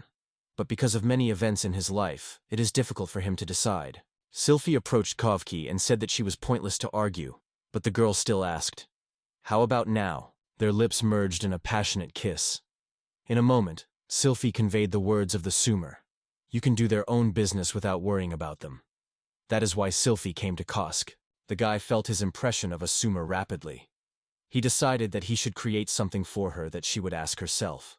Having arranged his affairs, Sylvie wondered the guy whether it was all. Kosk assured the girl who had not yet completed, but advised her to take a breath first. At that moment, Sumer, Ira, Pirun, and Saibubi watched them. Smiles were shown on their faces because they were genuinely rejoiced in Kosk and Sylvie. Sumer advised everyone to go to bed. Sumar said she was looking forward to tomorrow morning to see their faces after everything that happened. During this period, in Melonsburg, the capital of the kingdom of Marinard in the royal palace, a man wondered what was happening to their kingdom and whether they took some events. The man explained that due to the protracted war in the empire, the believers are gradually gaining momentum. The war takes the lives of an increasing number of magicians, which causes the constant increase in the need for them. If their design in the Black Forest is successful, they will be able to get even more girls. He warns that men should not be killed because they can also be used. If everything goes according to the plan, this man can expect a cardinal appointment. He then tells how the demand for householders is growing, and he thinks how he is about to manage this business. The man thinks for a moment and then replies that in recent days, several gizmo attacks have occurred near the desert. In this case, several villages on the border with the desert will be destroyed by these monsters. The man replies that the order understood. He then notes that the break is over. Returning to the girls, he calls them pathetic creatures and states that they are facing the Archbishop himself, who personally expelled the evil that has settled in them. They could not restrain their sinful screams. The girls were covered with horror, and then everything exploded by the showering shower. The young man pleaded to let them go, because he did not want to meet death and worried that he would eventually bring him into the grave. Melty noted that there were so many spaces here, that they seemed to have had time to divide the territory into construction areas. By the way, she threw similar plans for this base. The braid was very frightened and decided to escape. Melty ordered the braid to stop and ordered him to catch it, but he was not even given the opportunity to take 5 steps. He cannot understand why the animal is so dominated by ordinary people in physical abilities. Kosuke asks if it is really possible that it is not just one room to accommodate 16 soldiers, as in the barracks, but something more. Buildings where families and ordinary houses could live. Koska replies that he plans to build homes that can accommodate 4 to 6 families under one roof, and a total of about 3,000 people. They introduced a strict working day, which lasts only 8 hours, without a single overtime, and 2 weekends weekly. Koska asks if this is really the case. Melty is wondering if she ever cheated. Kosuke believes that Melty has always been honest with him, although she cannot deny that he sometimes plays a crazy fire in her eyes. He is wondering if he can count on some reward for his efforts. Melty asks whether he considers Her Majesty to make someone work selflessly. Kosk concludes that Melty did not intend to reward him. Salvi confirms that this is really the case. They rely on the boy and his abilities. Of course, if she can help him in something, she will certainly do it. If he is able to give him what he needs, she will definitely do it, whatever it is. The smiling asks if the girl really said what he heard. He smiles again and confirms that so. Melty replied that she said exactly. Its Majesty always appreciates workers and fairly rewards them for their efforts. Koski jokingly asks what he should ask. Kosk looked at Melty and noted that Sylphie was ready for everything for him. This exceeds all his dreams. Sylphie smiles trickly and states that he is ready for anything. She is not one of those who cancel her promises. Then the girl turns to Melty. She is interested in the girl, or is ready and for possible consequences. The girl answers consent, emphasizing her devotion to Her Highness. Sylphie also agrees, assuring that it is true. They looked at and laughed fun. Kusuki carefully pays attention to Dinan, asking if she is not against it, since the servant advises so. Dinan notes that for a servant, this behavior is usually inappropriate, but Melty and Her Highness have been familiar since childhood. Melty's mother was a nursinger of Her Highness, so in fact they are milk sisters. Sometimes they are entertained as a child. Kosk finally realized what kind of feeling they combine. Sylphie, however, tells almost nothing about his past. Dinan notes that her luminosity has experienced a lot of difficulties, so she asks Kosk to become her support. The young man replies that this is clear. At this point, they are interrupted by Melty, who turns to Kosk. She takes him by her hand and leads to the girl's soil, because Newfield is already waiting for them. The guy asks if she really implies the seriousness of his intentions. Melty recalls that on the previous database of the fields that the young man was processed and planted were collected in just 3 days.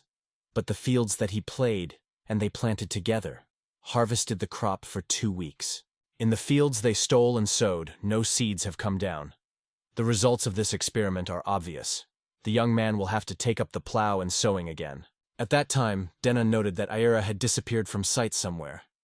Sylphie replied that she was probably immersed in the study underground. Its focus was focused on the study of the underground ruins of the kingdom of Omit.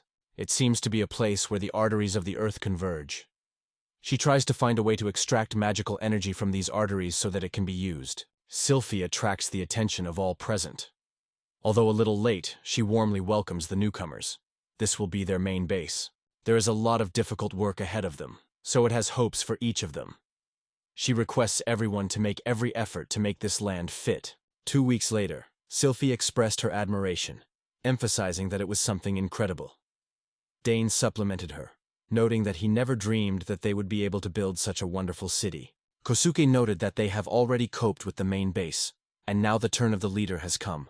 There, he will show everything he is capable of. Sylphie reported that after that, they would finally begin to realize their plan. Kosk has mastered a new skill.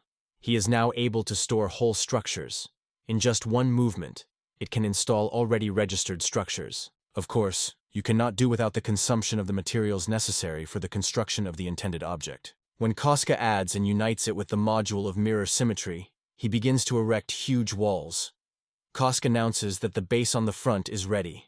It is time for lunch. Sylphie expressed her surprise, noting that the boy exceeded their boldest expectations. If so goes, there will be no problems. Kosk notes that since this is the main fortress on the front line, there should be a strategic defense line.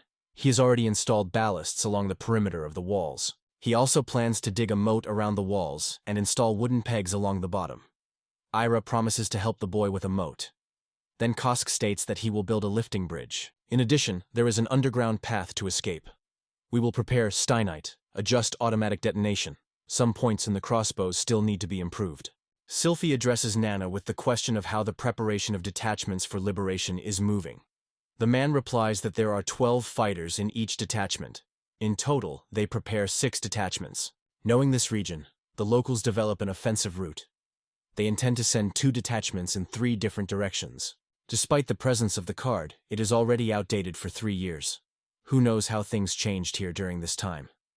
Sylphie agrees, and notes that one of the important goals of liberation units is to collect information. These detachments have high hopes. In the presence of all, it has something important to say. Thanks to the efforts of Kosuke's power, they have completed the construction of the base on the front line. And now they have come to speak. In the coming days, they will go to their first missions, so everyone should double the workout efforts and be ready. One evening, a few days later, people began to come to the house. The Psyche told that he was terribly frightened. I could not even imagine what happened to him if the 2 did not appear on time. Kosk and Kubi smiled.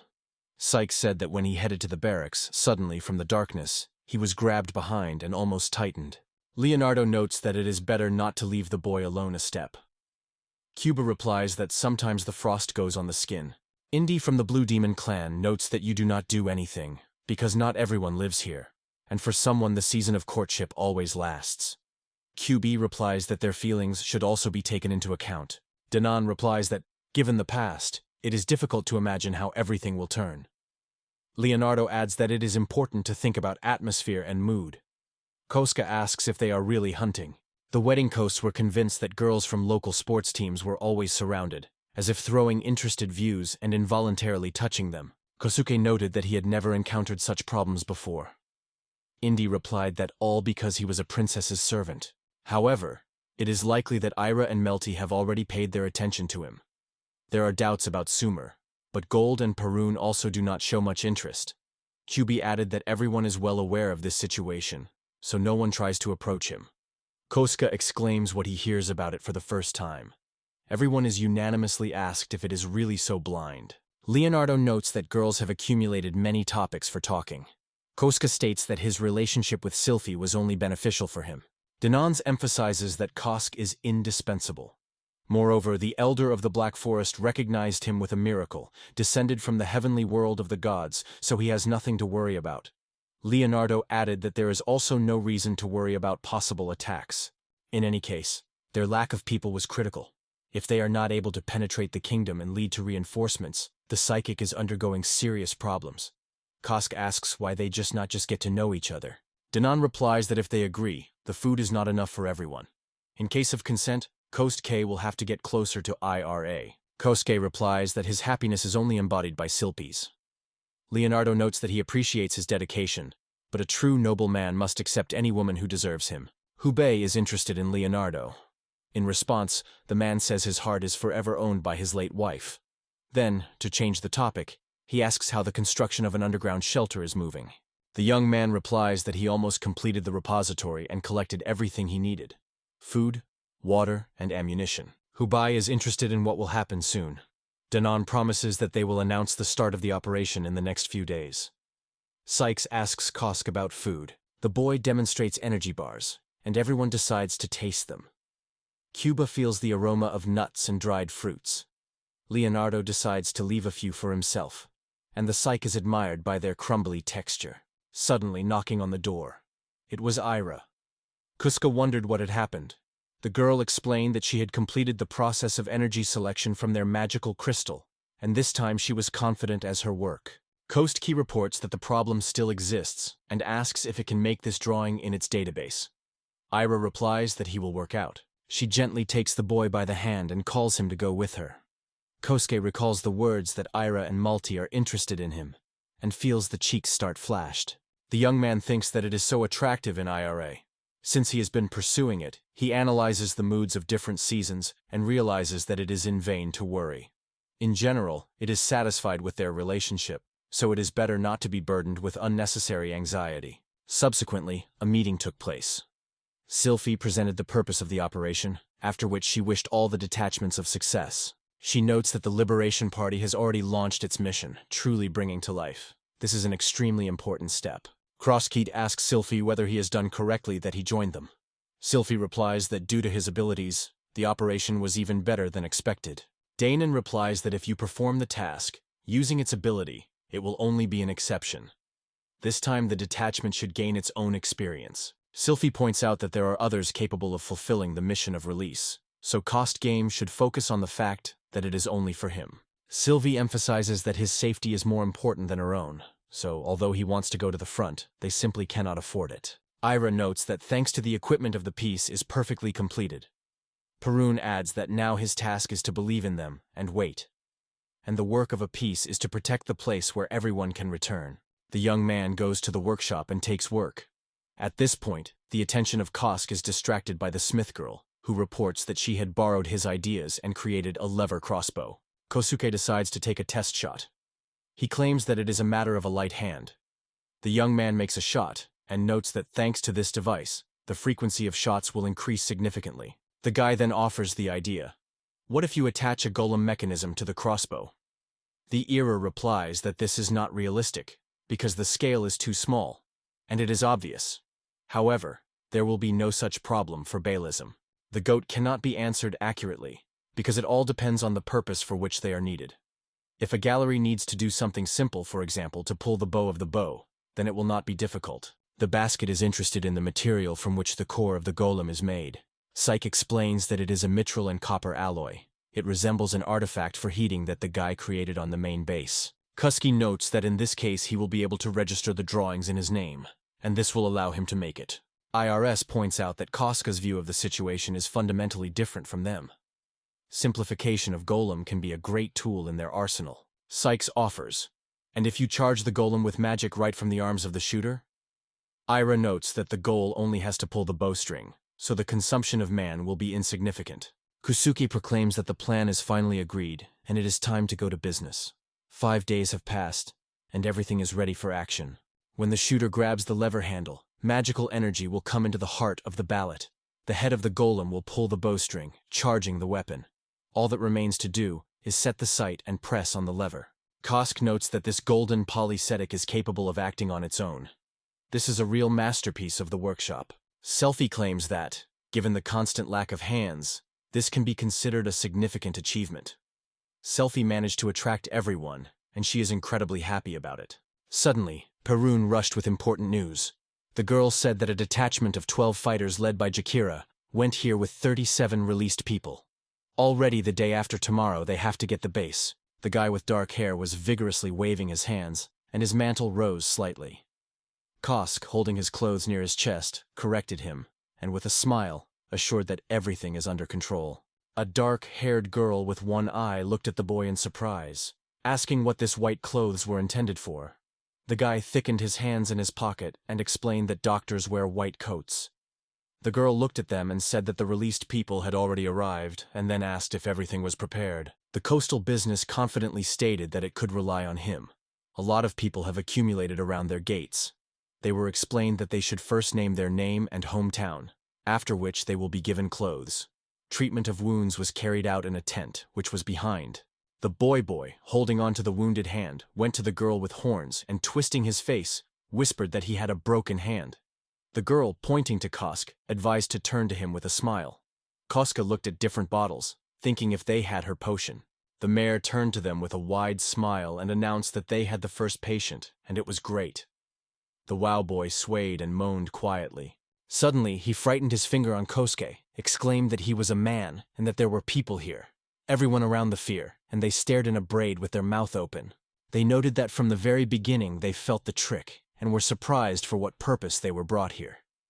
The horned girl tried to reassure them, explaining that although Kosuke is a person, he supports their side. Kosuke felt a slight sadness when he remembered how it all reminded him of the events in the elven village. The toddlers began to call their mother, and the rest loudly demanded to be released back to the village, expressing the desire of death of the man. Cyclop and Horns with horns tried to reassure them, and Kosuke felt that he was in the middle of a true fight. Subsequently, a multicolored crowd of creatures went in an unknown direction, stating that they would be better in the center of the square. Meanwhile, in the office, the Elfian girl, sitting at the table, thanked the creature at the entrance and asked if no one was injured this time. A bold man stood next to her. Those who were at the entrance reported that all 12 members of the 5th detachment were safe. The girl, looking focused, asked what was next. A strong man, located next to her, did not look at them. The creature at the entrance seemed to be as serious. The girl put her hand on her chest and noted that it was not so easy to penetrate the territory of the kingdom. Recalling how they were hiding in the bush before the kingdom, she noted that the attack of Gizma, as it was foreseen, happened inside the kingdom. All their possessions, including the Amit wasteland, were brought to a state of full combat readiness. After that, she noted that according to the plan, 2 detachments broke there in the night darkness, making their way through the thick forest and complex terrain.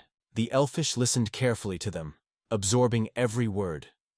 She noted that she understood everything and wondered if there were other villages nearby. Recalling the events of the past, the girl confirmed their presence, but noted that these places are different from their ideas. The girl remembered how she stood on the hill from where she opened a small village. She said that life on individual farms remained unchanged as before the colonization. Subsequently, with a wrinkled face, she added that apparently the main purpose of the Holy Kingdom was to control the mind of citizens with the help of first-class stone, salt, and iron. Remembering how many animals worked to get something from the earth, she noted that although they used the peasants as labor, but did not starve them, they understood that the excessive harshness of the laws could undermine their reputation in the international arena. After that, she noted that, unfortunately, ordinary people were still suffering from the oppression of the military. Taxes reached an unprecedented height, and freedom of movement was seriously limited. Her thoughts were covered by the notions of how workers watched the brutal attitude towards others. She noted that in the event of disobedience of one of the workers, their relatives were ruthless. The Elfine and a chunky man standing nearby looked over. The girl clearly burns with indignation as, in fact, her companion. After that, the girl added that they were forced to move into the faith of the Holy Kingdom, accepting Adal's teachings. She said that at night they destroyed all the soldiers and transported the villagers, simmering the attacks of bandits. She added that the crossbows were extremely effective for the night attack. For forming a strategy of action in the head, she reported that Lord Leonard's troops were heading to 2 more settlements deep into the kingdom, so they planned to unite the forces to support this mission. The girl looked surprisingly confident. She explained that the residents they managed to release this time were strictly supervised, so they did not have significant information about the events that took place in the city. The elfish lay her hands and closed her eyes, assuring that she understood everything. After that, she lifted her finger and wondered if they had any ideas about what could be useful for them.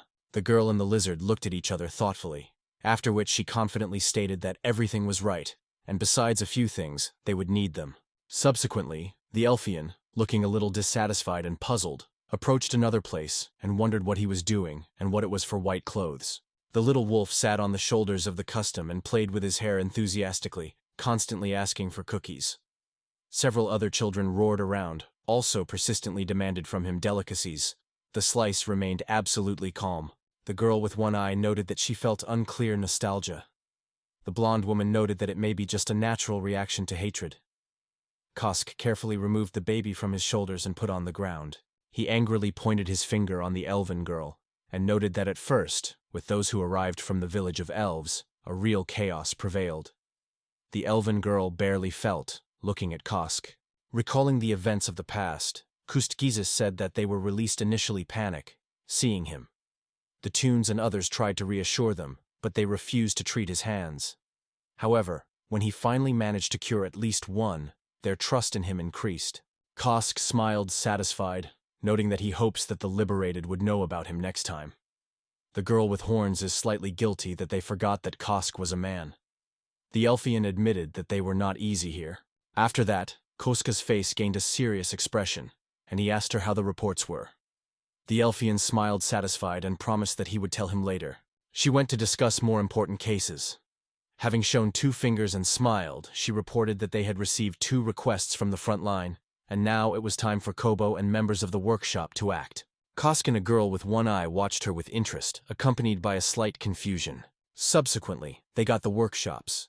Stopping at the table, they discussed a strange thing: cooking a hot meal without fire, and ways to communicate with comrades at a distance, without attracting the attention of the enemy. Gathering around a small table, they discussed how much food quality affects the mood, and how important communication for successful cooperation. They were annoyed that it was really so difficult. The Manava guy looked at the braid with some distrust, noticing that delicious food is still possible to prepare, but mutual understanding has become more complicated. Kosuke barely smiled noticeably and agreed, noting that he had several plans. He later noted that we could only order 1 dish at a time and wondered if we wanted hot food. The girl in the glasses suggested to create a compact portable burner, but the dark-haired girl skeptically rolled her arms on her chest and asked if they also wanted to get a boiler as a shield. Koski spoke dissatisfied, noting that this was not a very good idea. The man, who was called Monkey, raised his hand and asked with interest what they planned to feed the heater. The girl in the hood looked at him and explained that the magic of the user or magic stones would be used for this purpose. The girl, having only one whole eye, pulled the Koska sleeve timidly and, having a little discord, asked if his knowledge could be suggested. This question was a little embarrassed by Kosk. The helmet thoughtfully held the chin and noted that, in his opinion, there was a way to heat the food by the reaction of the vacant lime with water. The guy, like a monkey, noted that during the reaction, the slaked lime quickly releases heat. One-eyed girl wondered whether a reaction with a small lime was used to cook in the Koska world. Koska denied that there was no such practice in his world, and this is not a popular method. Koski was a little upset, noting that this method is only suitable for small amounts of food, and they need a solution for a much larger audience. The brunette with a smile confirmed that it was, but even in this situation, everything is better than nothing. She added that they still have time to find a solution. Koski smiled happy and noted that it really was. He then noted that it was time to discuss communication. He raised his finger and proclaimed that there was an alphabet of Morse in his world. All around were surprised and confused, wondering what this mysterious Morse alphabet is. Recalling Morse alphabet, Koski told that this is a way of transmitting information with a code that combines short and long sounds. He added how much he remembered that the device on the main base from time to time emitted magical waves to scare away demons. He seemed to use these magical waves to transmit messages. He smiled uncertainly and expressed his hope that if they managed to put their voice on a magical wave, it would be a real miracle. He was a little surprised when he noted that others were passionate about discussing something. They discussed the possibility of using the golem body. The reception was performed using magic detection, and if you run it into the air, it was possible to adjust the wavelength. They looked at Kosk and stated that thanks to golem technology, this is quite possible. Then they added that they plan to improve the signal transmission, in particular by creating a cipher. Kosk looked at them in surprise. After that, he noted that the idea was successful and should start work immediately. All unanimously and enthusiastically supported him. Subsequently, the night came. There was a large moon and many stars in the sky, and a solid darkness prevailed on the ground. The next day, the bright sun shone in the sky, pouring the earth with its warmth. Kosuke and others conducted the liberated ones who waited happily for goodbye. The Elfian smiled satisfied, putting her hand on the thigh, and Kosuke, with a joyful face, waved his hand constantly.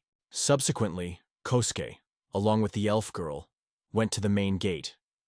They discussed how important it is to hope that nothing would happen on the road.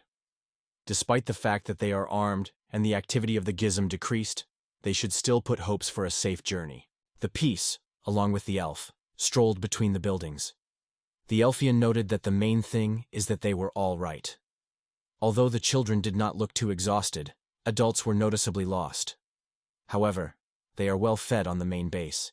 The Peace, with a wide smile, put his hands behind his head, noting that there were many men gathered here, and they all went to the main base.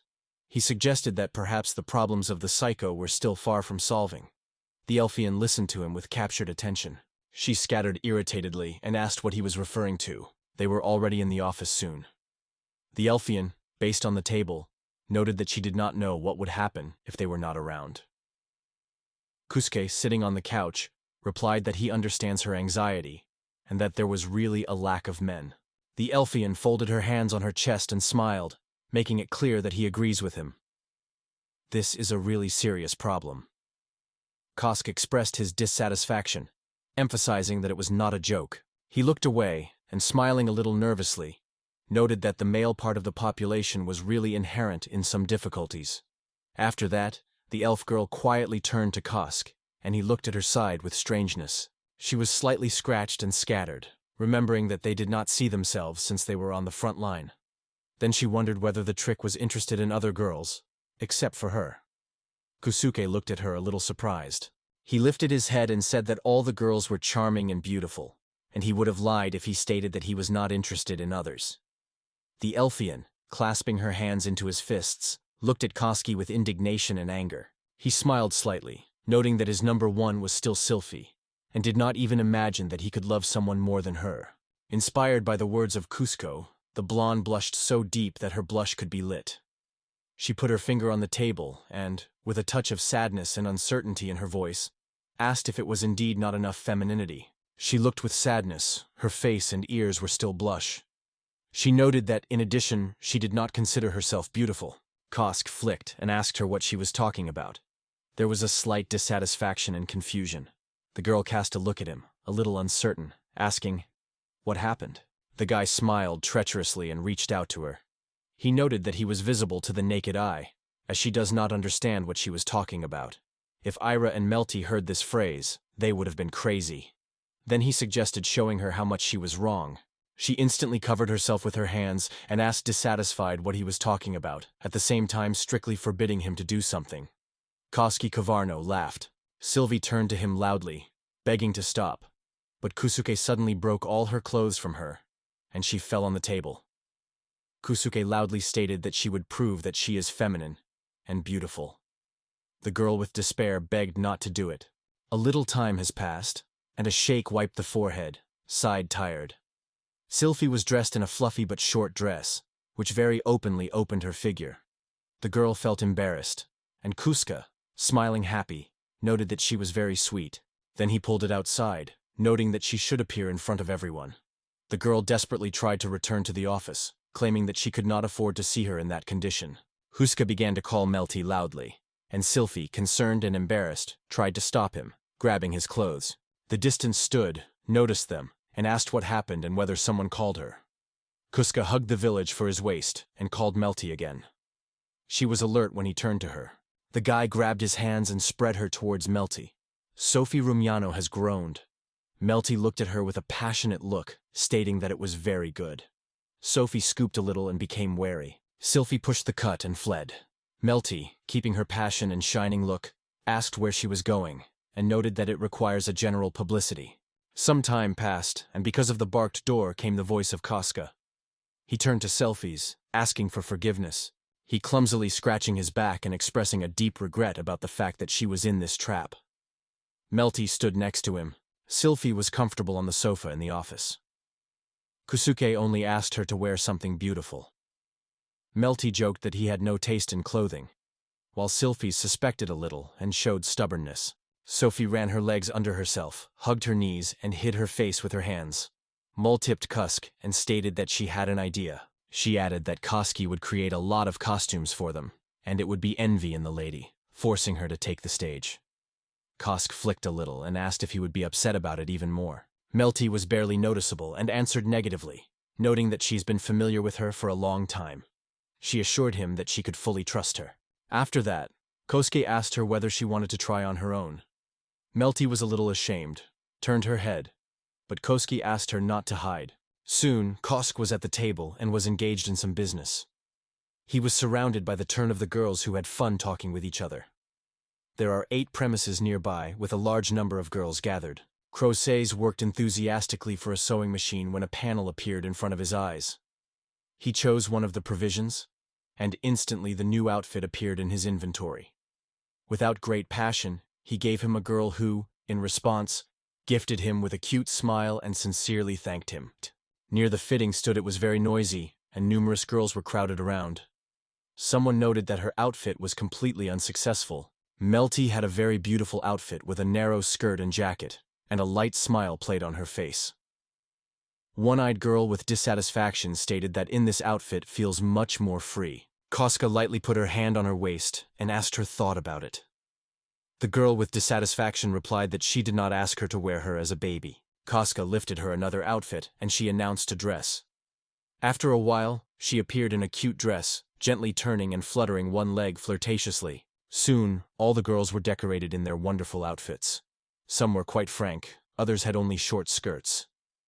Kosk, slightly red and open from his mouth, looked at them. Melty approached Kosk and smiled, grabbed his hand. She wondered how he was trying to look out the window. Maybe he will see something. Kosk was a little ashamed, feeling slight discomfort. Then Koska looked to the window and looked slightly.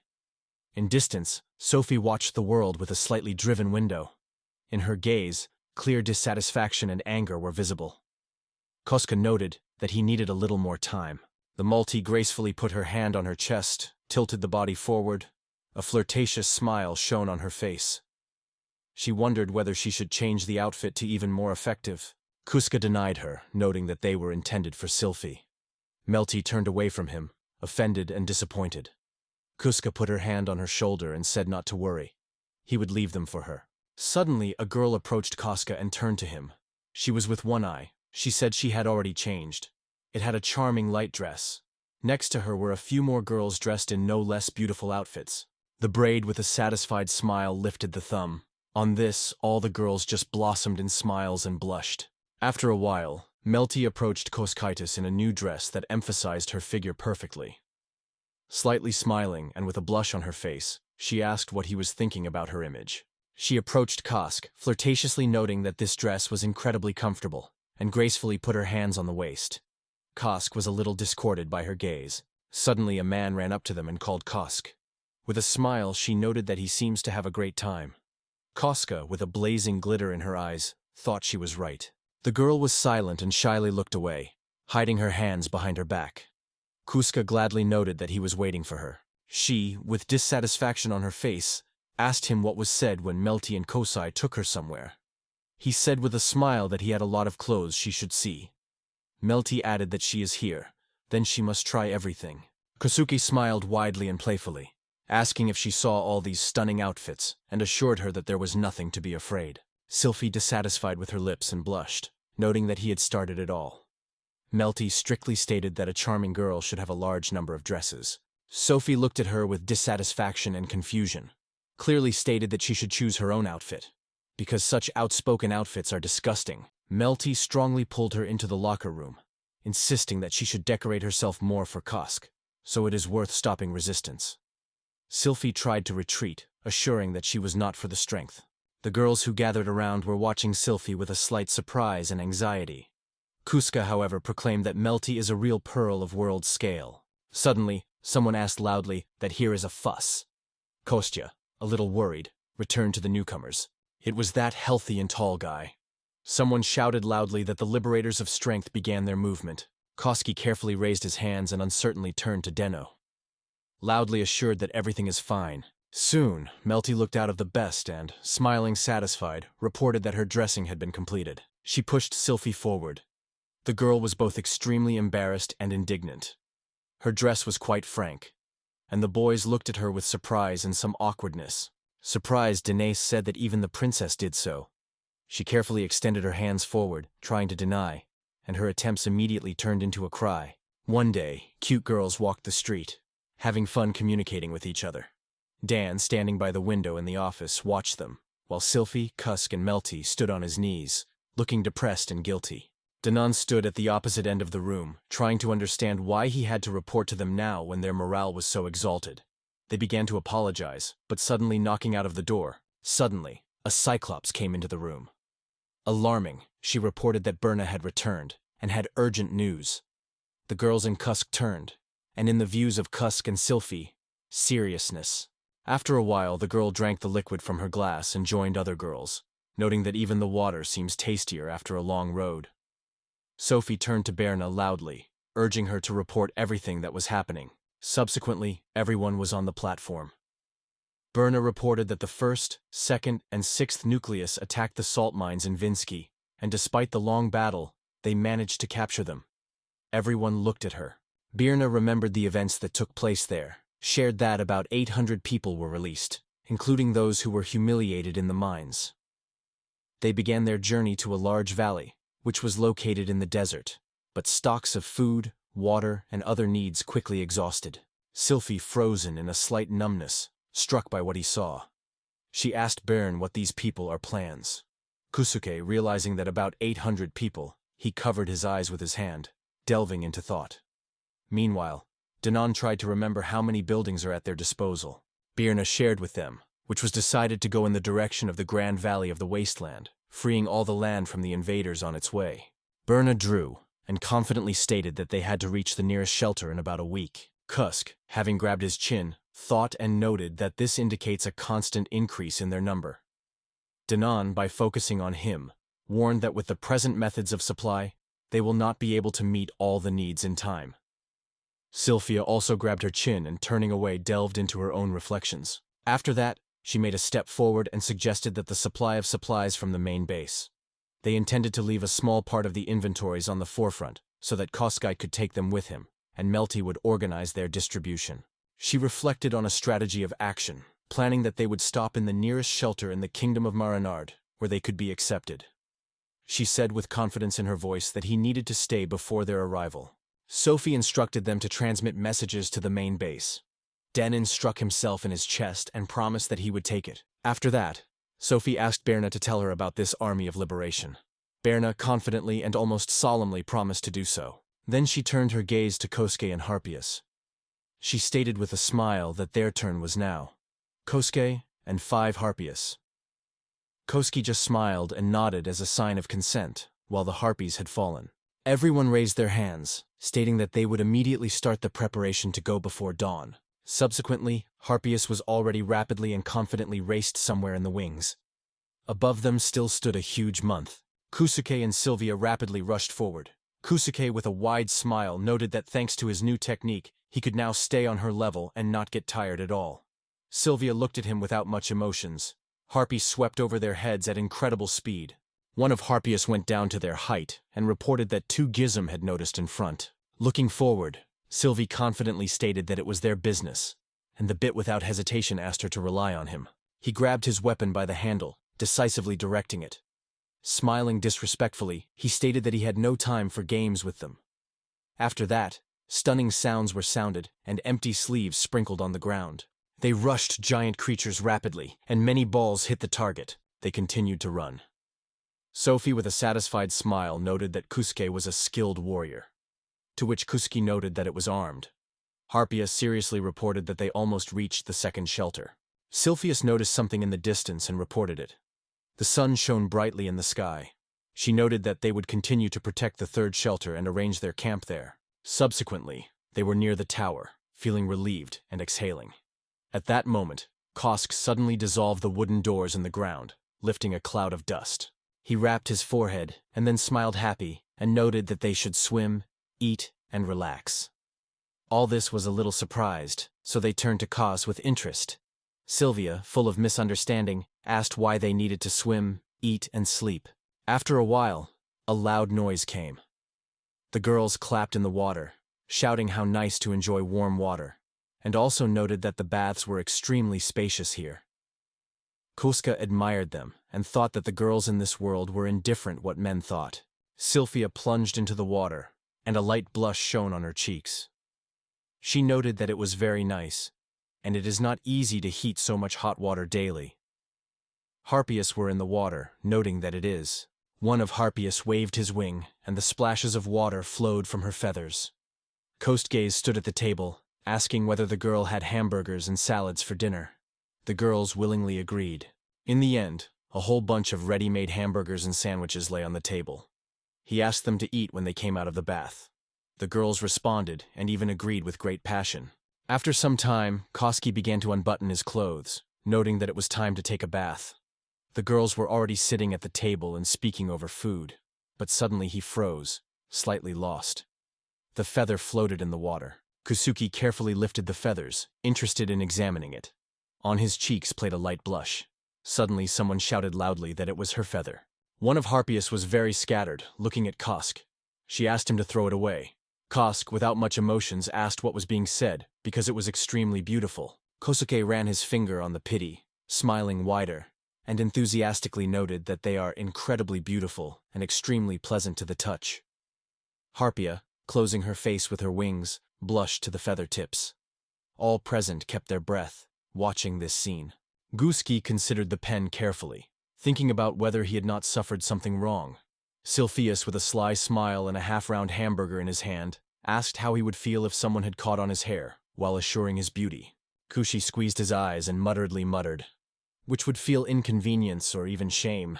After that, he tilted his head slightly and expressed his sincere apologies. Harpia waved her wings, barely holding back the excitement, and assured him that everything was fine, if it likes him. Harpia gave a smile like a ray of sun, and folding his wings, handed him a feathers. Kuska barely blushed and agreed, glad because he would not have to throw it away. Therefore, all Harpias exchanged views with each other. They suddenly stretched his feathers, offering them to accept them as well. Kosk smiled with gratitude and thanked them. He squeezed 5 completely different feathers in his hand and looked at them with his mouth open. Noticing Fronte's feathers, he wondered if it was a unique item that has a special name. Sylphie looked at them with interest and asked Kusuke, which is why he was so joyful. Kusuke smiled slightly nervously and asked if it really was. He then confessed that he was collecting bird feathers as a child and keeping them in his treasure in his box. His gaze fell on the feathers, and he said that there were few birds in his edges, so feathers were true. He even thought that there, apparently, did not find Harpias. Koska gently ran his finger on the pity, from which the harpies were densely blushed and squeezed their wings. Changing his gaze sideways, Kosk looked slightly embarrassed at them, thinking what happened.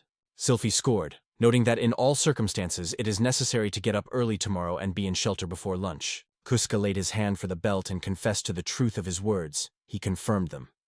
Harpia supported him with a smile, and Sylvia smiled satisfied. Deep darkness prevailed outside, and a great moon shone on the sky. Everyone was asked to prepare for sleep, and everyone willingly agreed. Subsequently, Kosk was completely naked. The ray of light, which penetrated through the transparent dance, created a feeling of pleasant warmth. Some unknown processes began to wrap his body. Kosk opened his eyes and felt as if he was covered with feathers that gently caressed him. These feathers touched every part of his body. He begged to continue, but suddenly heard someone starting to call him. Kuska opened his eyes. Below them were bruises, and he quietly moaned. It was just a dream, but someone was calling him hard. Harpy sat next to him. They smiled and wished him a good morning. Costgate straightened and stretched out loudly. Then he responded with a warm smile and wished them a good morning in response. He became interested in this situation. After that, he went outside, and the Harpius with a smile expelled. It seemed to him that there was a difficult day yesterday, which is why the body was still fatigued. Harpius noted that he finally got up. Rising the stairs, he noted that his lower body unexpectedly feels light. He climbed up, greeted everyone on a good morning and thought that he may have just a game of his imagination. The Harpius smiled and greeted him with a good morning. One of them noted that another beautiful day began. The light blush flashed on their cheeks. Sylphie scored a little and looked away. It seemed a little dissatisfied, but still congratulated him on a good morning. Kuska was slightly nervous, watching her and inadvertently asking herself why she avoids her eyes and her skin resembles the brilliant feathers of Harpy. Sylphie turned her head and proudly stated that he should hurry up and cook breakfast. Kosk nodded without any emotions. The Harpus followed, questioned what they have today. Kosk replied that he did not know yet. Suddenly, one of Harpius inadvertently touched his wing to his lower body. Kosk looked at them with unconcealed indignation and confusion. Harpia hinted that he should speed up breakfast. Koska smiled widely, noting that today they were kept closer to him than yesterday. The second Harpia offered her help. Sylphie, simulating a rigor, crossed her hands on her chest and asked that he was so upset. With an expression of dissatisfaction on the face, she noted that he should be grateful for this attitude. Kusuke looked at her in surprise when she ordered to prepare. The sun was already rising, and its rays flooded the earth with a glow. Sophie stated that they should attack the fifth covered point on the forefront before noon. After some time, the sun has already risen high above the horizon. Soon they reached another place. They were informed that they were on the territory of the No. 5 asylum. Huskike covered his eyes from the bright sunlight with his hand and noted that it opened a view of the forest and land of Marinard. Sylphie turned to Harpy with a serious look and asked them to examine the perimeter. The Harpy raised the wings to the forehead, showing consent, and went to perform the task. The Harpus flew in different directions. Kosuke proposed to build a defensive fort here. Sylphie confidently supported this idea. She raised her hand, saying that it was time to get to work. Immediately in front of her in the air, a block of material appeared. It has fallen for a while, and dormitories, warehouses, and wells have already appeared. Kosazka wedged a shock shot, digging up the tunnels for emergency evacuation. He also placed many dynamite blocks, thus preparing traps in case of attack. Subsequently, the huge walls already stood around. Kuskai reported that the walls were completed, and the construction of the fort was ended. Harpia flew over this huge building and could not hide the surprise, noting that the fortress was already erected. In the fortress, everyone else stopped near the huge beds. Koska noted that if he sows seeds, then in 3 days it will be possible to harvest. The goose nodded approvedly, smiling happy, and noticed that it would be enough to provide them with food for a while. Sylphie looked at him with delight, expressing a surprise from his talent, which she, as always, did not stop wondering. Sighing, she finally agreed, confessing that they now found shelter, where they could stay for a while. Immediately, Koski began to sew beds. Kosuke returned to the rest, and after a brief conversation, everyone came together with the call. With confidence in their voice, they declared it. 5 days have passed since then. The sunrise illuminated the earth with its rays. Kosk looked somewhere in the distance, raising his eyebrows. He felt something wrong. Kosk sat on the bed, crossing his arms on his chest. Looking into the distance, he thoughtfully noted that during the last 5 or 6 days, he feels that his dream has become somewhat strange, even given the nights he spent in the shelter. The guy sat on the edge of the bed, walking his hands on his knees, and confessed that he could not fall asleep all night, from evening to morning. He has never felt like this in his life. Then Koska walked into the window and looked out.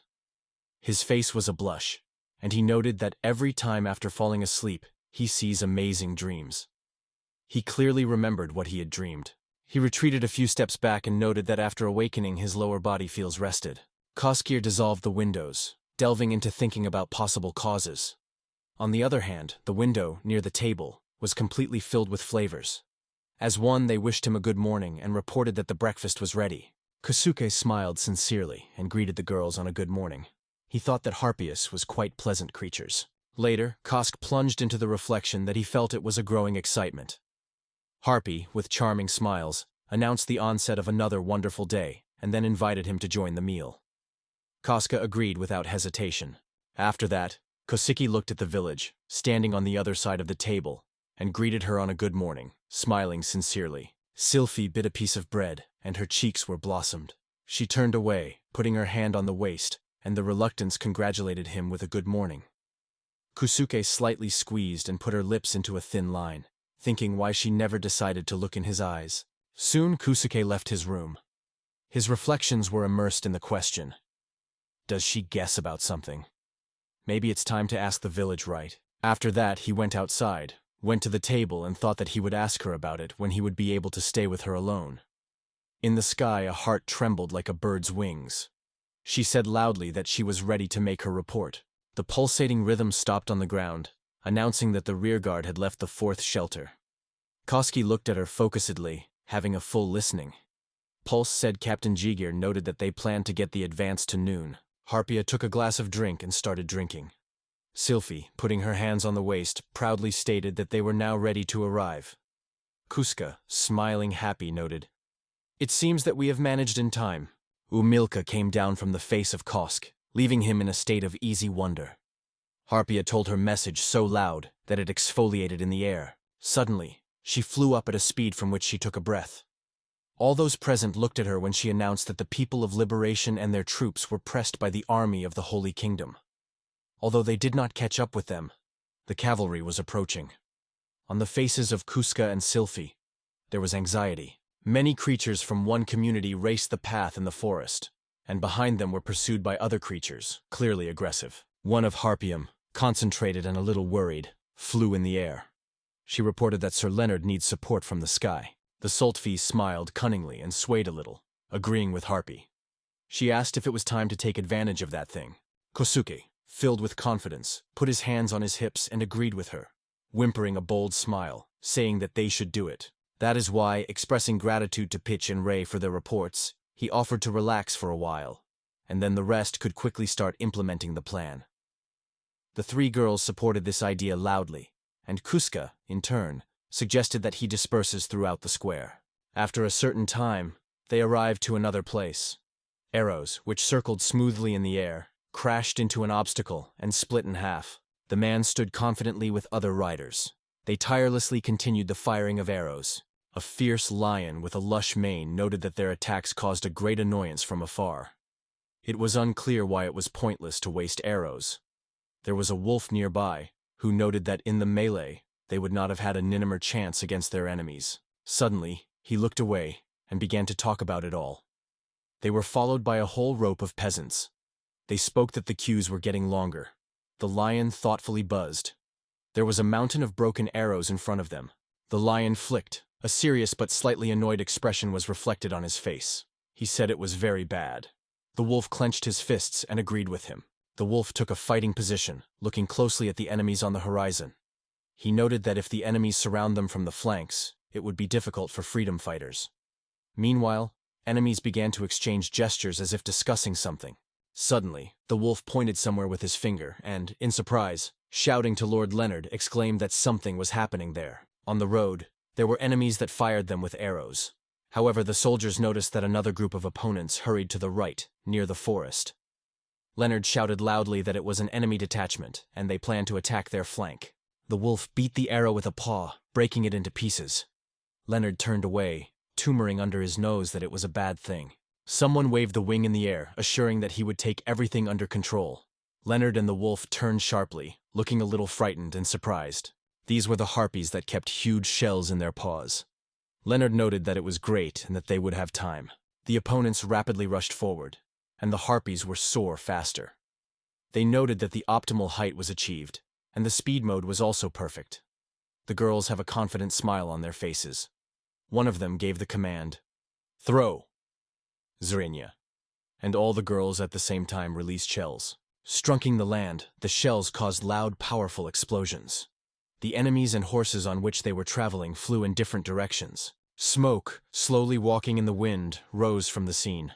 Harpias frozen in the air, watching the events. They proclaimed loud and confident that they had hit the target. Suddenly a loud sound came again, and Harpias flew rapidly in opposite sides. They admired the unusual effect and the incredible power he had. Looking down, the harpies smiled satisfied. They are convinced of their success. One of Harpias twisted the shell ring on her finger. Gozhe seriously stressed that their priority should be their own safety, and they should do their best to prevent allies from participating in heavy fighting. Harpias squeezed the shell's hand, spreading his wings wide. She stated loudly that she had understood him. Sophie stood nearby, crossing her hands on her chest. Other harpies watched them carefully, listening to the words of Kusuke. After a while, 3 harpies, holding the shells in their claws, disappeared in the sky. Kusuke, following their departure, expressed his hope that everything would go smoothly. Sylphie looked carefully at them, noting that they were training carefully, so everything should be okay. After that, Kusuke stopped for a moment and silently followed them. Sophia wrinkled his forehead and watched him carefully, while the rest of Harbi lively exchanged replicas with each other. Suddenly, Kostite pulled out a small cylindrical object. He quickly wandered somewhere, leaving Sophia standing still, watching him a little upset. Koski cleverly rose to the top of the long stairs. He looked out of the tall wall. Taking the telescope in his hands, he looked carefully and raised his eyebrows, saying, "This is a real war." Through the telescope, he noticed Harpias, which flew so far that only the contours of their wings and bodies were visible in the distance. Suddenly, someone noted that he looked concerned. Kusuke turned instantly to see who came. In front of him was a village, which rose the same stairs. She did not look away from him, watching her every movement. Kosuke pushed the telescope sideways and smiled slightly. He confessed to her that he had never participated in battles because he was a common teenager who led a simple life. Sylphie stopped nearby, noting that he showed exceptional courage in the battle with Gizem. Kusuke, with a sour expression on his face, gladly stated that this strange creature is by no means human. Sylphie smiled innocently and replied that it did not matter. After that, she turned her annoyed and indignant look at Kosuke, and noted that all people, elves, Gizms, are living creatures. Kosk tightened slightly, hearing her words, and clenched her lips. Then, leaning his hands on the protruding part of the wall, he calmly agreed with her, noting that she was right. However, he acknowledged, separating one with the other is not as easy as it seems. If this was possible, everything would undoubtedly become much lighter. His view was full of tension and anxiety. The wrinkles lay on the forehead, because with every moment it was more difficult to find a solution. He remembered all the moments that he survived so far. Like common meals at a large table, he said that no day spent in this world could match his ordinary life on Earth. He also mentioned their clashes with enemies and all kinds of monsters. He considered it extremely exciting. He remembered another memory. When he was alone with the village, how perfectly it was together. It seemed like it was a dream. Throwing into the memories, Kosuke has exhausted it hard, closed his eyes and yawned wide. His thoughts were constantly returning to another topic, as if he could not tear them away from it. The dark-haired guy plunged into sadness and looked away. He seemed to realize that he had a little exceeding the limits of patience. Sylphie approached him, almost touching, and extended her hands, trying to hug him for his waist. She called him anxiously. Kusuke turned his head to the village, a little puzzled, and stamped her gaze. Sylphie hugged Kusk for his waist, pressing his back. She tilted her head on his shoulder, closed her eyes, and said compassionately so that he would not worry. But if he was difficult, it is better to relax. Kusuke looked slightly in Sylphie. She continued to embrace him, claiming that he had already provided them with considerable help, that they always relied on him, and that he had never failed them. Sylve leaned her face against the shoulder of the piece, hugging him from the back, covering her eyes from anxiety. She assured him that no one would force him to participate in this war against his will, and then firmly added that she would not allow it.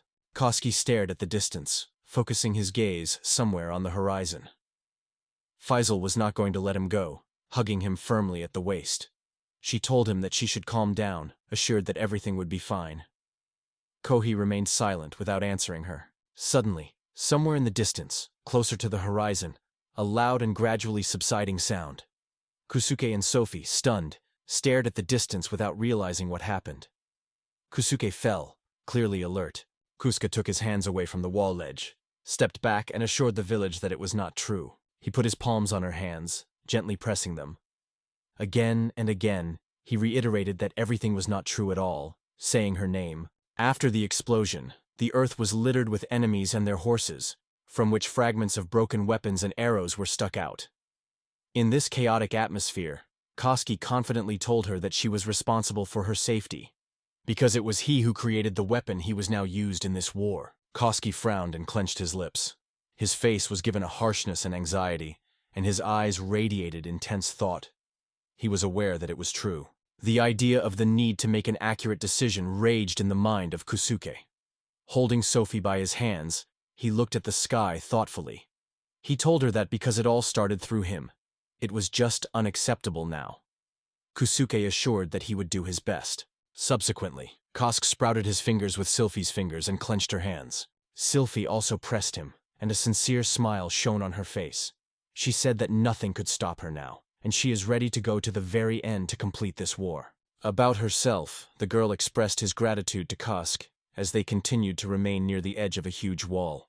Subsequently, the Harpies returned, and when Koust approached them, they were happy to return. Their shelling stopped the offensive of the army of the Holy Kingdom. The noon of reinforcement has already joined them, and with the arrival of the day, the main rescue units were filled. Kusk and Sophie undertook the connection with the creatures who had just returned from the battle. After that, an endless series of creatures appeared in front of them, which stretched down to the forest itself. Koska, standing on the wall with Sylphie, gave their hand. Subsequently, the night came, and the uninsequent darkness cut only the light of the lanterns, which illuminated the lanes between the houses. People continued to appear until late at night. Dwarfs again were frightened when they met with a causekeeper who was a person, but he greeted them with a cheerful and friendly smile. Subsequently, the newcomers settled in the rooms and, housing on beds, began to exchange conversations. At this time, Kosuke, Sylphie, and Leonard sat at the table and discussed measures to counteract the army of the Holy Kingdom. The rest of the audience gathered around, listening carefully to Leonard's words. Over time, Koska, along with their numerous detachment, went on the road, and from the top of the wall, they were looking after others, including Sylphie's. The liberation forces were divided into 3 detachments, which went every 2 days. Sylphie, along with half of the soldiers, remained in the temporary fortress to provide protection and observation. Kusuke wandered empty corridors, illuminated with only one torch, continuing to explore the desert and build a storage facility. Within a few days, their lives were calm and carefree. Everyone who stayed in the fortress greeted them with friendly smiles, and some even cheerfully waved their hand. Kosuke, smiling happily, waved them. His teammates were driving behind him, and some of them also wanted to congratulate those who met them. It happened in the evening of the 5th day when they had already arrived on the front. Their huge detachment moved a long column. At that moment, the sun was already beginning to hide behind the horizon. They passed through the main gate where people met with bright faces, greeting and congratulating them. The newcomers were surrounded by those who stayed in the fort, and they were given an order to find a room of reception in the central square. They will be told where you can place. Dinan said Kosk that Harpies reported that they had repelled the royal army. Koska noted that there was no loss. Harpies had fun talking to each other. One of them opened their wings and noted that their new air missiles are something incredible, because now they had a real weapon to fight. The other Harpia added that they could no longer be called birds for the toilet. Dinan frowned and asked Kosuke if he realized that the expansion of the shelter was already completed. Kista smiled satisfied, feeling pride, and, remembering his work, noted that everything was going beautiful. He then added that they doubled the capacity to 1,000 people. Dinan put his hand on his shoulder, smiled and expressed his gratitude to Kosk. He added that now Kosk has to rest well and insisted on it. Koska smiled wide, nodded and agreed that the rest was absolutely necessary, but there was one fever. The guy turned his eyes and calmly reported that tomorrow he went to the temporary fort, because there are several additional preparatory events to take there. Did Nani look warm and tenderness into the eyes of Kosk, apologizing for the inconvenience caused?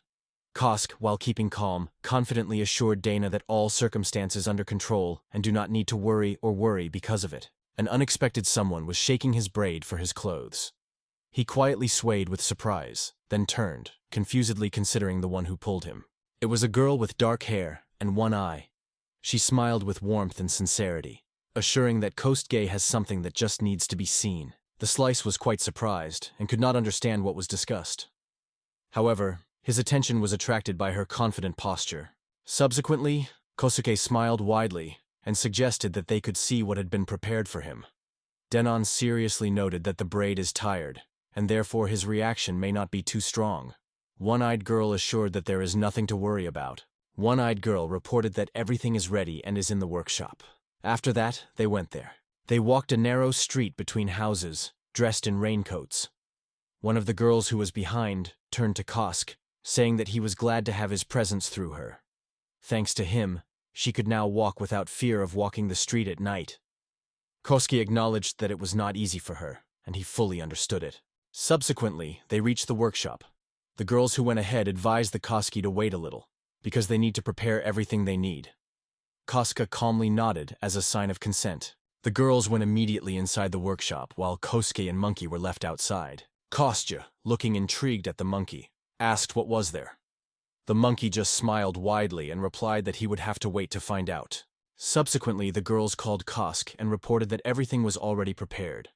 He looked interested in their direction. Then the girls invited Koskir inside.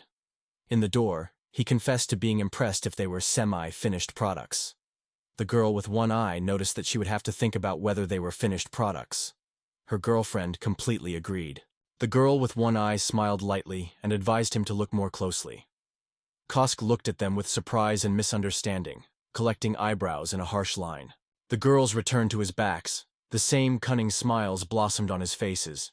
They had little backpacks on their shoulders. The Coast K has drew attention to these backpacks. Their appearance caused him embarrassment and surprise.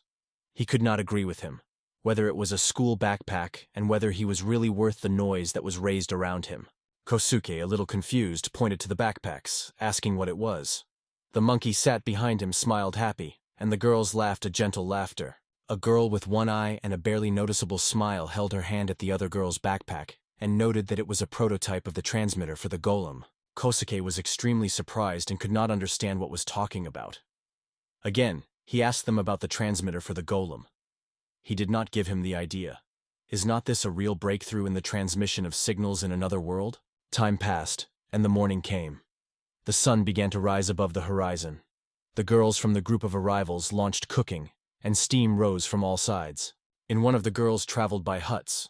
Kosk was scattered on the bed in his room. He negligently threw his hand up and released a heavy sigh. The braid slowly opened his eyes, barely raising his hand to the forehead, and devoid of special emotion said that the morning had come. His other hand rested on a blanket under which something was clear. The Kostivsky player of the murmur is confused and questioning. The guy took the edge of the blanket, as if with a certain indifference and a slight shade of drowsiness, and lifted it. Under her, on his chest, a girl with dark hair and one eye resting peacefully. Koska shuddered at surprise, quite alarmed and amazed. He carefully pulled the blanket out of her body, and a blush appeared on his face.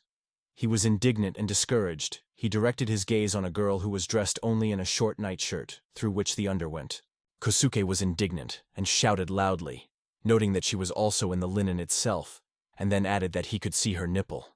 He was genuinely surprised what she was doing here. Koski sat excitedly, putting his hands on his forehead, and looked forward. With fear, and a little louder than usual, he noted that they were both close to each other, as if nothing had happened. But in a moment, his memory returned the events last night. He recalled that he was in the workshop where he was demonstrated by the goal. Afterwards, he asked the girls what the range of his signal. They replied that the exact distance is unknown, but the forest would definitely not be an obstacle for him. With great admiration and surprise, Kosuke reported that it was impressive, and really incredibly. The monkey, crossing her hands on her chest, noted that they took a long time to fit it in such a close space. A dark-haired girl with one eye smiled slightly, looking at Kosuke. She hinted that he could well admire her more, or even gently her hand on her head. The bidder smiled widely and gently ran his palm on the girl's head, encouraging her words that it is really wonderful, and that she is a good fellow. Then he added that she also was a brilliant sorceress and an alchemist. The girl smiled happy, agreeing with his words. After that, the guy explained that the experiment should now be conducted to determine how far the signal can be transmitted. The girl assured that she understood everything, and noted that they needed to deliver this piece to the temporary base. At this point, other girls approached and reported that they finally found Kosk. The girl who came to their workshop with a gorgeous smile told him that she was working on several prototypes. She believed that he should see them, and added that she had a little bread. A little time passed, and the girl proudly demonstrated a Kasi pan with comfortable food handles, a bag for heating water with slaked sulfur, as well as a portable thermos. A look full of expectations, she asked him if he liked it, and whether everything went well. Kosk, full of surprise and joy, admires that it is just wonderful. The girl, squeezing his cams and passionately turning his tail, with a wide smile on her face, asked if that's true. They spent a long time in the workshop, on the side of the table. The light that emitted from the workshop was a little illuminated. Remembering this, the Cascade thought of their long night conversations. He was still sitting on the bed, leaning on his elbow. Thoughtfully looking at himself, the man explained why he found himself in the guest room next to the workshop. Meanwhile, the girl slept peacefully on his chest. Suddenly, someone shouted to the Coscalet through a half-open window. A girl with dark hair that shone a wide, joyful smile dissolved the window shutters and asked if she was sleeping. She added that at night she seemed to hear some noise. Her outfit was quite frank. Costco looked with delight and surprise at the girl who just came, and uncertainly muttered under his nose. The other, without worrying about what was happening, continued to sleep quietly, leaning on him.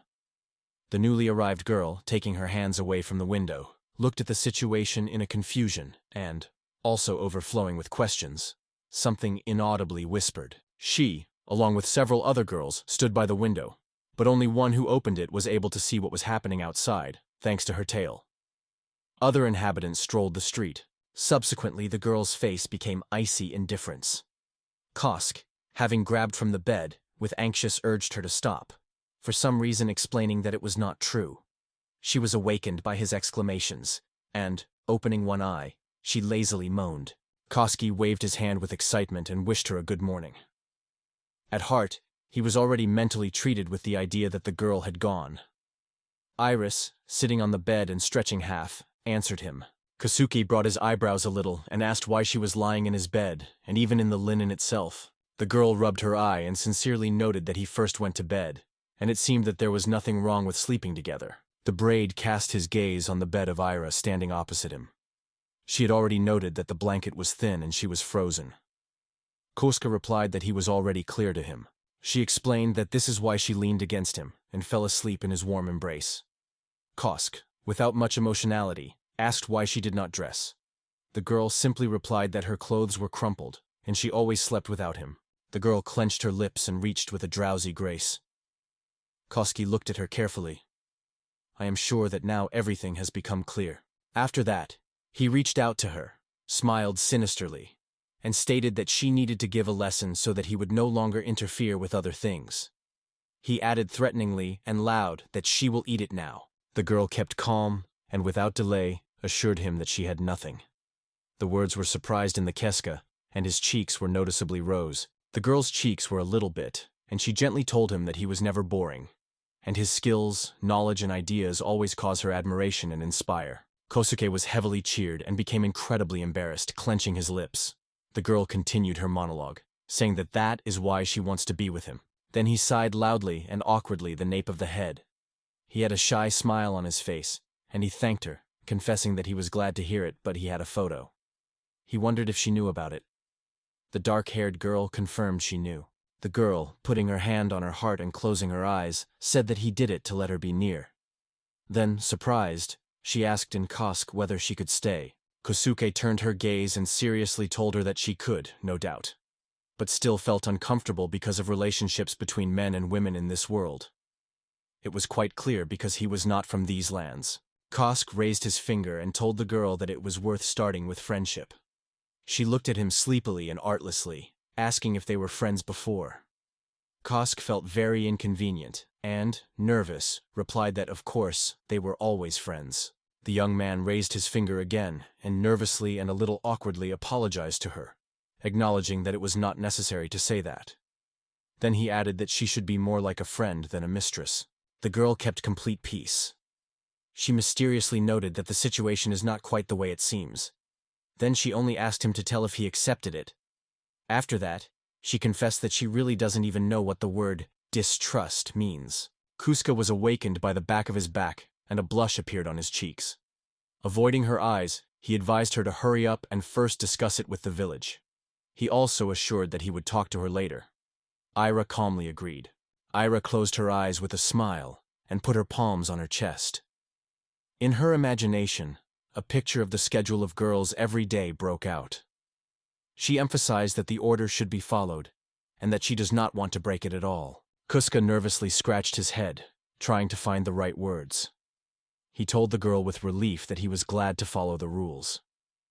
Thank you for not having a hot controversy. Kuski offered a dark-haired girl to dress so that they could go for breakfast. The girl calmly and briefly agreed with his proposal. A little later, I straightened out of bed and started dressing. Kosuke remembered how happy the girl looked, and it seemed that he did everything properly. He sat, closing his eyes so that she was dressed. Subsequently, when Ira was already dressed, the slice also got up from the bed. His thoughts began to spin around how he would explain all this silpies. Subsequently, they were on the street, in a place where large tables stood, for which people enjoyed the meal. Subsequently, one of Harpias frozen in a stupor, stunned and embarrassed, staring at something incomprehensible. She, not believing her eyes, tried to understand what was happening. At the table, near Harpias, there is a Koskai. He was surprised to view one of Harpium. Next to him sat a dark-haired girl who hugged his hand and bowed her head. Other Harpias, with no less curiosity, looked at the girl without stopping the meal. Ira calmly assured her that there was nothing wrong with that, and that Kosk just saw a woman in her. Kosk smiled awkwardly, and the girl's heart was stuck in surprise, so she couldn't even move. Harpia turned sharply, staying in place in a full stupor, not realizing how possible it is possible. At this time, the other Harpias approached Koska and quietly noted that his mouth was contaminated. Another Harpia looked back at them, and tension and fear were red on her face. Other Harpias suggested combing his hair. Harpia was angry and very indignant in their behavior. The other Harpia carefully wiped the boy's mouth, and the friend carefully combed his hair. Kostgite calmly allowed them to do all this, and at the same time, Ira looked at the angry harp. She trembled with her body, but gathering strength, she also smiled. Closing her eyes, she told him that he seems to be fine with Harpia. With a smile on her lips and a casual joy in his voice, Kusuke told her that they have long been together, and therefore they had the strength of opportunities to get to know each other better. The girls finally finished, and Kusuke noted that Harpy was an extremely caring race. The girl turned again, got rid of, sat on the ground, lowering her wings. She was silent, and quietly told him that she had been caught up again, even these new Harpia. She could not understand why they were not in one team. Kosk looked at her in surprise without understanding. After that, Danon approached them, and Kosk rose from his place and reported that he had recently been on the square. There he saw Harpias, which sat on the ground with appearance, seemed to be a victim of some disaster. Koska congratulated Harpy on a good morning, and wondered what had happened. Danon, contacting Kosk, congratulated him on a good morning and, looking at a good morning, remembered that he forgot to ask yesterday whether he was planning to return to active participation in events. Kosk, keeping calm and without unnecessary emotions, confirmed that he intends to go there again. After that, he smiled radiantly and, raising his eyebrows, noted that it would happen very soon. He also reassured him, saying that he should not worry, because he would not do it on his own. After that, he noted that he would choose his own accompanying people. Harpia, sitting on the ground, suddenly surprised and flicked.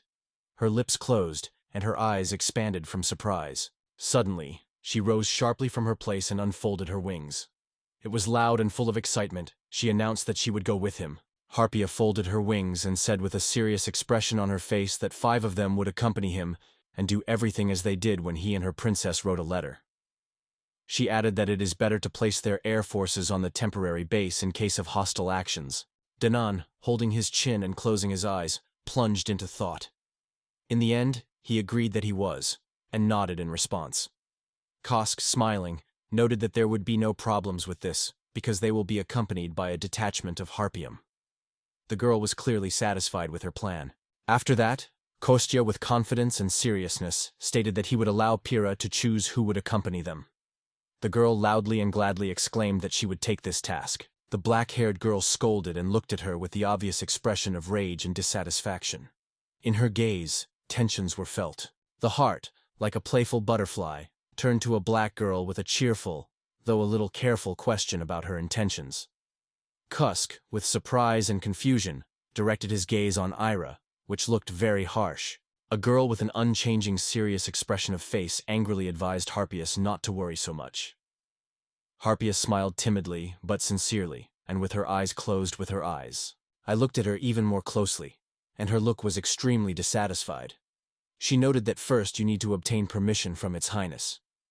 Harpia was a little frightened, and grown with a dark-haired girl.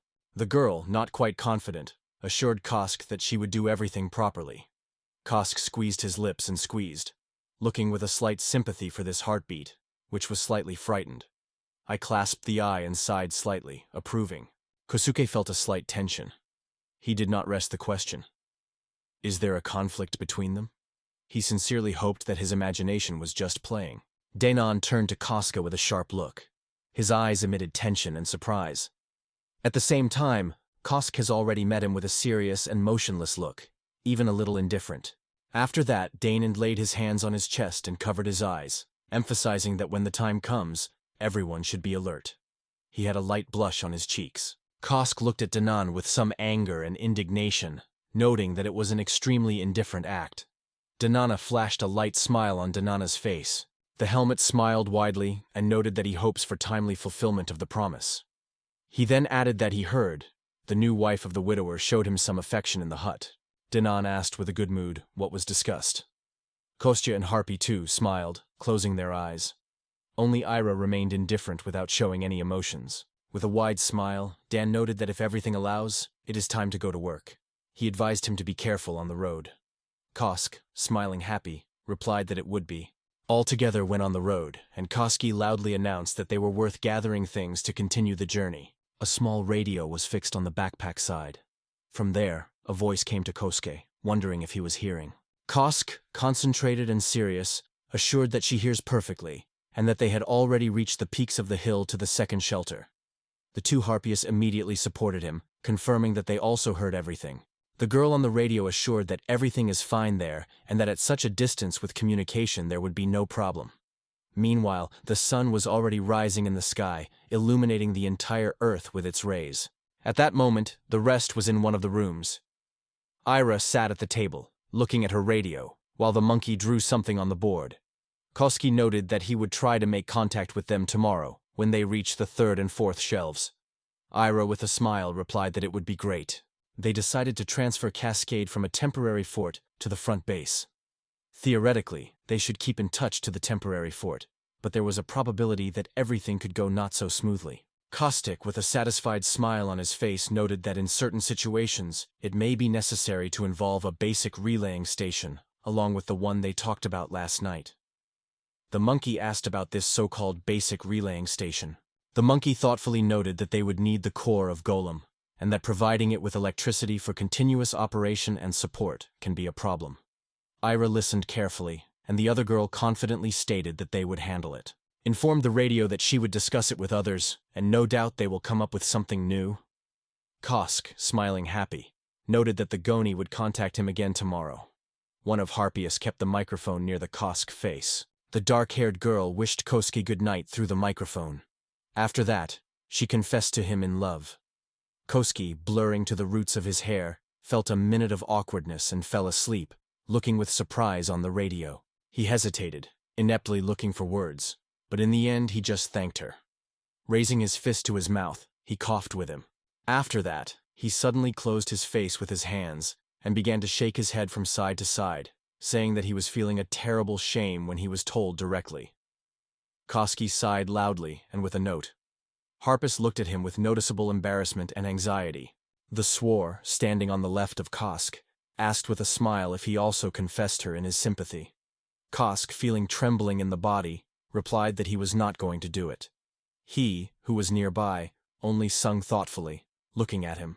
Standing on the right, the touch with a smile told him that they all sympathized with him. However, Koska's body continued to tremble continuously. He nervously asked to stop such conversations. Starting continued to shake his head in amazement, when the Harpies smiled widely and directly. Meanwhile, two more Harpy joined them as soon as they returned. Both assured that the intelligence was successfully completed, and no enemies were found nearby. One of the returned Harpias looked at Kosk in surprise and asked if something happened. Koska, a little nervous, put his hands in front of him and shook them calmingly, assuring her that everything was fine and no problems.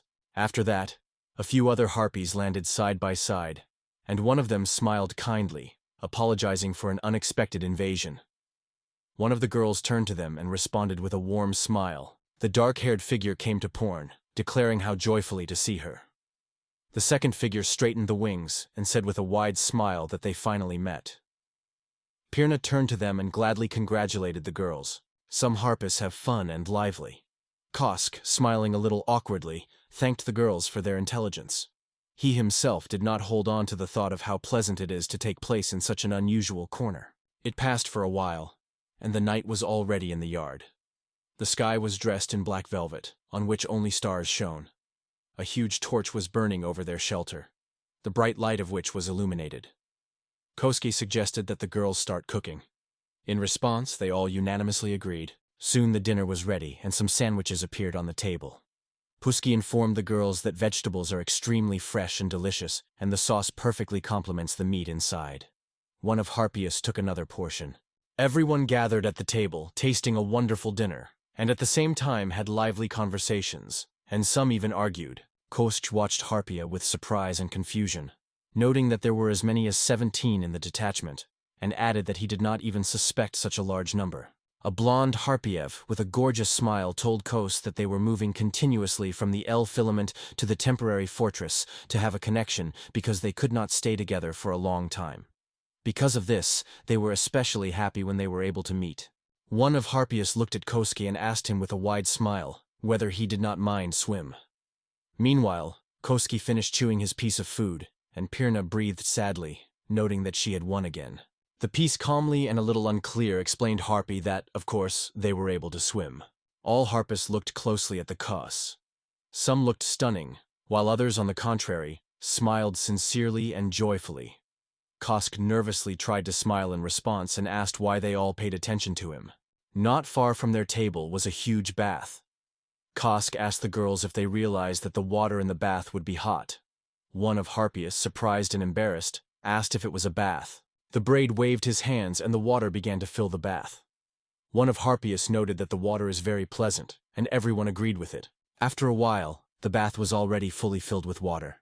Koski smiled, satisfied, putting his hand on his side, and told the girls that they were the first to go swimming. The girls looked at the bathroom from which steam climbed. With a serious expression of the face, the girl with black hair assured Kosus that she would go first, and they would follow her. Koska looked at her with surprise, noting that the first to go in such issues. Another Harpia smiled widely, waving her wings. She said that in this case they would go together. Koski blushed and began to deny, stepping back. All girls with a cheerful and playful mood attacked Kosuke. It seemed that their heart prompted them to do so. Despite the Kosuke's request to stop, they did not pay attention to it. By the time the girls had already removed their clothes, Kosuke became brightly red. Kisuke has already plunged into the water, getting to the cheeks, and his breathing created small bubbles on the surface. He looked at them with noticeable dissatisfaction and indignation, saying that they would not hurt to show at least a little more shyness. The girls gathered around Koski, absolutely naked. One of them suggested that he massage his back. However, Koska rose up and categorically abandoned such a proposal. The girls were not going to retreat.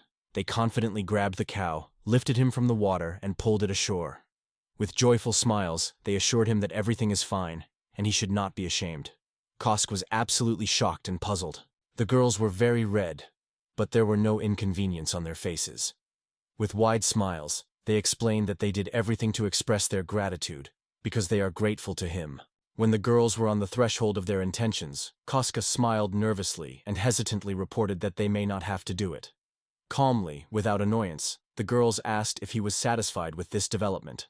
Koski suddenly tensed and groaned nervously. The girls surrounded him from all sides, and one of them dropped to his knees. She grabbed his feet with the help of her wings, and stated that they would also wash him.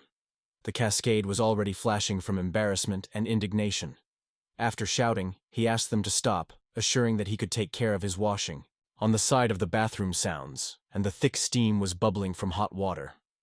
Washing the body and massage with the help of harpy feathers gave incredible pleasure. Brickly smiling, Sylphie opened the door of the room. She spread her hands full of energy, and happily shouted Kuskeki's name, greeting it on his return. The guy smiled soap and greeted the village with the same sincerity as she was. At the same time, Perna, Torch, Pissar, and a few more people stood behind his back. All of them also emitted friendly smiles. Sylphie rapidly ran to Kusuke, hugged him firmly, and happily said that she was happy that everything was fine with him.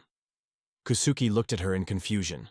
Unexpectedly, the guy realized what happened, and broke into a loud cry, so powerful that his voice came to the whole base. The gun was red and urged Sylphie to stop. He rested and insisted on his own, but did not release the village, hugging him even stronger, causing his hands to bend in the opposite direction. Sylphie cautiously put the boy on the ground, quickly apologized, noting that she reacted a little emotionally, and therefore did not notice what had happened. The guy sighed deeply, and assured her that everything was fine with him, and no part of the body was injured.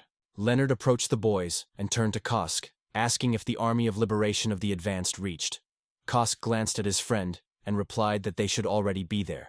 Kokke waved his hand, and a small bag appeared in his palms. He stated that he would now contact the army and find out all the necessary details. The boys looked at him with surprise. Sylphia wondered if he really planned to contact them with this small suitcase. Kuska laughed and noted that he had expected such a reaction. The young man put a bag on the table, from which a small antenna sticking out. All present with interest began to consider this unusual device. Leonard noted that there was no sound from the object. Pirna thought and noted that it was strange, because they could contact Ira with shelter number 4. The guy, having scratched his head, suggested that apparently the transfer wave simply did not reach that place. He turned, smiled, and said that perhaps the boundary of this transmitter was about 4 days of the way. He also added that Ira and others probably are already working on a relay station that will increase the signal range. Sylphie thought and noted that she simply expressed her desire to be able to communicate with other units. However, she had no idea that everything would be so rapidly resorting. Leonard smiled, noting that it is difficult for him to imagine the possibility of something like that. They assured that with this invention, it will be easy to keep in touch during a variety of ambushes and offensive operations. They added that even being in defense, they would be able to determine quite quickly when and where the enemy was attacked. Kuska, smiling trickily, noted that if you allow Harpias to use this item for flights, it would be a really great way of exploration and rapid exchange of information. After these words, he asked if they shared his opinion. Everyone looked at him with delight and noted that it was a wonderful idea. The guy felt pride for himself. Sylvia explained that she understood and reached out to the subject. Taking the case, she smiled, noting that it would help dramatically change all the ideas about the war. Everyone turned to the village with smiles on their faces. Kusuke supported her opinion when the news of one of the Harpias suddenly flew to them. The girl went down just below and reported that the enemy troops had already begun an offensive. She also added that they would probably reach the outskirts of their fort to sunset. Sylphie on. As soon as he received this information, Kuska turned in surprise, hearing the news about enemy troops. Suddenly he gained his eyes on the village. His eyes turned sharp arrows when he asked what means they would come here before dawn. His face changed, and anxiety was clearly reflected in his expression, while he was awaiting explanations from the village in tense expectation. The girl remained unmoved. She said that the enemy has 1,000 riders, as well as 4,000 hiking soldiers and archers. She strongly argued that at the moment the number of hostile forces is 5,500, of which 500 belong to supply units. Leonard exclaimed that the enemy's forces exceeded the Army of Liberation 5 times, because they had previously allowed them to strengthen in outposts on the front country. He noted that it is good that the issue of capturing the Black Forest is not discussed at this time. Koski shouted that if they got to sunset, the attack could be started that night. Then he asked if that's really the case. He asked the boys that in this case it was possible to do. Kuskek noted that they drilled the tunnel underground until others were excommunicated. He expressed his hope that he may be able to restrain the enemies before dinner and then escape. Sylphie just smiled mysteriously and asked not to rush, because she already has a concept. The girl looked carefully at another and asked if the temporary fort was replaced. She noted that it could be used in its favor. The helmet threw the coil behind his back and squeezed the structure firmly in his hands. He noted that the enemies did not even suggest that he can be thrown and blown up. The guy noted that Koska laid explosives on the basis in case of a similar situation, and then asked if it was true. Another guy confirmed their words, saying that this is the case. He noted that the explosive is laid not only under the pavement, but also in the fortifications themselves. He also added that if at least one charge explodes, the next moments will fly into the air by all others, leaving only dust from the fortress. He smiled cunningly and noted that he could not allow the enemy to use it again. Sylphie faded a little under his watchful look. The guy also asked if 5,000 people would be able to fit there. Sylphie turned and looked at the fort from a bird's view. She reported that during their departure, some of the stocks would remain in the warehouses of this place to give the impression that they had to run away from there.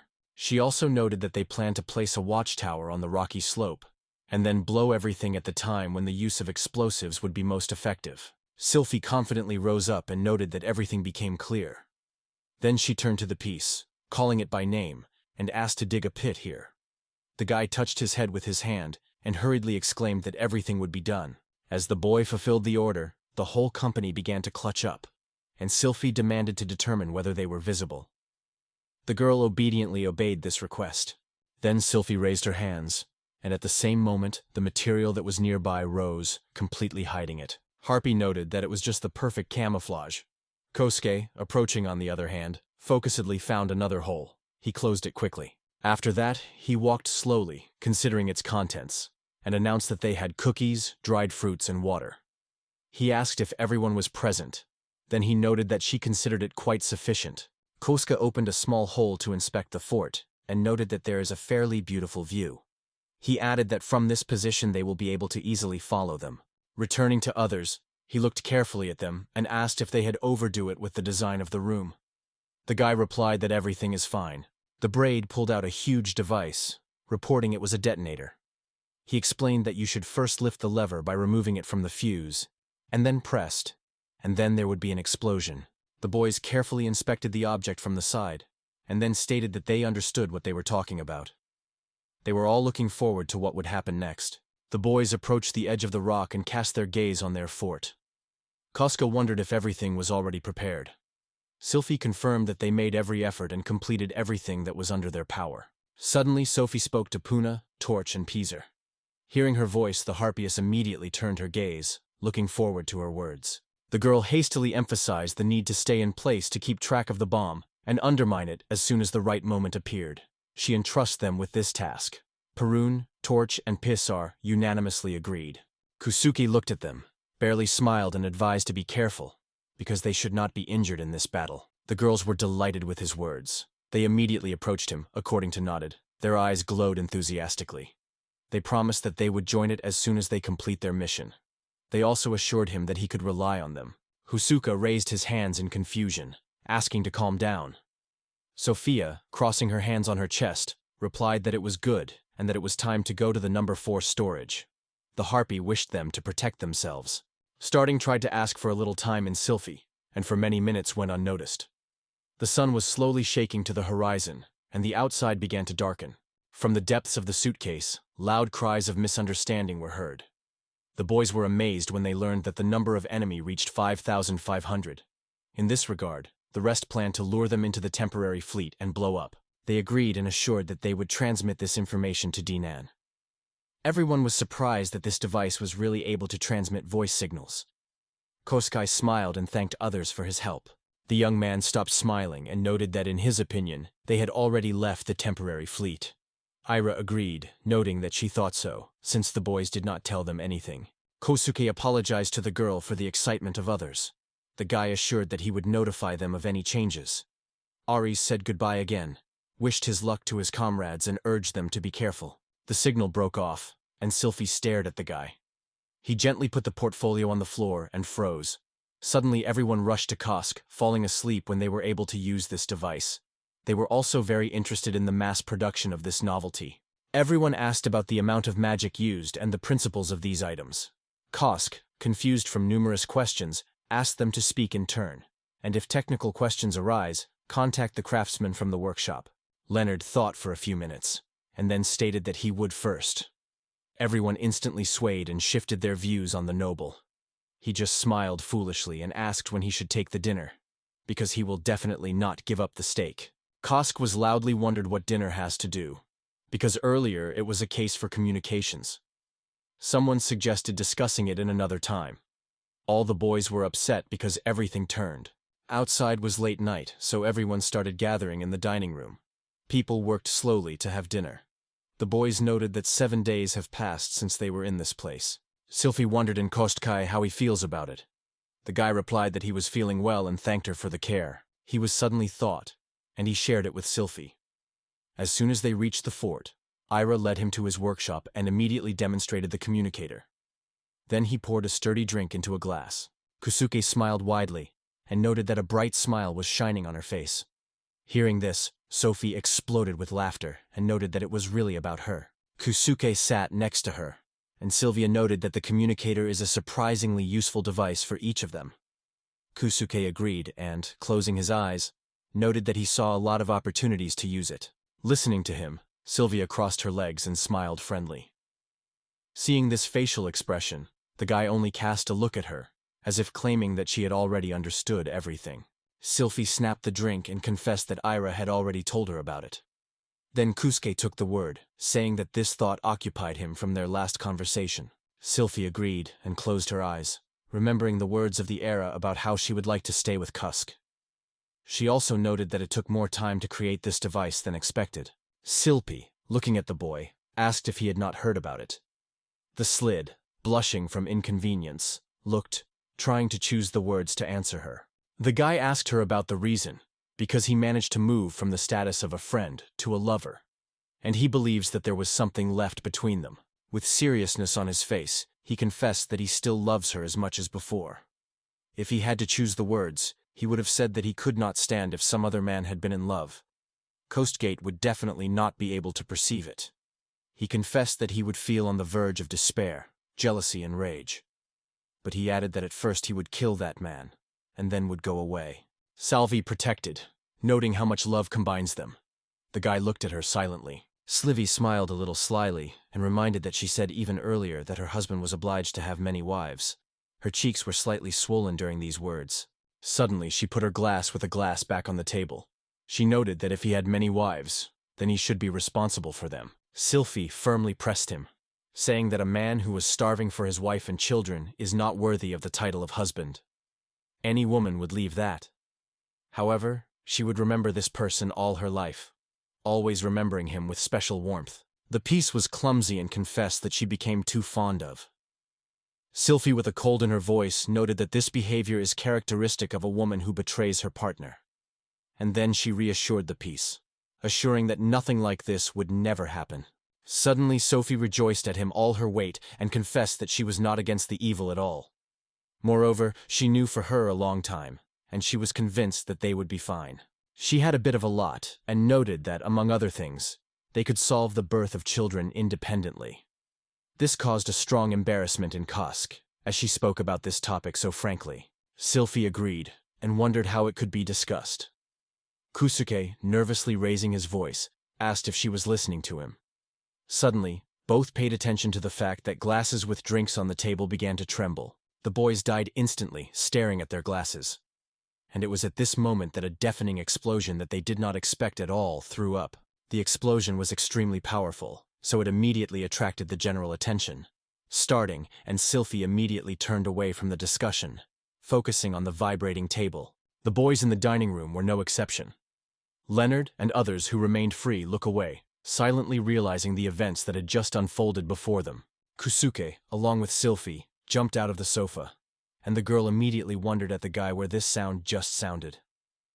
Kusuke was a bit of a room, already guessing about the nature of noise. The two of them went outside, and Kosk exclaimed that the fortress had exploded. In the darkness of the night, a bright flash could be seen on the horizon. Perna, Fikale, and Pessar looked through a small hole together. The girls assured that there were no magicians there, and others agreed with them. During this period, the great army gathered near their fortress. One of the warriors in front reached out, pointing the troops to move on. One guy noted that the Charity Corps is an integral part of the army of the Holy Kingdom. They assumed that they are likely to think that they were not needed against these guys.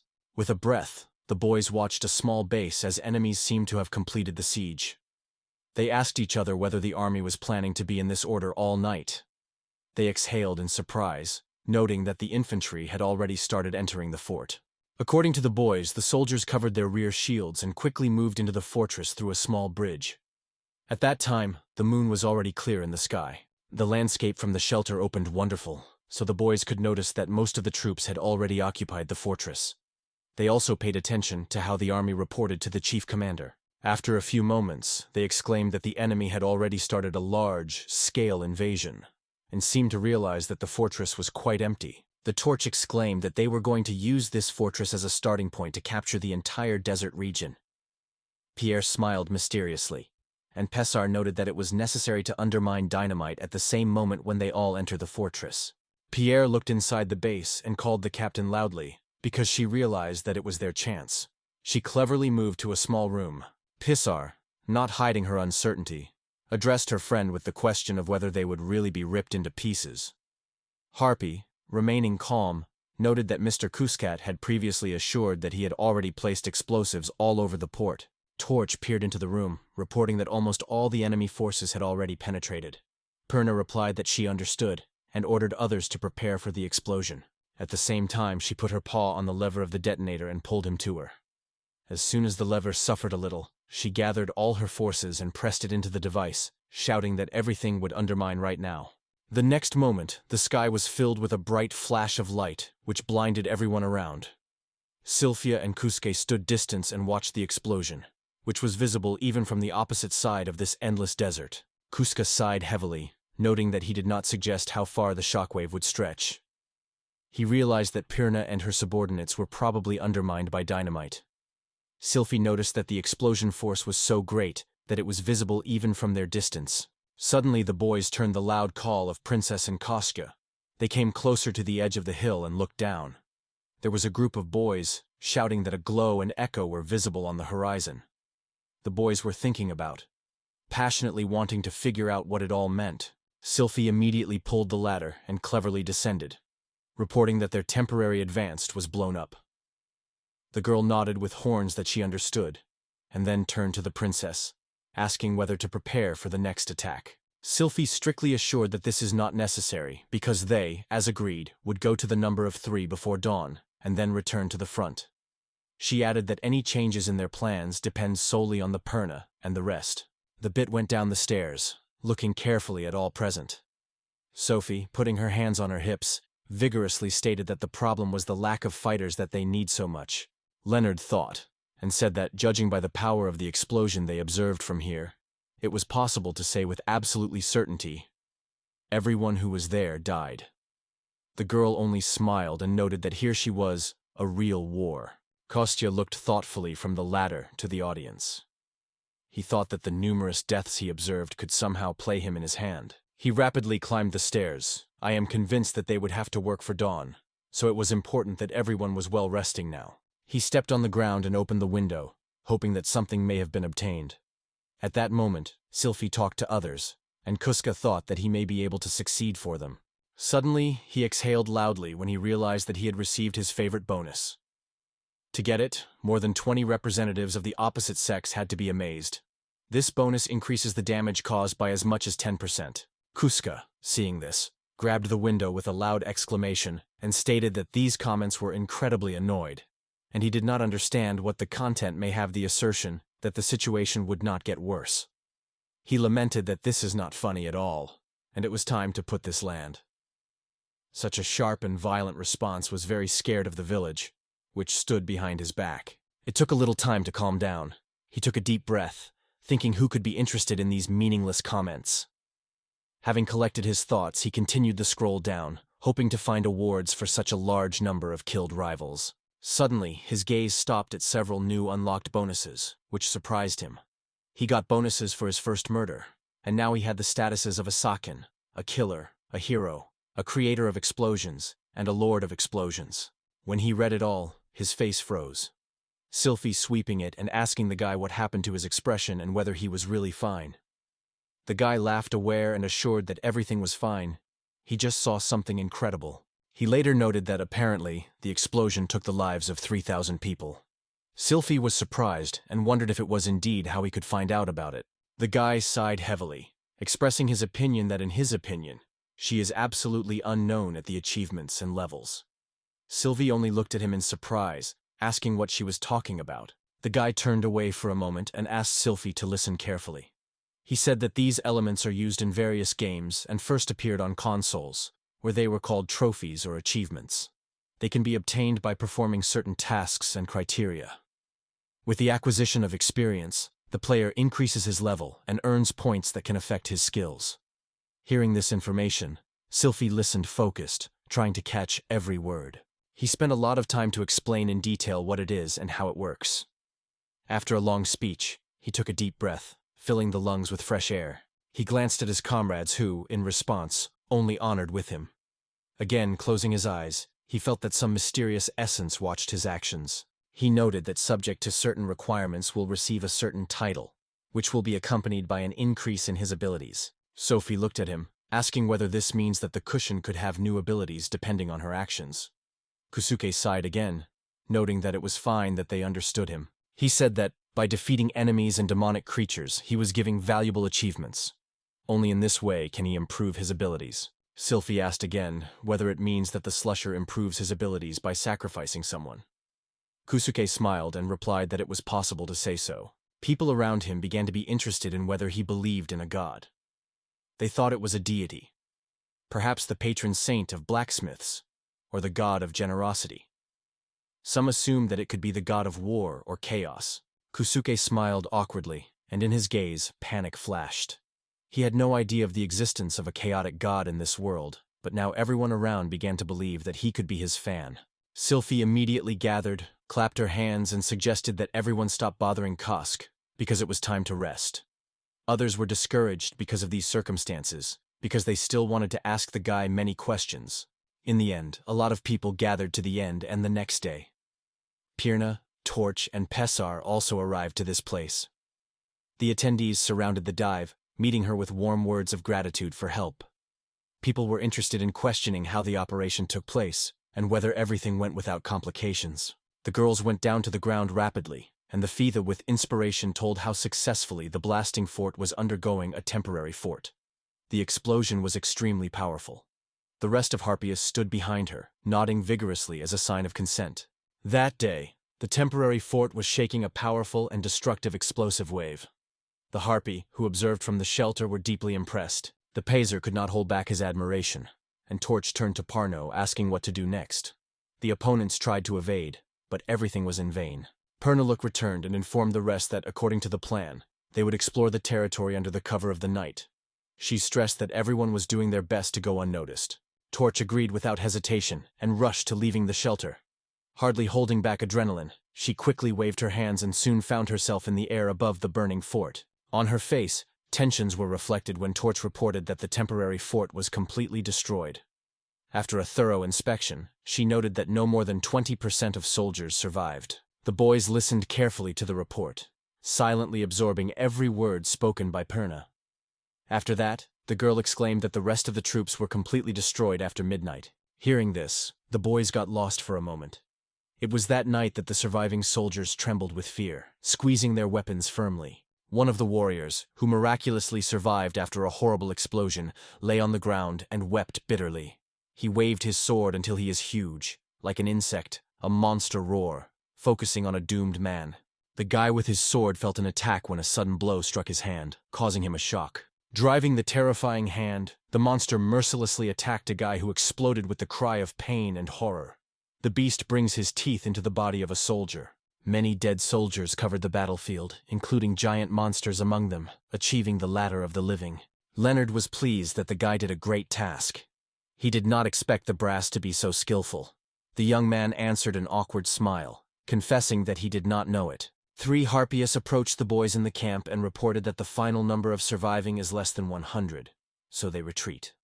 Sylvie thanked the girls for their work. The boys discussed the situation and concluded that the enemy offensive was not threatening. They noted that the kingdom's army would take some time to regroup, after which they would consider their further actions. It has passed for a while, and it was already dark outside. Kosuke spoke about the successful blasting of temporary fortification. He reported that the pursuing troops were almost completely destroyed by the kingdom army. The man on the radio asked if he was sure of it. Kusuke and Sylvie sat together on the cozy room. The guy reported that Perna and the rest of Harpias told him, so we can assume that this was information from the first mouth. In response, the radio came from the radio that it was understood. Ira, sitting on the other side of the radio and conducting a conversation with the boys, asked Kosk, or everything was fine with him. Caskai noted that he did not quite understand what the girl replied, that the guy had deprived the lives of many people. She noted that he is probably incredibly difficult for him now. Kusuke slightly smiled, assuring the girl that everything is fine. He suggested that he could simply not notice it. At that time, Ira agreed with him, understanding the situation, and Sylphie, who was sitting nearby, listened carefully to their conversation. Olesya said with a smile she would take care of the boy when he returns. She sincerely wished him a safe road. Kosk felt embarrassed by her words, but then added that in case he was always in touch. Sylphie, who observed the conversation, was extremely dissatisfied. She threw an annoyed look at the boy. Kusuke pulled a clumsy smile, looking at Sylpha, and thought about her face. He did not want her to look at him with that look. Sylphie spilled over the other side of the sofa, saying with a clear annoyance about how this guy, apparently, thought that Ira would be pleased to surprise him immediately. Kosuke scratched his head and, saying that he agreed without hesitation. The girl looked at him with a clear dissatisfaction. Kusuke imagined the Aries gently stroking him on his head while he rests on her knees. The barely noticeable blush spilled over his face from this thought. The guy whose face was reminiscent of the red heat. He returned to Sylphie with a smile and asked if everything was fine. The girl replied that herself. Feeling a slight discomfort and embarrassment, she asked Trisably and Kosk whether she wanted her to satisfy him right now, because she could do it. The young man immediately exclaimed in response to this proposal, which, of course, did not mind. He rushed to a girl who was already confused by surprise. The guy was on her knees in a moment. He was comfortable there, while Sylphie was in a state of complete embarrassment. The girl, looking at the young man lying on her knees, said how stupid he was. At that moment, a smiling, found a shelter on his lap Sylphie. He talked about how he always loved to rest on his mother's lap. Sophie stuck and looked worriedly at Kosuke. She confessed that he was right. It really did not sound so bad. In the middle of a deaf night, the guy promised the girl that next time he would certainly do something for her. The night flashed and a new day began. In the morning, when the yard just started to shine, the boys gradually began to gather outside. Leonard crossed his hands on his chest and called on Kosk for restraint. The man stressed that the body of its highness should not be overloaded. The guy clumsily answered Leonardo, assuring him that it is not a burden for the girl. Cascade, turning away embarrassed, noted that it was a mental game faster. Leonardo, amazed, asked the boy what he did then. At the time of their conversation outside the window, daylight prevailed. Because the sun rose high above the horizon, Leonard asked Kosk why the princess never came out of the rooms. At the same time, Sylphie was in the room. She hid under a blanket, and she was barely noticeable. The girl whispered a few abusive words, repeating them again and again until her face was red. It was engulfed by deep embarrassment. Kusuke turned awkwardly, scratching his head, and muttered. He said he could not open the whole truth to this person.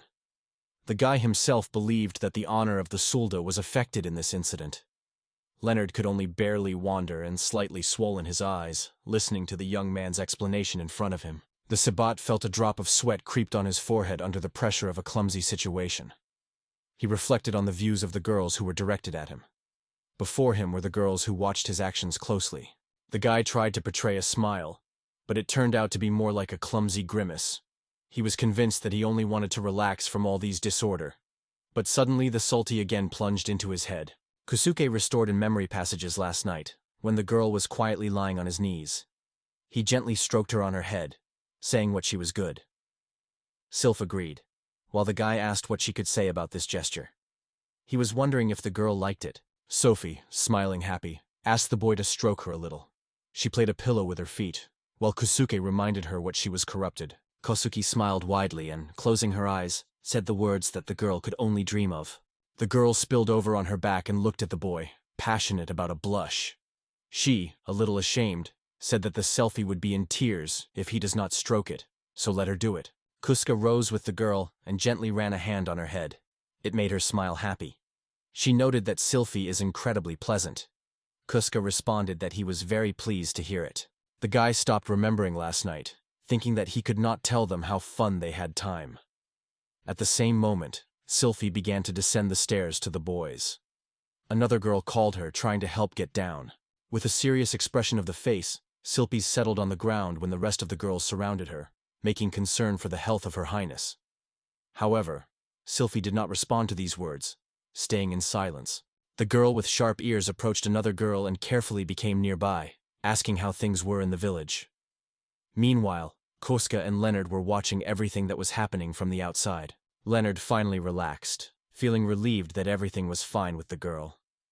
Meanwhile, Koski rubbed his face with his hand and reported that they were going to disassemble temporary housing. After this conversation, the maid rises to the second floor to start dismantling the living space. During the repair, the master drew attention to something unusual, so he stopped and turned to look more carefully. Pusuka noticed as Sylphie stands on the ground, surrounded by other girls whose views were full of worries. He was wondering if they were not questioned about something. After that, the girls rushed to the guy who stacked the blocks with a glacial. They turned to Costco, apologizing for making him wait. The guy commented that, apparently, secret negotiations ended. The girls with carefree smiles on their faces returned to the boy, and assured that Kosk was not guilty of anything. At this time, Sylphie stood in the middle, and embarrassment blossomed on her face. Sylvie felt complete confusion of what was happening, and her face was burning with excitement. The girl near the stole told how the Kusk has a clean heart. Suddenly, Sylphie began to tremble uncontrollably.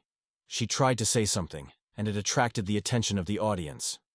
Kusuke, Leonard, and the girls returned to Sylphie, who shouted to stop. And it was at that moment that the girl, screaming loudly and angrily, waved sharply with her weapons, targeting them on the boys in front of her. The herpes virus immediately flew in different directions due to a sharp displacement of mood. The braid reached forward, turning to the girl. He asked her to calm down. Sophie was even more blush, and tears shone in her eyes. "Zaka-kan," she exclaimed the words that everyone had her oddities. The girl was engulfed by irresistible anger, which made Koski exclaim that she was crazy. Without spending time, he turned and rose away. Leonard, amazed, also picked up the girl in her arms. There were screams near them that they needed to run. The guys ran in different directions, trying to avoid the anger of an angry girl. They turned to Kosuke, asking him to intervene. But the boys replied that he was not able to do something now. He advised everyone to escape in the nearest shelter. Finally, Sylphie pursued them until the sunset, until the rest caught up. After a certain period, the boys returned to the city.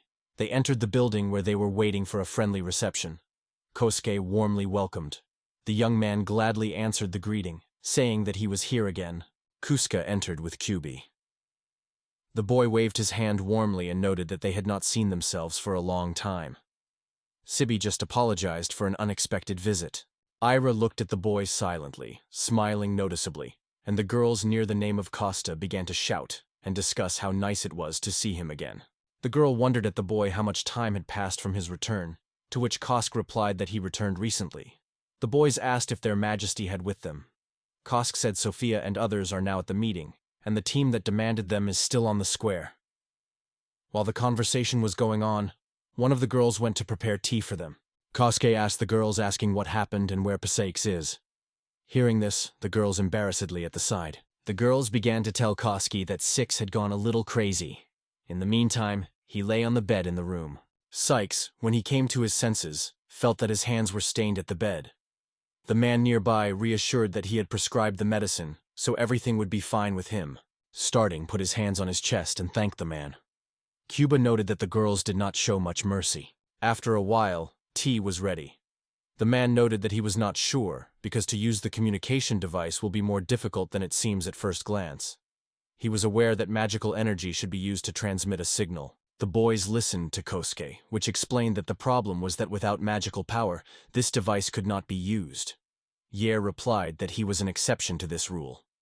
Kosuke agreed, and noted that they should be prepared for the fact that they could not provide the device with magical energy in any case. One girl expressed the idea that this should not cause difficulties. Another noted that you could free up a little space inside. The third was thinking that you can simply process the contours.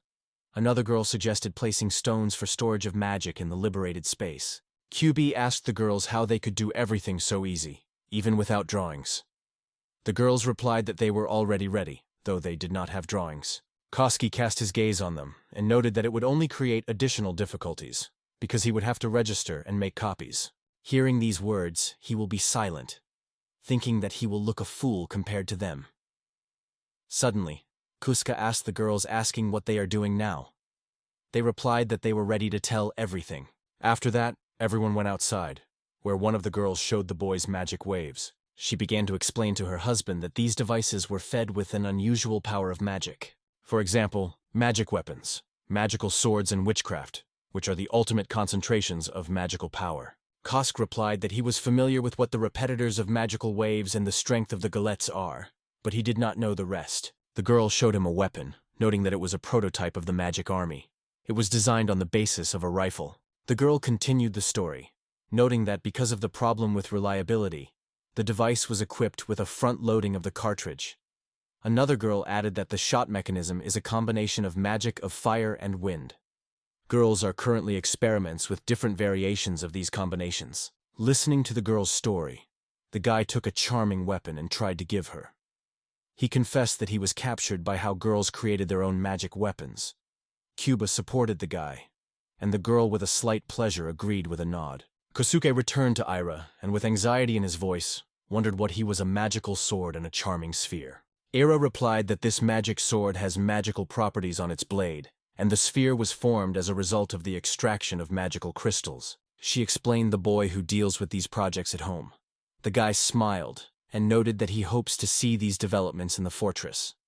Kosk thought it would be interesting to know about the reward for success, the title of Luzersky blacksmith. The girl looked at Kosuke and wondered if she had some new projects in development. You easily replied that yes. Kosk answered the girl, who thought about cooking a miso soy and soy sauce.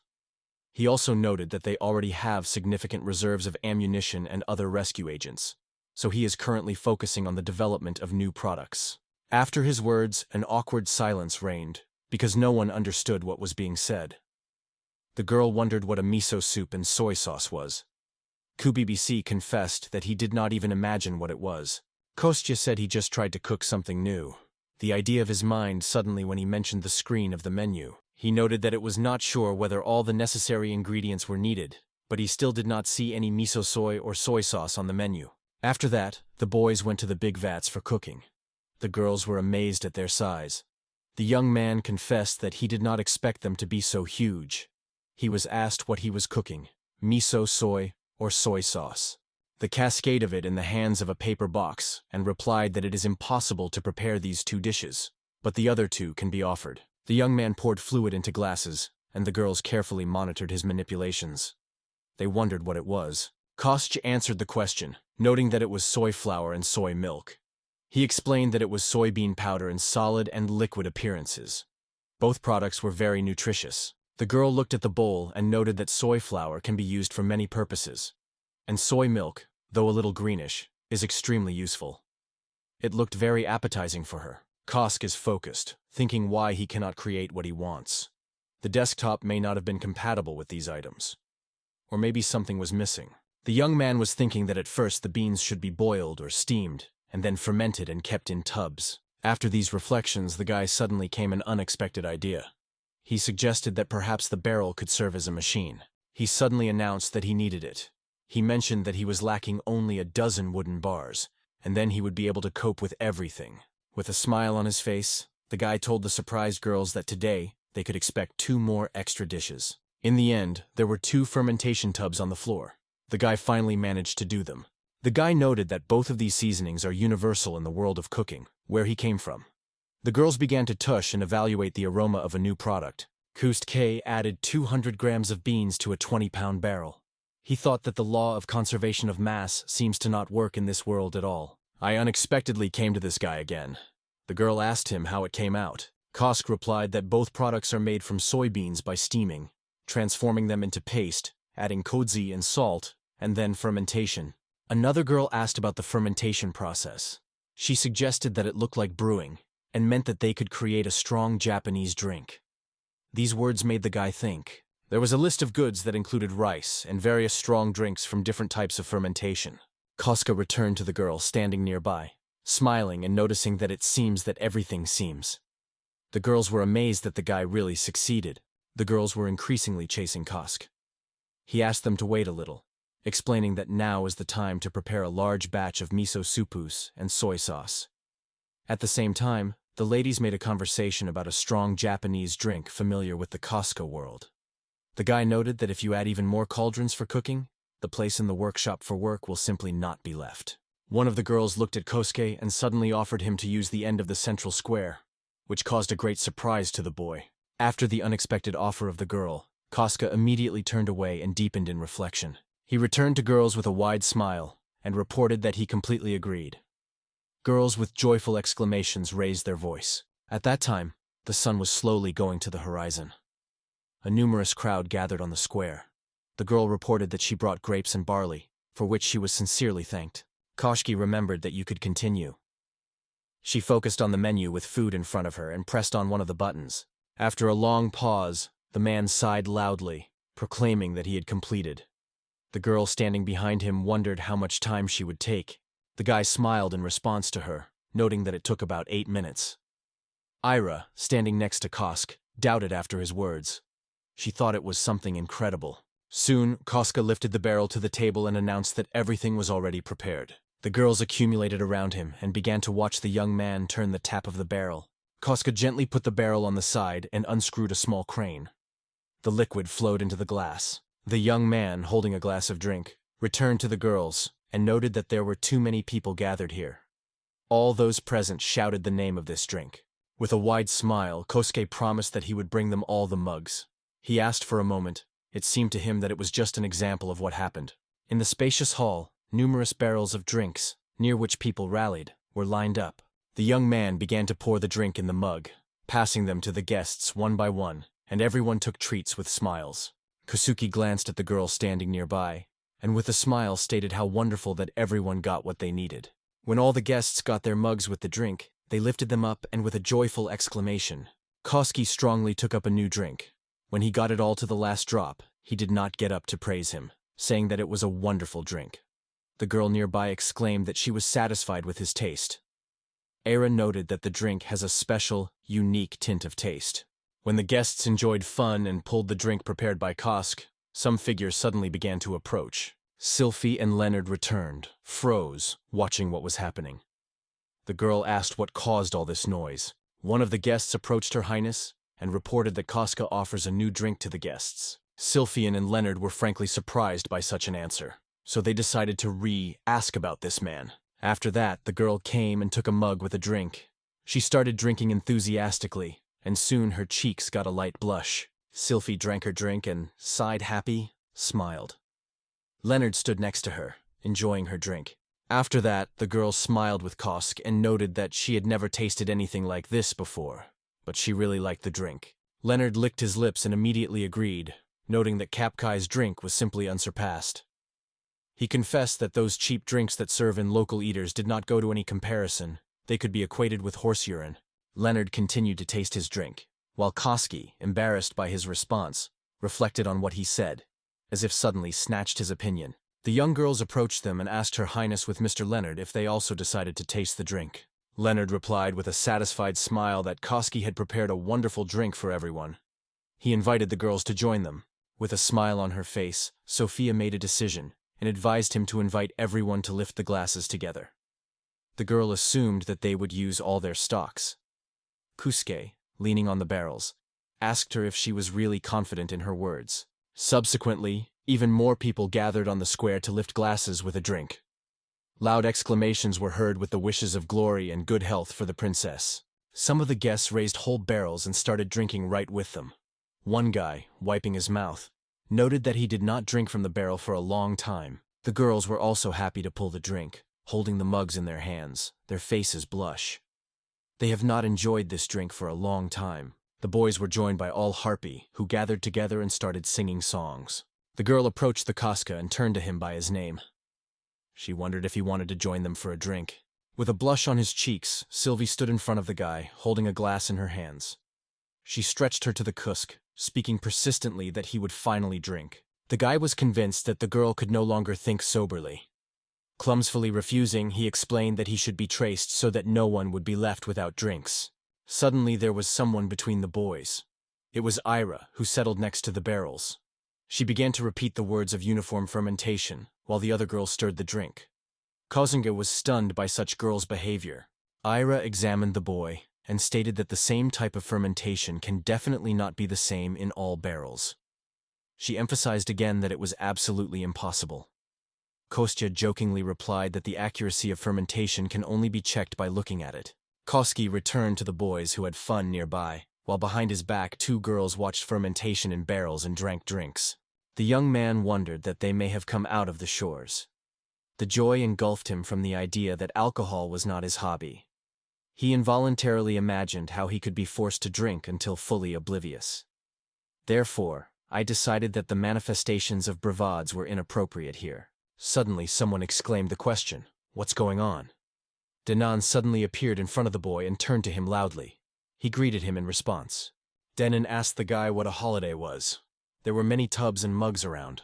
Not far from them was Her Highness, surrounded by other girls. They joked and enjoyed drinks, laughing at heart. Denon froze, unable to take a look away from what happened in his eyes. The events just stunned him. And then suddenly someone exclaimed his name. Smiling mysteriously, Koski closed his eyes, stretched the man with a drink, and asked to drink gently. The guy at first suggested that the girl could be angry with her husband due to discipline, but she was so relaxed that she found no anxiety or anger. Denon took a drink from the guy and examined him carefully. After that, he began to taste the drink. After finishing, he gave the mug back and invited another. Kosuke smiled satisfied and reached out by Denon a new drink with a drink, encouraging to take it. Kosk sewed next to her husband and thought about whether they could postpone all the cases by tomorrow. However, the window had already rained a deep night. Soon the sun was sticking its rays over the city, and a new day began. In the spacious room many people rested, some covered with blankets, others just lay without nothing. At the same time, in another room someone enjoyed sleeping on the bed. There was also Kosk, carefully astonished in something. On the bed in the bedroom, Princess Silpes slept peacefully, covered with a light blanket. Ask, standing behind the screen near the bed, pronounced words that testified to the completion of the case. The young man with a joyful smile lifted a miniature sword in his hand and enthusiastically noted how great to have a weapon created specifically for him. He looked at the weapon carefully and noted that it was a wonderful blade work.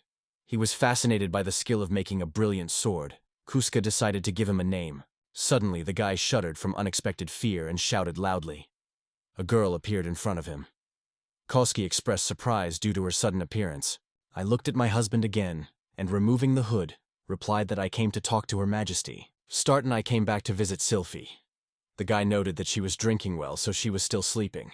Suddenly I started talking again. She, speaking, grabbed the guy firmly by her hand, inviting her to go with her. Kosuke watched the girl who pulled the boy in some way. She turned her head in his direction and wondered what had happened. In a few minutes, the Kusk lay with a confused face. He asked what it means. The guy lay on the lap of the Era, who remembered that she promised to make him back when she would return. Kosuke responded that he understood, and asked how the girl had a matter. The girl, slightly red, replied that everything was fine, only a little discorded. However, she was very pleased to see Kawasta's face. When the girl gently stroked the young man on her head, he assured her that he had no doubt. He lay with his eyes closed, completely relaxed. The guy realized that he was pleased when such a gentle and sweet girl pamped him.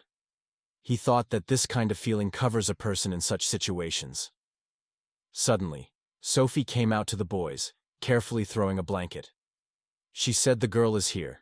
Sylphie, wrapped in only a blanket, looked at the boys and noted that one of them looks tense. She asked what happened. Pussy was smiling and tried to get a conversation, assuring that nothing had happened until Ira looked closely at the girl. Hearing these words, Sylphie looked carefully at the braid.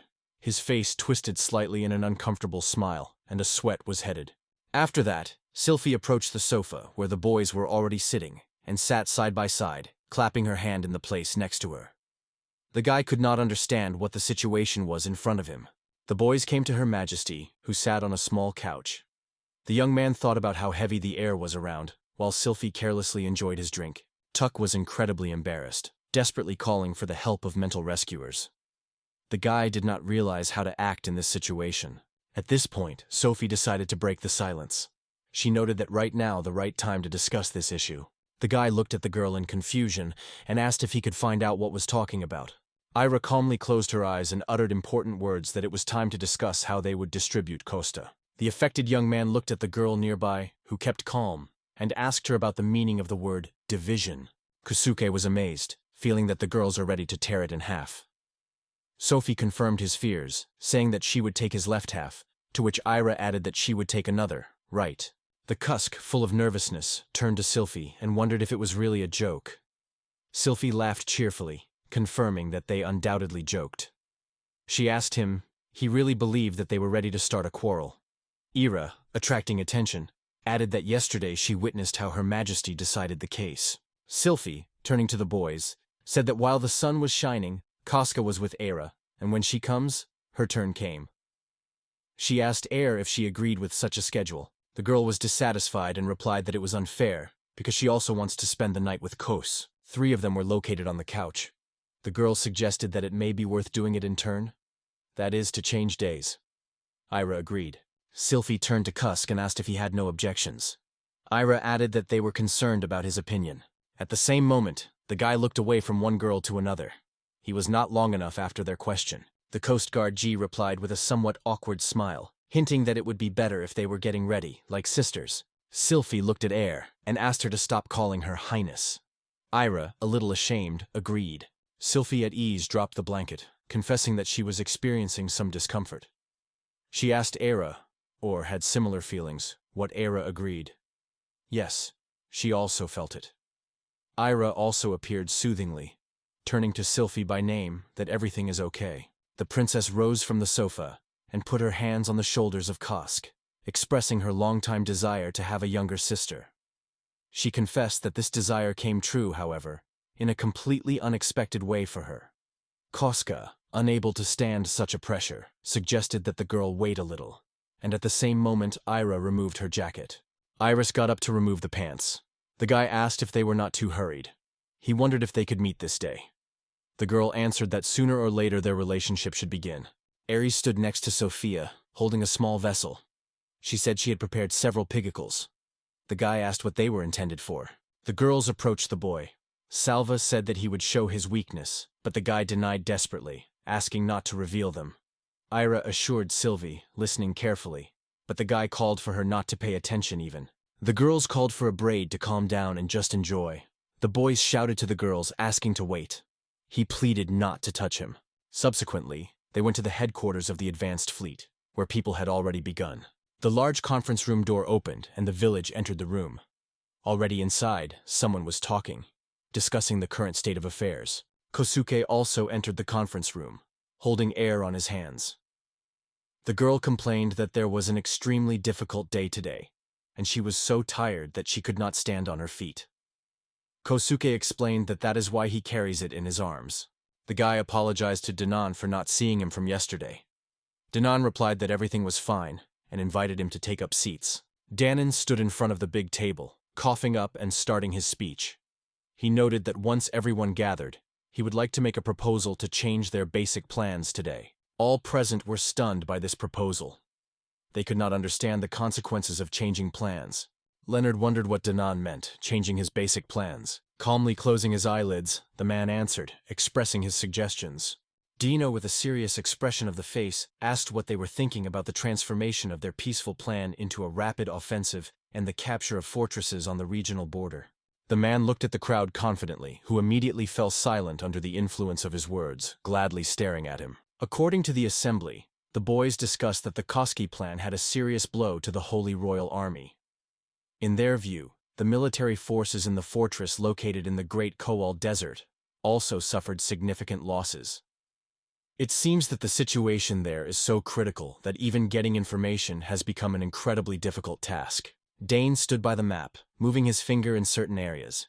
He noted that after his previous words, now the return of the fortress became impossible. The man was fully immersed in his reflections. At this point, the boys sat side by side, listening carefully to the words of the man. All their attention was drawn to him, and the tension seemed to hang in the air. The idea was unexpectedly in the bone. Their initial plan was to hide in the fortress, to keep the strength, to help the surrounding villages, and to increase the number of workers. The guy thoughtfully put his hand to his chin, delving into thought. He looked at other participants of the meeting who did not show any emotions, and realized that the reason for this was the powerlessness to maintain control of the territory captured by the enemy. However, they could not admit that they were able to take care of much more people than expected before. Compared to 300, now their number has increased 4 times. Suddenly, the silence broke someone's voice, which he was passionate about how much they were able to gather. This voice belonged to Silpi, who, collecting her hands in the castle, turned with seriousness in her eyes to Danan, eagerly waiting for his response. The man quietly noted that this was currently estimated at about 200. However, if they give them at least a week, they could add 200 more. He noted that, judging from the data, out of 6,500 people in 3 fortresses, 5,500 left them, so there were about 1,000. He also added that there are about 400 people in one of the fortresses. Sylphie thought and asked if it really was. The man replied that he did not think that those who remain would be able to handle as simple as those who have been resolved before. He noted that he assumed that the weapon of Kos, especially the bombs, would be useful to them, because with her help, you can quickly overcome many opponents. Sylphie sharply interrupted Dinan, asking loudly if they planned to send the Kusk ahead of the troops. She voiced her question with full irritation. The girl seemed upset that she had not told her anything. Danan began to feel the nerves were taking a mountain. He looked at the Sulfies, barely audible, recognizing her rightness. The girl clenched his fists, and a sinister aura spilled around her. Sylphie asked if Dane and really believed that she would allow Kusuke to take the initiative. Silence fell in the room, and the boys involuntarily felt the tension around them. Kuska looked at the village with a slightly uncomfortable smile, realizing that her anxiety for him had a complete reason. However, it was really impressive for him that she was ready to break without hesitation and deal with them right now. Dane covered his eyes, and with skepticism noted that Sylphie is unlikely to agree so easily. He made a short pause, after which he exclaimed loudly that, despite her desire, it was the requirement of time in this war. Sylphie frozen in silence. The girl looked at Danan with a dissatisfied face, realizing that she just has nothing to answer his words. After a moment of absolute silence, Leonard announced that they agree. Sylphie immediately cast a dissatisfied look at Lord, but he closed his eyes, pretending that he did not notice it. Kuski silently thought that Denon and Leonard struck him with his ability to calmly accept Sylphie's anger. He took a deep breath, trying to get rid of the tension that looked over the situation. Leonard strongly emphasized that without that, they will not be able to change the course of events in their favor. And if they seek victories, they will have to use explosive devices until the enemies take action. After his words, a depressing silence reigned in the room. Sophia, with a noticeable note of dissatisfaction in her voice, said she understood everything. She had nothing left but to put up with this state of things. Realizing that Sylphie finally calmed down, Kushki clearly exhaled, feeling a little safer. Sylphie addressed Erin's question that she thinks about it. Irene thought, and then noted that it would not be easy to implement such an event. She noted that the use of high levels of protective magic can change the development of events. However, he does not believe that the Holy Royal Army has a similar magic. She also added that giving magic weapons to everyone is simply unrealistic. Ira calmly noted that she could better defend herself, but on the contrary, effectively attack. Especially when resorting to Era's magic, then everything becomes possible. The Harpious listeners were stunned by her words and packed from herd. Sylphie listened to the girl carefully. After finishing, she wondered how much time it took to prepare counteraction. Erica replied that the development of new magic will take a long period for at least a year. The boys asked questions about the crossbow, because it can also be applied. I read that it could be protected with magic. However, with a long sliding shutter, the rifle may distinguish directly and will not allow the attacker. After that, silence reigned in the room. All silently directed views on Air and Sylphie, waiting for their following words or actions. After a brief pause, Silly noted that they have a chance to counteract, though not everything in their hands. However, she had to add something more. She firmly stated that if Koski decides to take a step forward, she would go with him, and no objections would stop her. Her words were filled with absolute seriousness. Danan was truly impressed with the words of the princess. He frozen in place, looking at her stunningly after heard. Sylphie smiled Kusuke, and noted that their thoughts, so to speak, would coincide. She added that if one of them dies, everything would stop there. The slit looked silently at the girl, listening carefully to her words. After that, Sylphie took a few steps forward, leaving us slightly behind. The girl noted that covering each other's back would be the safest choice. Then she wondered what Kuska was thinking about it. She settled on a chair and smiled boldly, asking if they really think that getting rid of it is so easy. The girl cast an involuntary look at them and asked Nana what he sees in his eyes. She turned into a defenseless princess. Saying this, the man bowed low and asked in Sylph for a misunderstanding. At this point, All the views in the room were chained to him. At the end of this meeting, the boys concluded that it was time to consider in more detail. They decided to go on the offensive. After the meeting, they went to the central office. The next morning, the Zamiel, together with 300 students who successfully completed the arrow firing training, went on the road from there. While these 4 days have passed, the boys were engaged in cooking and making clothes, so gradually came a deep night of a new day. At the entrance to the building, they said goodbye, agreeing to meet tomorrow. Everyone wished each other good night. Having taken a deep breath, Koska resolutely opened the door and noted that tomorrow he was waiting for a day of hard work. He would have to dig in the morning until the evening. In his room, his gaze immediately fell into a large number of girls. Perna greeted Kosk with a smile. Many others also greeted him, rejoicing in the return of her master. Iris smiled gently and supported their joy. Kosk, embarrassed, asked what was happening here. Kuska went to the room, and Silpi, sitting at the head of the table, said what the guy had to say when he came. He apologized to the girl. He took off his outerwear, declaring his arrival. The guy wondered what was happening, while the girl was offered to take his things nearby. Silfi, smiling happy, told the boy that she wanted to establish a relationship with him before they find themselves on the battlefield. Kuska was slightly red, noting that her frankness is worth the respect. Salva closed her eyes and said with a smile that no one knew when their end came. The girl's words were greatly surprised by Kosk. He slightly moved his eyebrows together and looked at her focusedly. The girls who were sitting nearby with smiles talked that no one still loves them. They added that when they were caught, it is better to suffer a quick death. After these words, Kostya felt that a real battle was in front of him, where he could spill life. The guy said the name of Silly loudly. The girl lifted her head and replied that the number did not matter to her. 2, 3, 4, 5. Kusuke assured the girl that, in his opinion, there were no significant differences. Silfi shed slightly, calling him ignorance. After that, Kusuke tried to add something more. He approached the girl and asked if they did something while he slept. He clarified that he was in mind when he went to save the residents of the mines. The girl only closed her eyes and nodded. Silfi looked, and her cheeks were slightly slaughtered. She explained that it was because everyone shows curiosity. The girl noted that the guy slept so firmly that they did not leave any way without trying it. Koski asked what measures they applied to it. The girl replied that she just became a teaching material for a while. Koska exclaimed in surprise, asking what training is about. At that moment, the Era loudly declared that the dinner was ready. Selma suggested that they go to taste the dishes, to which the guy noted that it was not necessary to translate the topic. However, the girl just asked him to sit at the table. After that, the young man, with an expression of dissatisfaction on his face, approached the table and asked what it was. The girl also explained to him that it was their famous dish, which is also extremely useful for health. Kosk dipped a spoon into food, noting that the eggs resemble porridge. However, he decided to try anyway. One of the girls asked him as a meal. Koska with a smile replied that they resemble corn soup, but not so much to be excessively sweet. He noted that the dish was surprisingly delicious, which the girl who was sitting nearby exclaimed.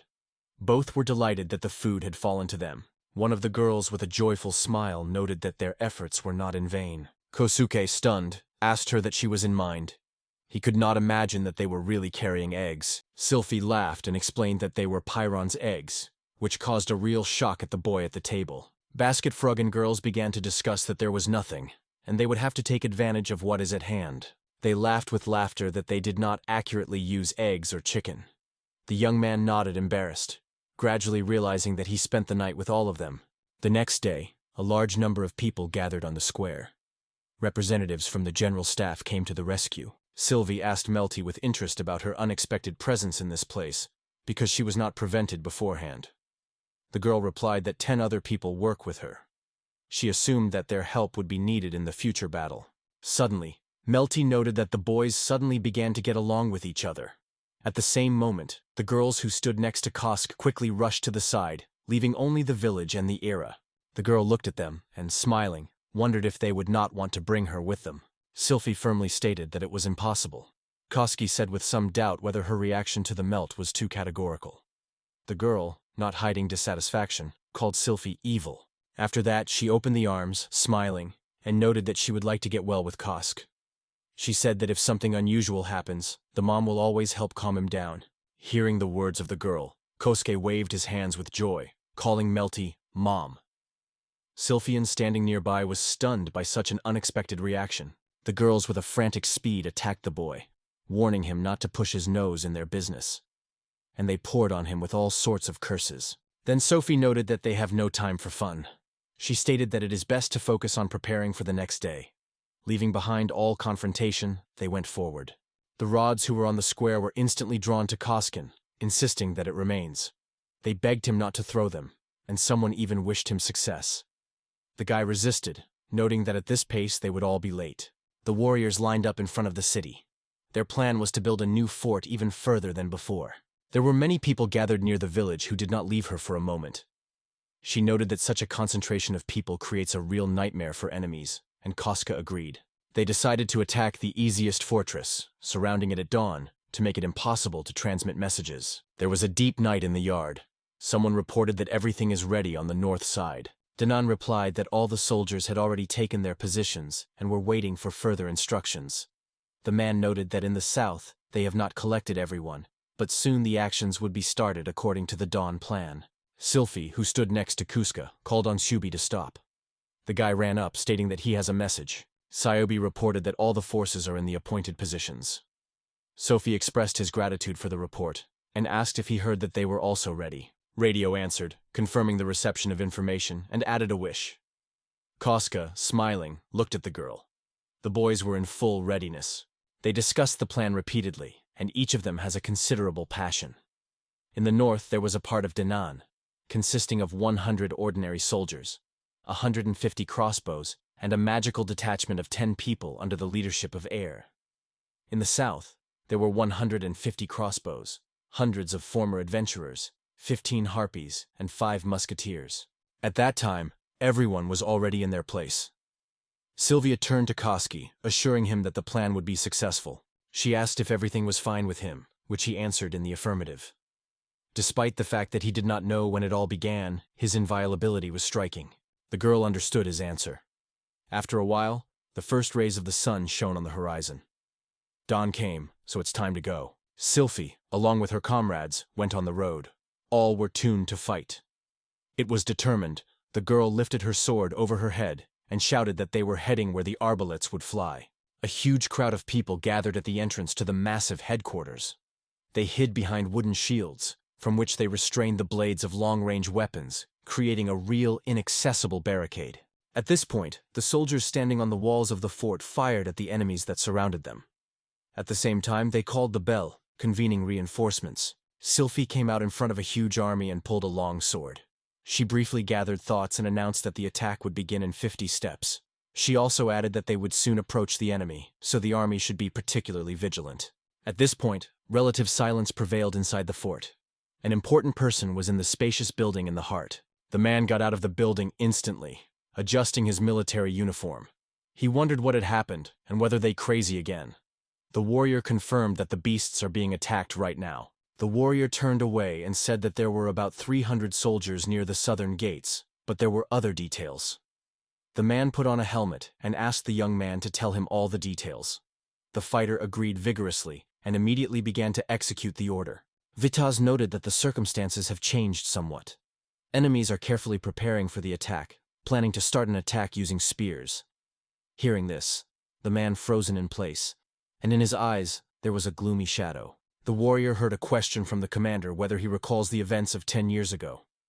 The fighter was interested in specifying whether the same explosion was discussed in Thunder. The man confirmed these guesses. He suggested that it may be 1,000 that survived. He added that the surviving was claiming that their enemies had undermined this fortress. The warrior called the warrior to warn everyone so that they would not lose vigilance. After all, it is likely that there may be elves. The guy immediately agreed and was about to go there, promising to inform the army as soon as possible. Immediately afterwards, they rushed to the walls. At that moment, another warrior jumped to the man and quickly reported about the attack from the north. The warrior said that about 300 people were moving on the other side. Hearing this, the warrior and the man suddenly froze, because such news was a complete surprise for them. After recovering, the man immediately ordered the sending of specialists to the east and west, as well as to take care of the central part of the fort. He noted that it was one pair of two. The soldiers supported his opinion and immediately rushed, trying to prepare for all possible surprises. At that time, Koska, along with a small group of people, stood in the middle of the forest. The girl with her ears smiled and noted that the sounds of explosions indicate that everything is happening according to the plan. Kostgai sighed and agreed with her. Everything went as they thought. Jera cautiously touched the ground, kept her breath for a moment, and then reported that she did not feel any vibrations around. Kosk smiled pleased, noting that this is a wonderful news. He believed that Jera, like him, was able to read the outside world perfectly. After that, the guy turned to Perna and Torch, saying that their turn was now. Harpia immediately agreed, being completely ready to execute the order. With the use of legs, he skillfully picked up neat devices. They announced their constant readiness, to which Koski answered the request to be as much as possible. Widely waving their wings, they prepared for flight. The next moment they flew into the sky, and everyone around silently watched as a flock of harpias disappeared in the distance, climbing the heights. They all raced at impressive speed, preparing for the attack. As soon as the visibility made it possible to see the goal as they decided to carefully examine it, the young harpia turned to Puna and told her that the commander could be seen near the garden center. She pointed to it because he was dressed in a red cloak and his head was decorated with a gold helmet. The glowing smile, Perna expressed his admiration for the fact that he found the commander. Subsequently, Harpias changed the course, and Perna loudly announced a new target: barracks. Everyone without hesitation obeyed the order and followed it. When they came to a distance for the attack, the Feth with a command voice ordered them to rapidly rush to the attack. At the last moment, one of the soldiers pointed to Harpias, and the commander only had time to look there. He immediately raised his head, but they were too close. In the heart of the fort, a deafening explosion came, after which the Harpias reappeared and continued their flight. At the same time, several soldiers were in the forest. They rode on horseback as fast as they could. They wondered if the same magical enemies that destroyed almost everything. They looked around, sincerely not understanding how they managed to do so. Now the horses stopped obeying the soldiers. The fright gripped them, and they spinned, as if in dizzying, until they fell to the ground, while the warriors tried to understand what was happening. Horses with a loud roar fell on the ground, pulling the riders. The warriors rose rapidly, grabbing their wounds and twisting of pain. Meanwhile, someone armed silently came to them. The girls quickly neutralized the soldiers one by one until everyone was overthrown. After destroying all people, the girls looked around and nodded quietly. It was at this point that Harpy was circling over the fortress. Perna instructed her comrade responsibility for the protection of the southern gates, and without delay, accepted the task. A loud roar rang in the forest. The boys looked around, and the girl with her ears immediately explained that it was an attack of the second detachment. At this time, a voice that made contact with them began to pose from their communication bag. Sylphie immediately reported on radio communications that hostile resistances stopped, so the entrance was open. After a brief report, she wondered how things were. Danan reported that they had the same situation and asked if it was worthwhile. Sylphie agreed, noting that it was time to strike a decisive blow, after which it would be possible to enter. Danan calmly confirmed that he agreed with her. At that moment, Gerda quietly noted that the result would be visible soon. The girl with her ear smiled and supported her opinion, while Koski silently followed the reptile. At this point, several Harpias was already flying for the boys and were very close. Soon, Perna landed to the ground and quickly reported her return, adding that everything went well. Koska agreed with her and thanked her for his wonderful job. Several other Harpium landed side by side and happily declared their victory over all enemies. They immediately surrounded Koski on all sides, persistently waiting for a well-deserved praise for their work. The guy smiled uncertainly and sincerely expressed his admiration for Harpia. Suddenly the radio waves came to life again, and the voices began to break through the air. Someone, interrupting the noise, asked Kosk if he was present. After a short pause on the other side, they reported that Ares' group was in touch. The girl reported that they successfully met the princess. Hearing this, Kosk and others shone with joy. The guy confirmed that he understood everything and added that they would go immediately. The explosions and roar of the war did not subside for a long time, but in the end everything died at noon that day. Kushke, pale, like a linen canvas, sat on the ground, trying to hold back a storm inside. But suddenly, his forces ended, and he spat with noise with his breakfast. A guy stood in silence next to him, feeling his emotions. Danan sighed heavily and quietly noted that this place would be a remarkable challenge for anyone who has not yet been used to him. Sylphie agreed, adding that with a typical weapon such situations simply did not happen. After that, she noted that she could be cautious with magic, but suddenly Ira, who stood nearby, interrupted the princess and noted that in such a terrible landscape, the magic was not guilty, namely bombs. The ruins of buildings are littered with fresh bodies of fallen soldiers. The boys moved the territory, raking the remains of enemy forces into the Great Yar. They confessed that they caught a glimpse of confidence in Goa's gaze. Kagsgi clung to all his strength. With one hand, he kept behind the wall until the food residues from his stomach were mercilessly thrown out. His tongue seemed to be somewhere under the floor. He became even pale and said heavily, "The case is bad, very bad." The unbearable stench of burnt bodies did not leave a single corner of the fort which they had just captured, and he could not ignore it. When he spoke about it, his voice was trembling and embarrassed. The mixture of these smells was so stunned by Kosk that he could not restrain himself. After another heavy breath, he leaned again on the wall and spat something again. Alarmed, Perna was nearby trying to support the young man. She gently clapped him on her back, standing quite close. Meanwhile, a little distance, Era, Sylphie, and Dennis watched with understanding how Kepsko felt Kosk.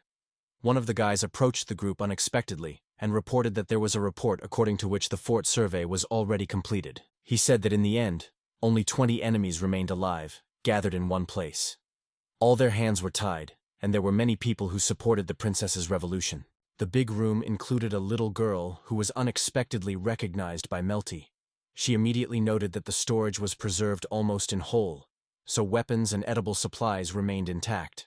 When the girl was in the warehouse, she was filled with joy from such a useful find in wartime. Soon a few boys shared that they managed to overcome 4 soldiers who tried to escape from there. After the words heard, Sylphie delved into reflections. She quickly guessed that they tried to report this news to other fortresses. Dinan looked at the princess and expressed his desire to believe that there were only 4 of them. Sylphie agreed with him, while Ira listened silently. After this conversation, Sylvia appealed to one of the soldiers to check the fortress from the inside again, because even one remaining enemy can be a big problem. The young man agreed without hesitation and immediately went to perform the task. Suddenly, someone called Sophie loudly, tapping her by surprise. She, together with everyone around, raised her heads, and at the same moment they saw a mysterious figure on the roof of a tall building. The boys noticed that 3 girls were on the spot. One of them waved her hand, attracting attention, while the other 2 carefully installed some item above. They waved their hand rapidly, and the item twisted a little. Sylphie lifted her gaze in surprise without finding words from surprise. On the roof of that building, the girls launched a large flag that belonged to their revolution.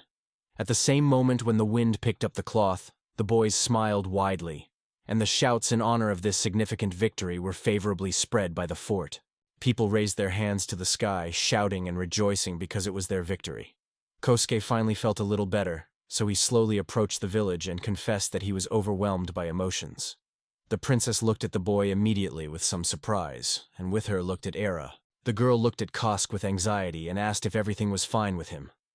Kosk smiled, wiped his face, and replied that he was now feeling better, because he could hear the joyful cries that belonged to his people. Subsequently, the boys lowered another flag from the building, which was better visible and slightly larger. Sylphie smiled with pleasure, looking at the prey, which symbolized their focused victory. And it was difficult for Kusukev to hide the joy that shone on his face. After that, Sophie raised her hand, and a small ray of light emerged around, which made her voice louder. She summed up and then urged everyone to listen carefully. Her appeal was addressed to everyone in the fortification. Sylphie raised his voice to report the victims in this battle, emphasizing the incomparable force of all who participated in it. The boys caught carefully every word spoken by the princess. Sylphie noted that it was only a start, because there are 2 more fortresses ahead.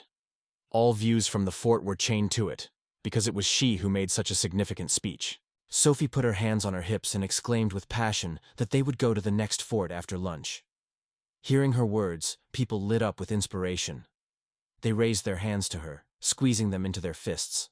The fortress exploded with a loud and joyful roar. Sylphie fearlessly announced that the next goal was the fortress in the west, and all unanimously supported it. The morale of people climbed to heaven. So, after they began to reconstruct the fort, the boys went on the road, leaving your command of 5 magicians and hundreds of shooters. They started a long journey, and 2 days later, after they went west of the fort, they stopped. Koski froze in place and exhaled in surprise, and Milty and Iris stood in silence, looking in the same direction. A huge bough, the edges of which were not visible from the point where the boys stood, spread right in front of them. Usually during the battle they crossed these spaces. Sylphie quickly cast a look at Kosk and asked if it was unusual. The guy with a smile replied that it was, because the homeland of the elves was always covered with stones. The Era, meanwhile, silently monitored their conversation without interfering. After a brief conversation, the boys walked vigorously through the meadow, standing in a neat line. On the way, Koski noted that even in the previous world, he did not have the opportunity to admire such beauty. Suddenly the boys stopped, receiving the news of a new message. Kusuke and Sylphie immediately froze on the spot, wanting to find out fresh information, while Danan cast a brief look at the princess, waiting for her reaction or instructions. Several Harpium, which was spreading in the sky at this time, reported that they were able to detect carts with the guards on the way. Hearing this, Dana immediately began to be advised whether it could be soldiers from the Holy Royal Army. However, the Harpy, carefully inspecting the travelers, stated that it was unlikely to be so, since they were more released by traders. Having collected all the information, Sylphie agreed with this assumption and ordered the Harpias to trace the movement of these merchants and their route. After that, Sophie returned to the rest of the satellites who walked with her on the meadow and said she could rest. After hearing these words of the princess, the children gladly agreed. After that, Danon, Sylphie, Melty, and Kosk gathered in a circle to discuss the next step. Danon wondered what they planned to do further, and whether it is worth attacking those merchants. Sylphie, thinking, replied that they were not a bandit, so you should not do it. Danon thought for a moment, and then remembered that he heard earlier, this road would be stuck to captive nobles. Unfortunately, the reason for it was unknown. At the same time, he looked at his comrades to find out their opinion. Melty expressed the opinion that this happened after the transport detachment was defeated by Kosk. The young man smiled and denied that he was not him, but an explosive. Melty sighed and noted that she did not expect any trouble, and hopes that Zion would end peacefully. With her eyes covered, she added that these people only ordinary merchants, and besides, they will need to talk to find out something important. Danon looked even more concerned, asking if they were really going to release these people. He further wondered if the boys really believed that they would not be able to tell all those who have a higher rank and power. Melty interrupted him with the words that they should also take into account their opinion, because if local traders remain dissatisfied, it can lead to a lot of problems. She asked if they were not going to destroy all the inhabitants of the kingdom Marinade. After these words, Danon fell. Sylphie sighed heavily and acknowledged that she agreed with Melty, as many undesirable consequences had to be avoided. They nodded their heads in agreement and noted that they could not contradict women's logic. Melty smiled and noticed that if they could still agree, they may even come towards the revolution. She also added that they would at least be able to conclude favorable agreements on such conditions. The girl barely restrained laughter, and from this on the back the Kusti of the case ran around the ants. He was convinced that she had thought something she prefers to remain silent. The boys supported the girl and decided that they could fully rely on her. After that, Sophie turned to Danny, inviting him to stop these traders. The man resolutely agreed and hurried to the guarded carriage. At this time, a narrow road, which passed through the open bow, slowly moved a number of carts. They all walked one by one, which causes the path to become somewhat slow. Suddenly, the young man knocked on one of the carts and informed Miguel, who ruled this cart, that the commander was calling him. The man looked out the window slightly and reported that they stopped, so he would come out now. At that moment the new moon lingered a little, trying to understand what really happened there. He shouted loudly, telling what really happened on the road. At this point, several people stood on the road in front of these carts, patiently watching the conversation from the side. Sylphie, Ira, Kuskix, Danon, Melty, and another person with a face hidden under the mask. The merchant assured everyone who understood them, and added that he would try to just talk to them. He invited the commander, and reported that he would also go with him for negotiations. Despite the hopes of merchants, as soon as they took a few steps from their carts, they were immediately surrounded by crowds of people armed with various spears. The merchants were frozen on the sight, covered by the fear of death. The negotiator engulfed panic excitement. He asked why everything happened and whether they met on their way the witch. The merchant immediately whitewashed.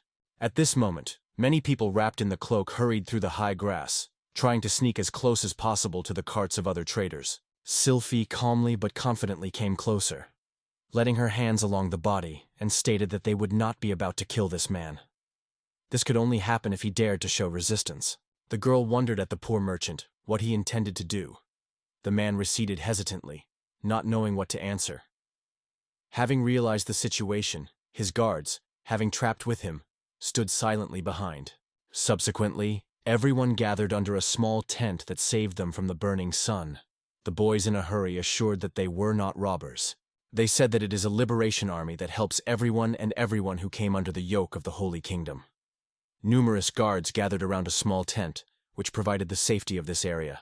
Melty, sitting at the negotiation table, explained why it was not profitable for them to destroy those who were not involved in the army of the Holy Kingdom. The merchant, sitting in front of the girl, listened to every word silently. Melty also assured that they were not going to pick up the product from the merchant. Watching this, Kosk did not hold his smile. He understood that it is not so easy to navigate such situations, given the high level of psychological tension. Melty explained that at first she just wanted the merchant to realize that she was trying to convey to him. The man slightly clumsily put his hands on his belt, sighed deeply, and began to think about how to express his thoughts correctly. The merchant shouted loudly that the goods they were carrying were heading to the fort. Melty smiled and confirmed that it was so, noting that they already knew this information. Then she added that they had already captured that port, and no more point in bringing something there. Hearing this, the merchants were genuinely surprised by her words. Everyone, as one, revealed the eyes of surprise, looking at her. With a seductive smile on Melty's face, she reported that she understands that she may not trust her now, but then everyone will be able to see everything in person. The merchant only listened to every word of this magical girl silently. Melty took a deep breath and noted that they are now more concerned about the cargo of these people. She confessed that, unfortunately, there was almost nothing left of their kingdom, and it was for this reason that she had a few words for these merchants. Melty gently pulled out a small case, then opened it and quickly put a few little things on the table. She noted that these things were prepared for calculations. On the table glittered neatly made decorations from the forest elves. The merchant was quite interested in this proposal. Having taken a deep breath, he immediately asked the girl to ask if he could look at these products. Melty agreed without unnecessary thought, assuring her husband that he could look at them. The other merchants behind were no less surprised as he was. The man carefully took the stone, wrapping it with a thin cloth so that it was in no way harmful to the gem. With a light smile, Melty stated that the stone was wonderful, and then wondered at the man, whether he agreed with her opinion. Without drawing his eyes from the gemstone, the man made a decision, but could not contain curiosity about the number of stones. He looked at the table and asked if only 8 really offered him. In response to this question, Melty just smiled and confirmed that, so that is all the stones they could offer. The merchant was silent instantly, awkward, and it was evident that he did not like such an agreement. He looked sharply to the left edge of the table, where he was already chatting with Danan, whose thirst for blood in his eyes was terrible. Feeling the tension, the man turned his gaze to the right, but there several girls watched him with the same willingness to kill him in place, trying to block all the ways to escape. The man looked around on Sylphie, which stood behind the Melty and looked quite satisfied with the situation. The princess just smiled silently, without raising her eyes from the floor. Watching this, Kusuke felt anxiety, because everything looked as if they were just forcing the man to accept their conditions. The merchant, tiredly sighed, also lowered the lock. He grabbed his head, and then quietly said that he understood everything. Having removed his little hat, he held it in his hands. Disappointed what happened, the man only asked the guys where he better transfer all his things. Kosk closed his eyes, imagining how all the necessary need to pull on the battlefield. The boys announced that they would go to the Western Front, and it was there that they intended to go. Hearing this, someone asked loudly if it was true. Melty quickly moved the stones on the table, silently thinking, and then added that the tariffs were growing rapidly. The man wipes the sweat awkwardly, noting the words of Melty. He laughed fun, stating that he had fallen as a traitor, because the news reached him with great delay. He asked the guys whether they were driving the Western Front. On this Melty, she only replied that it was not, and that they will just start managing this place. Hearing this, the merchant was killed, and his voice trembles a little. But he quickly took his hands. He was about to say something, but Melty interrupted him and asked if they were with them. She smiled slightly and assured that she should not worry. The boys would make sure that no one touches these traitors with their finger. The man is paced by horror, wiping sweat from his face, not having to say a word. But suddenly, Melty rose from his chair and asked the man whether they had to do with the trading organization of pens. When Melty suddenly got up, the man shuddered. With a creepy smile, Melty turned to the merchant, assuring him in a common sense and intention to reach wealth together. The girl, holding a small box with jewelry, looked at him from top to bottom. A man, full of horror before melting, shuddered so much that he could not utter a word. All in fear, he just looked at the woman who scared him to the bones. Considering this scene, the bit has sighed heavily, realizing that the words that were heard meant that he could not just take and escape from them, even if he wanted it. When these difficult negotiations finally ended, Miguel exhaled deeply, finally freeing himself from the pressure from Melty. Other traders, noting that Miguel no longer submits signs of life, instantly hurried to him. They tried to bring him to his senses, asking if everything was fine with him. Noticing their fussy, the guy only took a deep breath, after which they voiced that they would now call help. So, 2 long days have passed since that meeting. Carefully prepared, the boys attacked the fortress. The archers standing on the guard wall began to shoot the liberation group, and the latter used shields, which made their efforts in vain. Right before the army stood several girls who, with the help of magic, formed a shield, protecting the soldiers from enemy arrows and helping to keep the rows intact. Sylphie confidently went forward, lifted her sword above her head and exclaimed that the enemy's arrows were in vain. After that, she stated that their turn was now. She commanded the first wave of soldiers to move forward. Kosuke lowered his hands along the body and noted that today the opponents seemed to have decided to act surprisingly openly. He expressed his desire to see closer.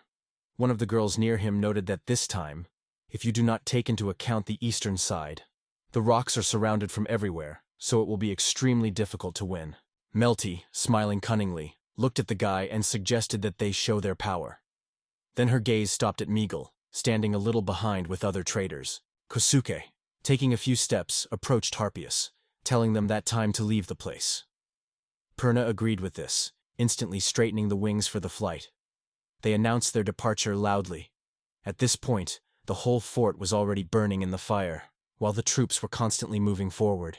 After the grueling battle of Coast and Miguel were pale, as if a blank sheet of paper.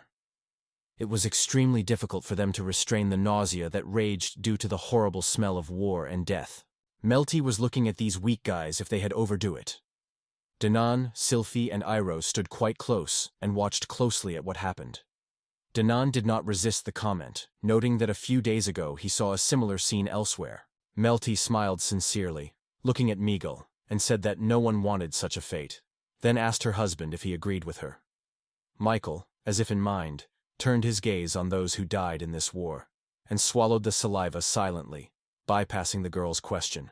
Melty smiled again and assured Miguel that he should not worry at all, because they are not enemies. With an angelic smile, she added that, of course, if the common people oppose them, then they would have to solve these problems. Hearing this, Miguel was horrified. Suddenly, Jagir approached the boys. The girl quickly exclaimed that the case was urgent.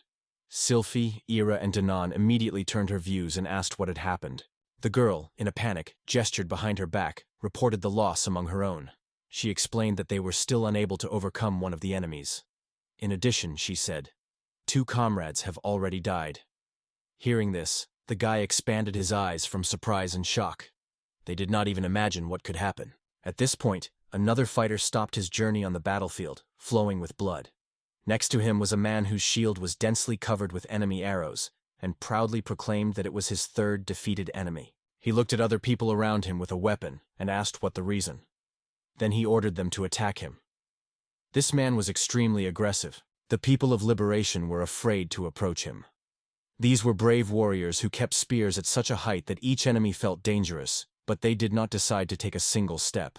The man covered his face with a shield, hoping that he would have time to deprive at least another enemy before he went out after them. Suddenly, he saw a figure rapidly approaching him. He sighed loudly, while the measurement pushed the soldiers around, ordering them to resist. The reptile, holding a sharp spear in their paws, moved fearlessly in the direction of the enemy, decisively demonstrating the threat. Seymour immediately turned his husband's gaze, and at the same moment he realized that it was an end for him. He rapidly rolled forward, and Zimmermir made a sharp and clever jerk in his direction. She broke her husband's sword with a light but confident movement of her weapon, bringing him into a full confusion. Surprised, he asked how it happened. The measurement did not respond to him. She only waved his weapons again, making a quick way forward. Cleverly, as if it were a good shooter, she pierced the head of an annoying soldier. After that, his body fell to the ground without unnecessary noise, and leaving his head on the spear. At first it kneeled, and then completely fell to the ground. The measurement took a deep breath as suddenly someone shook her name out of her back. Many people have already gathered there. Ira and Kuska came a little later, when the village was already standing before them. She ordered the surrounding area to inspect the territory around the fort. After all, this man caused them more trouble than could be imagined, so extra caution will not hurt. The girl pulled out her hand forward and warned the audience that they should be extremely careful when executing her order. After that, she quietly lowered her hand and said they could now disperse, and so it ended a long day. After the princess' order, the soldiers went to the fortress to search it again. Sylphie and Kuska walked slowly in the territory. The girl was completely concentrated, and a complex expression was played on her face. Skusky silently watched the village while she was confidently moving forward. At this point, other guys loaded 3 people on neat stretchers. They reported that they had prepared everything. Hearing this, the girl assured them of her awareness and asked to move the bodies. The air was dominated by a depressing mood. Sylphie silently watched the 3 dead were taken out of the battlefield. The piece believed that these were the first losses in such a cruel war. The bodies were laid on high wooden stands until the rest were standing nearby. On the well-groomed tables near the dead place, small portions of food, bread, soup, some additional eating and water. There were 2 tiny bouquets of flowers in the hands of these bodies. Dane, handing over a small torch, solemnly called her name. The girl, without unnecessary hesitation, accepted the torch. At the moment when the princess touched the torch, other musicians began to reflect the light melody on the drums, and everyone who was nearby sang in unison with this tune. Sylphie set fire to all 3 tables with bodies, after which all present were fenced, honoring the memory of the heroes who died in the war. Someone stood, immersed in silence, others poured bitter tears for loved ones, and some sang farewell songs, trying to reassure the souls of the dead. Kuska hesitated for a moment, and then asked in the village whether the marinade was being funeral.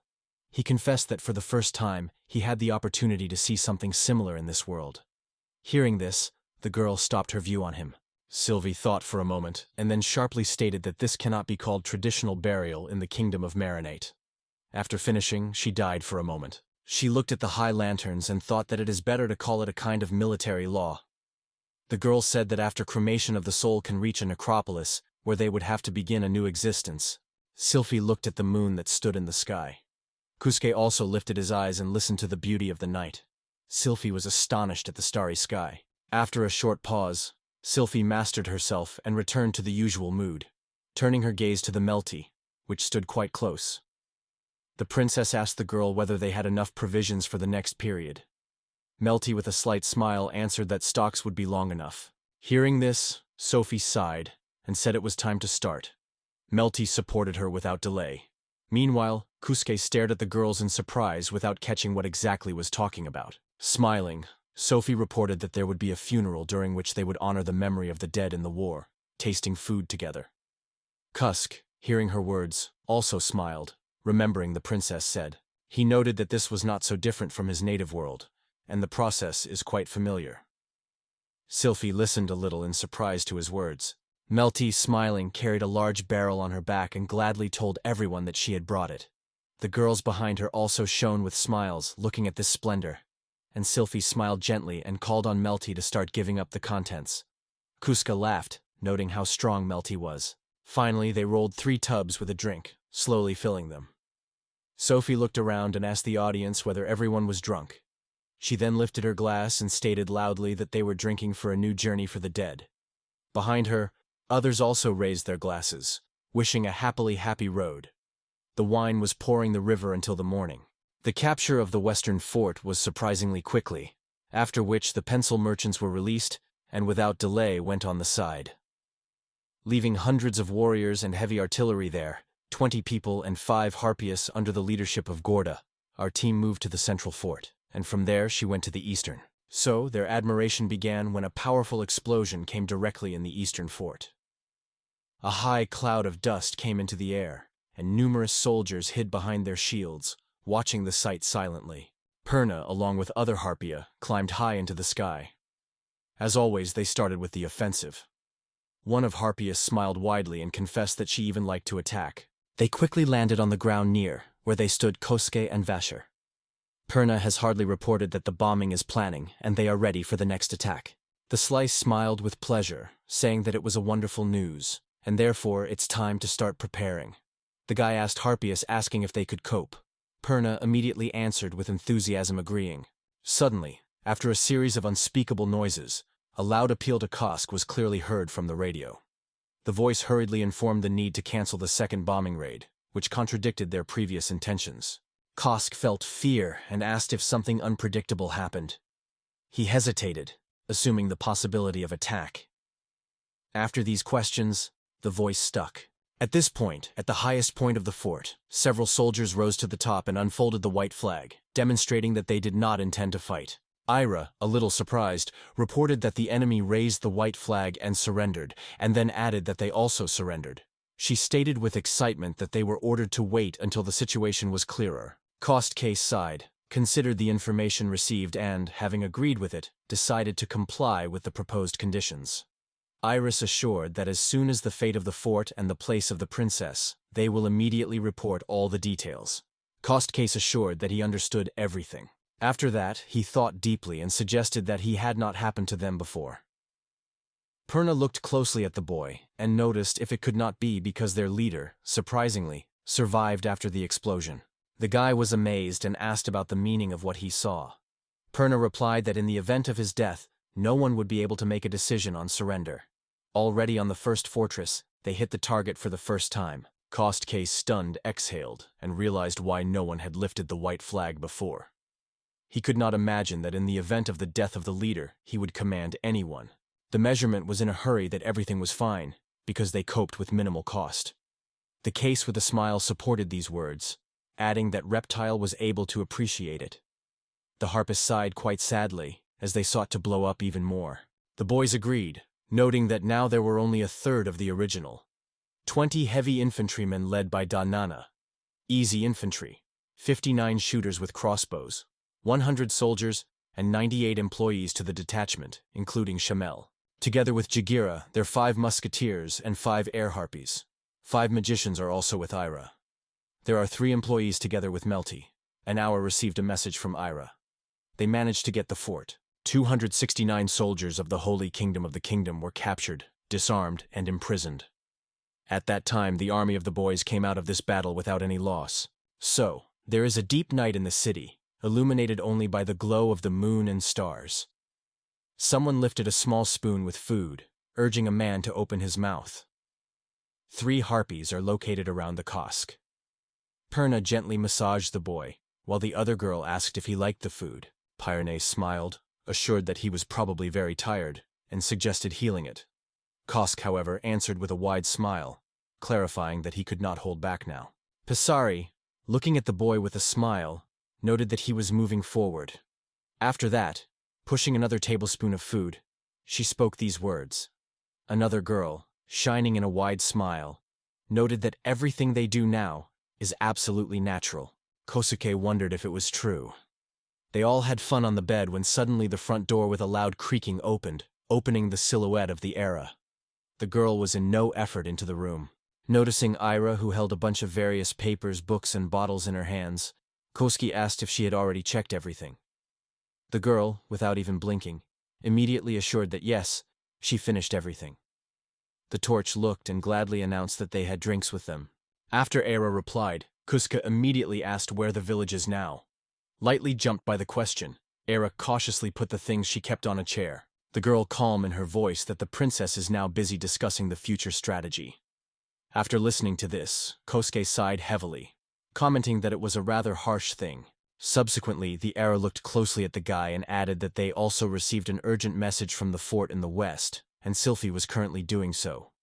As soon as the bit heard it, he took a step forward and asked what message it was about. The girl noted that there were refugees there, but later corrected, stating that the term displaced would be more appropriate. She explained that they are mostly inhuman, but there are also guys from the kingdom of Marinate. Hearing this, Kosuke noted that it was quite good. When the Harpials plowed to the guy, Kosuke asked about the number of refugees. Ira calmly replied that there are 1,026 people. The dissatisfaction appeared on his face, and he again asked the question. With some fatigue in the voice, Ira repeated, "They're 1026. The girl noted that of these people, only 260 are soldiers, and the rest, 730 are their families who cannot participate in the battles. Kosuke was surprised that they were more than the fired miners. Pierna looked closely at Ira and wondered if everyone had enough food. Meanwhile, Ira carefully removed her skirt and noticed that this food would not be enough for a long time. After that, Ira closed her eyes, took off his jacket, and noted that food delivery to the base was not easy. Therefore, you need to find a new source of food as soon as possible. Kosuke was reopened, because he realized that these people would not be able to go to Wild Area. The Feathers put her hands on the guy's shoulders and reported that they were already lack of animals, and now there was a problem with the provision. I rejected to the bed and crawled to the guys, saying that there were no difficulties in the initial plans with the organization of the place to cook in nature. Kosuke was sitting in a circle of 4 girls. He addressed Ira with the question of whether she needed to be in the gathering. The girl, covering her eye, replied that she was not a problem because she was ordered to restore health. Ira crossed the fingers with the fingers of Coast Case, slowly telling him about something. The guy clarified her words. Ira opened her eyes and said dissatisfied that she did not want to be where she had to deal with Melty. Kosuke closed his eyes and thought that if Iris was saying so, Melty did not let him rest. The girl who rested on the boy's chest suggested that Dan and Melty are now arguing. Dano claims that it is worth using the volunteer and leave the Ehrlichberg. The radio on the radio agrees and adds that as soon as the morning comes, you need to go immediately. Melty expresses his disagreement, because solving the situation is now critical. However, they will give the Sacred Kingdom time to recover. Kusuke noticed that the conversation began to ignite, and expressed his opinion. He suggested that Sylphie would not be able to cope with the management. The young man turned his gaze on Ira, and, calling her by his name, asked what she was thinking about it. The girl responded to his words, looking at him. After the question of Kosuke, Ira got up and, reaching her hand sideways, turned to a girl standing nearby. Ira approached Torch with a paper made in her hands, and wondered if it was what the girl meant. Ira confirmed and thanked Torch. After that, Ira launched a great scroll, drawing the attention of everyone to its content. Kosuke asked if it was a map that the girl answered in the affirmative. She borrowed her from other forts. The girl began to explain that it was a map of the kingdom of Marinade. The country in the east was the Holy Kingdom from which they learned where their enemies are located. Kosi noted that there are towns near which the main roads pass. Purna replied that it was Ehrlichberg. This city is of great importance for neighboring villages and towns, because all the ways run through it. I noted that if they surround Ehrlichberg, all other cities will go into their hands. In addition, it will be harder for the Holy Kingdom to move their troops. The girl wondered if they were going to continue the offensive. Ira noted that in conditions of exchange with minimal losses and the condition of the army, it looks quite reasonable. One of the girls expressed the desire to visit Ehrlichberg, remembering that the city is large and interesting, but here Ira was asked, "What about food questions?" While the boys delved into the discussion of the political situation, the river appeared on the threshold, looking at them with dissatisfaction. She mentally called Kosuke. Suddenly someone said, saying the names of the boys, and asked if they had already finished their meeting. Sophia was trapped. Her Majesty stood awkwardly before them, saying something that she only took a break. Squeezing her hands behind her back, she added that it seemed as if the boy had felt lonely. Kusuke, sitting surrounded by girls, smiled widely when he told that although Sylphie and the lonely, the girl was quite embarrassed by his words. Her face blushed instantly, and she, overflowing with surprise, exclaimed. At that moment, Torch approached the village and, smiling, gently pushed it, inviting her to join the company. Sylphie quietly fell on the bed directly into the arms of Kusuke, Ira, and Harpius. Her face was ill with a joyful smile. The guy, meanwhile, was surprised at the princess. Sophie, without taking her eyes, looked at the Kosuke, who asked what had happened. The girl was discontinuing and slightly blushed. She was embarrassed, and she shouted loudly. She exclaimed that the princess had been angry. 7 days have passed since this event. In Elishberg, they were vividly discussed by God's punishment, demons, and their dark world. Someone squeezed their fists on the table, shouting that those who survived, claiming that the wrath of God dissolved the gates of the demonic world, from where the hordes of evil invaded their land. He convinced that such creatures could not take human life. The priest pointed his finger to the side, assuming that it would be more convincing to declare the attack of dragons that burned everything around. The man raised his voice, addressing the audience in the hall, with the question of how they would explain such an event to their owner. The priest pointed his finger on the man, emphasizing that the responsibility could not be avoided. He added that he was the culprit. The priest was convinced that they were only ordinary people. However, if the top learns that 5,000 soldiers have been killed from his order, he will not be able to avoid the consequences. The man held the staff firmly, convincing himself that it was not the end. He said that they would find another way to solve the problem. Determined, he went to the door, thinking that if he voiced a version of Gizma's night attack, then maybe everything would not be so terrible. The man sitting at the table asked the priest where he was going. The priest turned and proclaimed that he was going for lunch. He noted that they would continue after him. After some time, the man was greeted at the table with the end of the working day. Mizel thanked his neighbor. He noted that he underestimated the opponents, so he also has partial responsibility for what happened. However, he could not predict that they would lose all troops.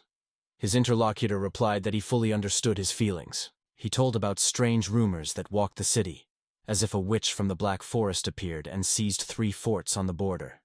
Mr. Mazel looked at a guy who assured that this information had come from the organization of Penstrade. Suddenly, a vowel called by one man. Another young man entered the room. Mr. Meisel wondered what happened and whether it was really urgent. The guy who brought the news reported that there was an invasion. The young man informed that the city of Mitas was attacked and is now under the control of the enemy. The city is continuously attacked. Many soldiers gathered in front of the city. Princess Sylphie made ads, so residents of Maywood were asked to listen to it.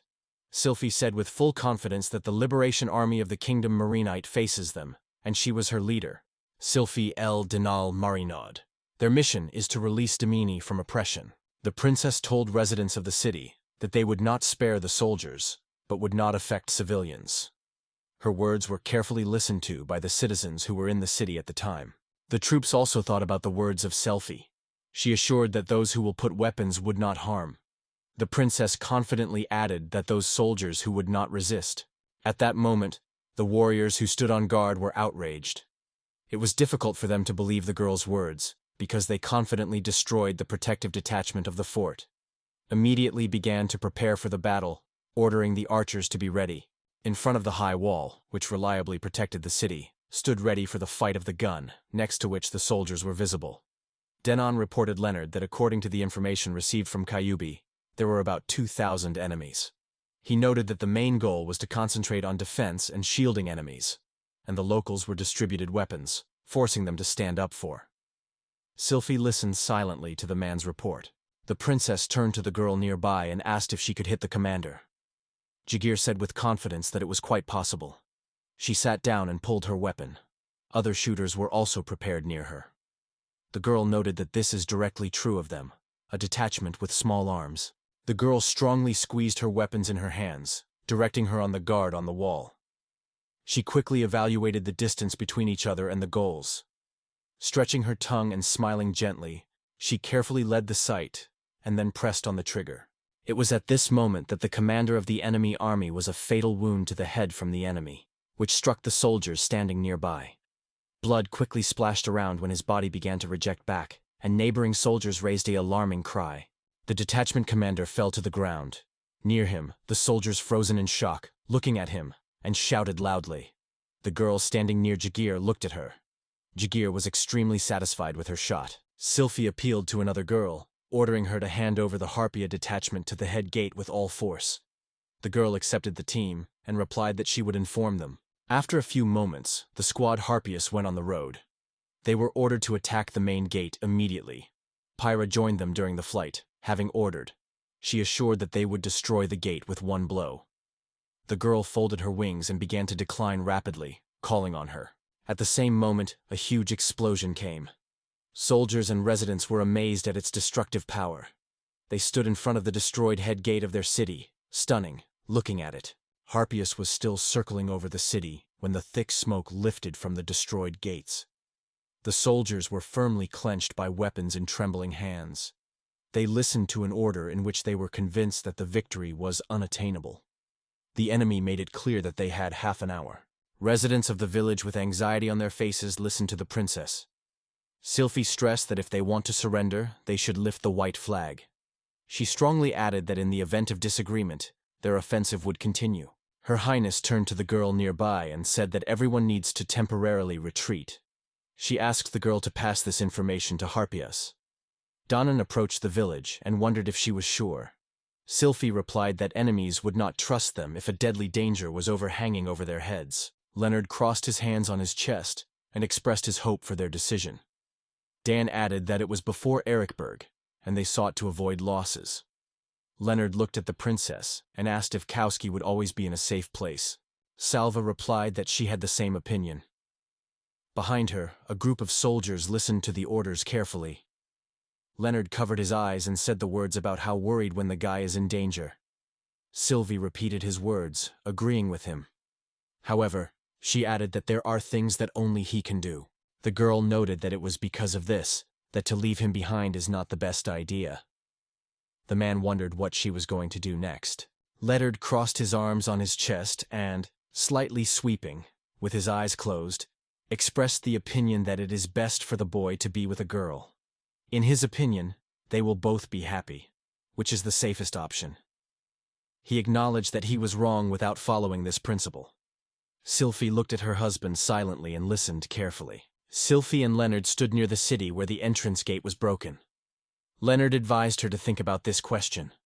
Sylphie replied that he would consider his proposal. Leonard strictly raised his finger and stated that with the arrival of Kosk, the problem with food would be resolved. The girl, smiling, looked at him, and then said she shared his opinion. Closing her eyes, she wondered that Koski should wait a little. Sylphie stood, thinking that if it was possible to capture the Erichburg, their group would finally be able to rest. For this purpose, they had to be patient. Her Highness, the princess, remained confident. She decided to make an effort even more determined. At the same moment, a loud cry came from the central fort. Kusuke frozen with an expression of surprise on his face, trying to say something. Ira was near him, holding staff. In front of them, the fierce monsters were tied, squeezing short buns in their paws. Many monsters began to approach them, trying to surround. One of the soldiers turned to Kosk, calling him back. The monsters in front of this fighter had red eyes, and another green. They smiled at people with smiles that did not promise anything good. The guy tried to guess what was a creature. But at that moment, Era pulled her rod and explained that these creatures were called goblins. Kosk answered with a somewhat uncertain smile that he knew them through computer games and immediately recognized them. The next moment, a few goblins rushed forward, waving their longs. Kusuke exclaimed from surprise. He was amazed at how highly these monsters could high. Eric closed her eyes and stretched her staff in the direction of the monsters. At the same moment, a powerful blow pierced all goblins. Kusuke was amazed at what he saw. He covered his face with his hand, expressing his shocked surprise. I looked at the Kosk, and when I saw the shocked faces of the guys, she barely smiled noticeably. The bodies of the defeated goblins lay everywhere on Earth. They were well burned and still produced smoke. Other goblins appeared in front of them. The panic engulfed the monsters, and they hurried to disappear in the depths of the forest. The warrior near the couple in a loud voice reported their retreat. The girl noted that there were 7. Ira confidently lifted her staff and directed him to the goblins who were desperately trying to escape. She clearly said that they would not allow them to disappear. The energy rapidly swirled at the tip of her staff. Ira skillfully soaked him, and lightning attacks covered the goblins that sought to escape. All the monsters are full of surprise, and the girl, noticing it, closed her eye and smiled. Kostya, overflowing with delight, approached Era. He was struck by her magic, because only she managed to overcome everyone. The guy looked closely at the girl and thought out loud why she was still near him. After all, they usually choose strong and reliable men to protect. Raising her head, she replied that of all who remained in the fort, she was the strongest. Kosi asked in surprise whether she was joking, which Ira confirmed. She explained to the boy that he was once a court magic. Ira confidently stated that in the event of a serious battle, 50 soldiers could simultaneously overcome. But at the end, she added that it was only likelihood. Kosuke, interested, asked that Ira was meant by perhaps, to which she replied, a close battle was not her favorite genre. Suddenly, the two harpists landed behind the boy and informed the alarming voice that they saw magical light. They asked the guys anxiously whether something special happened. The slice turned to the girls and, smiling slightly, told them that while they passed through the forest, goblins appeared, who destroyed the A edition instantly. Both girls, struck their mouths from surprise, began to apologize, shouting loudly about how they missed the chance to complete the cleaning task. Kosuke waved her hands uncertainly, trying to divert the girls' attention from what was happening, because from a height it was impossible to understand what was happening in the forest. Ira, who stood nearby, supported his words. The young man confirmedly confirmed, and then asked the girls if they had any news. One of the girls looked nervously at the other and muttered something under her nose. The second girl also stared at her, stunned, not knowing what to say. At that time, the city's residents worked on a small field, harvesting. The girl responded that harvesting should end after lunch. A man with an harp stood nearby and asked if it was true. Kosuke looked at Ira next to him and noted that today there was a great opportunity to plow the land and plant seeds.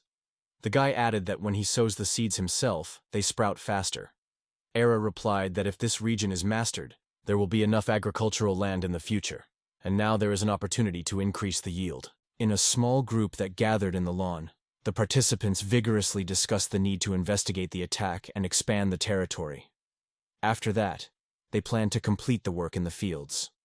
After listening to their conversation, I thought about what he heard and decided to deny. The girl looked around and stated that she could not even imagine that in 1 week they would receive such spacious agricultural lands. Everyone turned and saw that even the central and temporary forts were visible from there. Kosuke, barely smiling, took Mithril's hoe, noting that she deserves praise. He said that in one wave it was possible to plow 10 blocks in all directions. He also added that this mithrillary blades are moving and land planning. The boy stood with a smile, and after moving his eyebrows, she replied that he was rotten nonsense again. The girl responded, saying that she had never heard about sap and a shovel from Mithril. The soldier standing nearby raised his eyebrows in surprise, hearing about this material. The guy managed to build a wall near the barracks so that warehouses and workers in the fields received reliable protection. Small buildings are now wrapped in walls. Due to this, the warehouses began to be actively used, and they gradually accumulated wheat. They discussed how to solve the problem of food, and the guy wondered that it was possible to find a way to occupy released people. The girl quietly muttered her consent. Kosuke examined Era and confidently stated that they could go to scatter seeds. He returned to the girl with the question of her decision. Then he added whether she wanted to take her in his arms and ran, because it would be so faster. The Harpius was curious to watch Era, whose face was a little clouded from this proposal. Imagination drew a picture as Kosuke lifts her in her arms, but she refused. She explained that she would not be able to feel bad. Saying this, she crossed her fingers. Then the guy went in the opposite direction, stating that the situation will not be corrected. He noted that they would have to use the cart, because he himself was not accustomed to all this shaking. Ira, walking next to him, said that the pillow was really easier. Kosuke approached a wooden cart and indignant, how you could do without a suspension. He asked if there was no way to improve this system. Instead, Iri just wondered what kind of pendant it was. The guy explained to the girl that it was a device that stops trembling with a spring force. Ira was not quite clear what Kosuke meant.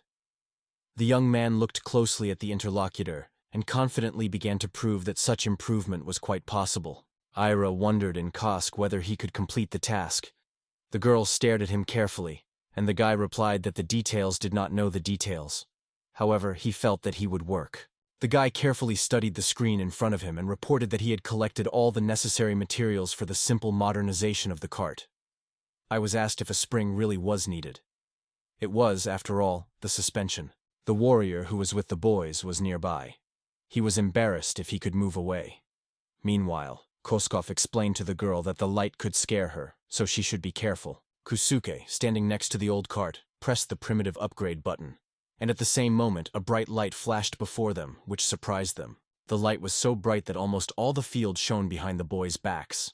Quietly shouting from surprise, she closed her eyes, and the guy was only a little surprised. When he managed to repair the trolley, they went further on the road, while Harpia circled over their heads. 2 horses were drawn to the troops, which was governed by a soldier. Ira, who was sitting in the cart, was pleasantly surprised.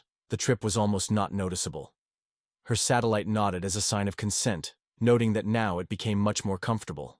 The boys rushed on an advanced carriage. Ira noted that it is worth considering the possibility of modernizing all the carriages in the fortress. The young man, smiling, put his hand on the window frame and looked right at the girl. He agreed with her opinion and assured that it would be. At this point, they were interrupted by the usual call. Kosuke and Era immediately cast her gaze on the bag lying in the next seat. Radio reported that the Holy Army of Micewood refused to lay down their weapons. The voice on the air announced that they, the Liberation Army, have already begun a battle. The report ended. At the same time, the village, who was ahead, waved her sword high above her head and shouted loudly that it was time to attack. She declared that they would show a good example. The soldiers behind the princess also raised their swords and enthusiastically exclaimed, "Ready for battle." Ira looked at Kosk, who became much more serious after receiving the report, and appealed to him. She asked if everything was fine with the boy. Hearing his name, Koska broke away from his thoughts.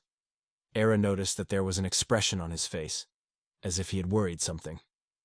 She wondered if he was worried. Kosk looked at the girl in front of him and confidently replied that of course he was worried. He added that he had to say something else. But then, the guy realized that only with the help of his abilities would be able to solve the problem of food. Kosuke thoughtfully looked through the window on the wide fields. His thoughts were spinning around the unwillingness to see the victims, as well as to engage in frank battles. However, fascinated by his own thoughts, the young man could hardly focus. He was worried while the carriage traveled a wide road among the spaces of the fields. Then Kosuke thought of a man who sat safe somewhere where the weapon appeared. Subsequently, it became known that the city, which went to conquer, underwent significant destruction. The young man received the news that their people had seized Mazawood, but were wounded. 2 days have passed since then. Sylphie's detachment was settled in Ericberg. They unfolded the camp, and the night was already prevailing. Sylphie stood near the city, watching him carefully. On the other side were soldiers who watched the invaders camp closely. It was then that the battle began, in which the detachment of liberation made every effort. The night prevailed outside. Everyone was looking forward to the first rays of the sun. Ira, Tsubi, Kusuki, and Harpia were in the camp and watched the dawn quickly. Subsequently, the first rays of light appeared on the horizon. The boys realized that the morning. Someone voiced the intention to go ahead, of which he was advised to be careful. At that moment, the radio station was announced by a new message. The voice at the other end of the line reported that the Liberation Team had launched an attack on Ericberg according to the plan. The Kubi looked at the boys and reported that it had begun. Kuska, focusing with his thoughts, expressed his hope that this time he would do without casualties. Ira supported him, reassuring that there was nothing to worry about. She confidently added that their team became even more powerful due to the appearance of Harpium and crossbows. To win, the Holy Army must reflect the pressure of Harpius. If this does not happen, they will not have the chance of success. Kosuke decided to intervene in the conversation, and the girl focusedly focused on him. The bidder rose up, and with a dissatisfied expression approached the cube. The guy with emotion said the question what he did here. Cube, looking at him, replied that they all were going somewhere before the sunset. He wondered if it was a special mission. There were many different boxes in the wagon. The guy explained QB that they were carrying the necessary things to the front, including potions. Kosuke barely squeezed and closed his eyes.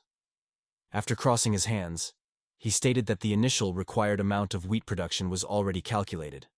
In addition, he added that thanks to the prepared land, the harvest can be carried out in a week. Ira, covering the eye, replied that the guy actually seeks to see the princess as soon as possible. Kusuke, a little confused, in surprise asked what she was in mind. Cuba, meanwhile, just sat next to them, smiling carelessly. After that, the Kusk awkwardly looked and paused. His face was barely noticeable. Finally, to dispel the stretched silence, he suggested that Shubi himself share the news. He leaned a little to the QB side and looked carefully, saying that during the capture of the fort, he was not noticeable at all. The guy asked what he did. QB answered the boy, explaining that he was engaged in intelligence. He explored the military forces of the surrounding villages, down to the territory of Meswood. He also told those who could help them that it was a liberation army. Kusuke looked at the Cuba with great surprise, and asked how he managed to go unnoticed. To which the guy in response asked if he talked about it before. Kubi looked at Kusk and noted that he often dealt with the inhabitants of the kingdom of Marinades. He added that it was this experience that rescued him. Kuska looked at him in surprise and replied that he understood everything. When the boys with a frantic speed were rushing in a carriage, QB with a satisfied smile told how to meet members of the Holy Army. Covering his eyes and smiling noticeably, he assured that he would stand on their defense. Kusuke looked at the air with a slight smile, which at that moment looked away from QB to him. The guy replied that he should go well too. He also added that it would be optimal if nothing had happened. Despite this, he still expressed his gratitude. At this point, the man raised his hand, leaking it forward, and loudly gave an order to shoot. Many arrows shot up, flying in a given direction.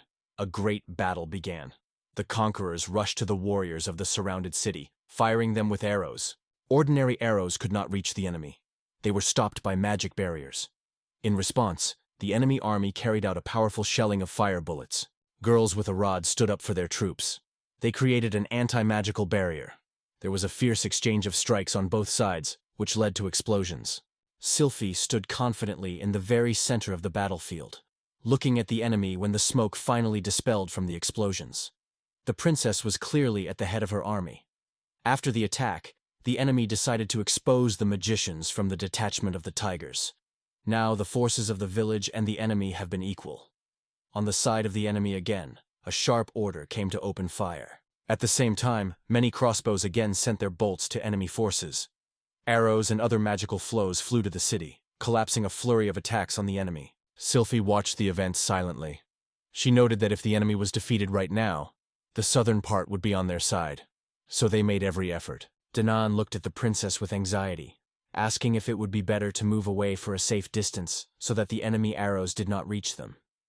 He noted that enemies use both spears and magic, and in the event of an attack, they may be unable to cope with such a threat. Sylphie decisively refused the proposal, stating that they were going on. The man looked at the girl in surprise. Sylphie ordered Leonard to assemble a team of fast boys. She decided to break into the city. The man accepted the girl's order. Sophie ordered the girl next to her to pass all the Amiri, who was near the northern gate. Her Majesty stood with a serious face and stated that after forming the team, they would have to allow the Harpias to blow up the gate. Simultano in the city center was dominated by a huge skyscraper. The man, as he climbed the stairs, asked the soldier who was ahead of the state of affairs on the battlefield. The knight turned to Mr. Marcel, rapidly bringing him to him that they were almost hopeless. She reported that a barrier was installed in the south and north, thanks to which arrows could not cause harm. In addition, she added that the enemies seemed to be reduced, so there was almost no attacks. The man went down to the tower and the knight completed his report, reporting that the enemies were still stepping. Mizel replied that he understood it. The man rubbed his chin and drew a little. He noted that he thought they were planned. The one who stood beside me added that, given this volume, it seemed that the task could be completed simply by placing the knights behind. Suddenly, the man was called loudly by name. The soldier looked out the window and reported that one of Harpium was declining. The man asked it again. Mr. Mazel approached the window where the knight was concerned. At this point, one of Harpias flew to the city. The man exclaimed the question, asking the plans of enemies, as the knight reported that the northern were also climbing into the air. Harpia, approaching the city, was provided with an explosive device attached to its paws. Suddenly, the main entrance to the city was torn by a deafening explosion, which struck the gate itself. Mr. Mazer, his assistant and soldier stood silently with the expression of shock on his faces, contemplating this event. At that time, the black clouds of smoke rose from the main entrance, and soldiers on the walls could only monitor what was happening. Sophie silently watched the devastating attacks on the city, keeping her face alienated seriously. Mr. Mazel looked out the window with a deep noise. He could not believe in the scale of the explosion, so he asked if it was magic. The soldier, anxious pointing his finger to the sky, warned that he was coming even more. At that moment, another detachment of Harpias flew in the sky at a dizziness, extremely concentrated. Another powerful explosion came, which again struck the main gate of the city. The debris began to fly in different directions. After such a powerful blow, the gate, which until now protected the city, flew completely. The military barely managed to defend themselves from the explosive wave. Mr. Mazel, stunned, asked what had happened. The guy near him stated that they were standing at the gate of hell. Princess Silpy smiled satisfied, watching everything unfolds according to her plan. The path to the city was open to the girl's army. At that moment, one of Harpias named Pirna came to communication, reporting that they managed to successfully blow up the north and south gate. Meanwhile, in the city observation post, soldiers were alarmed, reporting the approach of enemies. Mizel ordered them to form three and prepare for the attack. They gathered and began to descend the stairs. The man asked his assistant where the archbishop was located. The guy replied that he was in his room. The huge door dissolved rapidly, and a man who turned to the archbishop came into the room, persistently advising to prepare. The one who was sitting in the chair asked what happened and won. The man answered with a shade of the sum that no. The fog, standing in the hallway, reported that the enemy had destroyed the gate, so the archbishop should immediately leave this place. On his face, the archbishop reflected great anxiety when he rose and asked what the man had just told him. The knight's detachment lined up on a narrow city street and watched with all his eyes close to the enemy. They shouted loudly about the magic and warned of the enemy's offensive. They were ordered to take spears and be alert.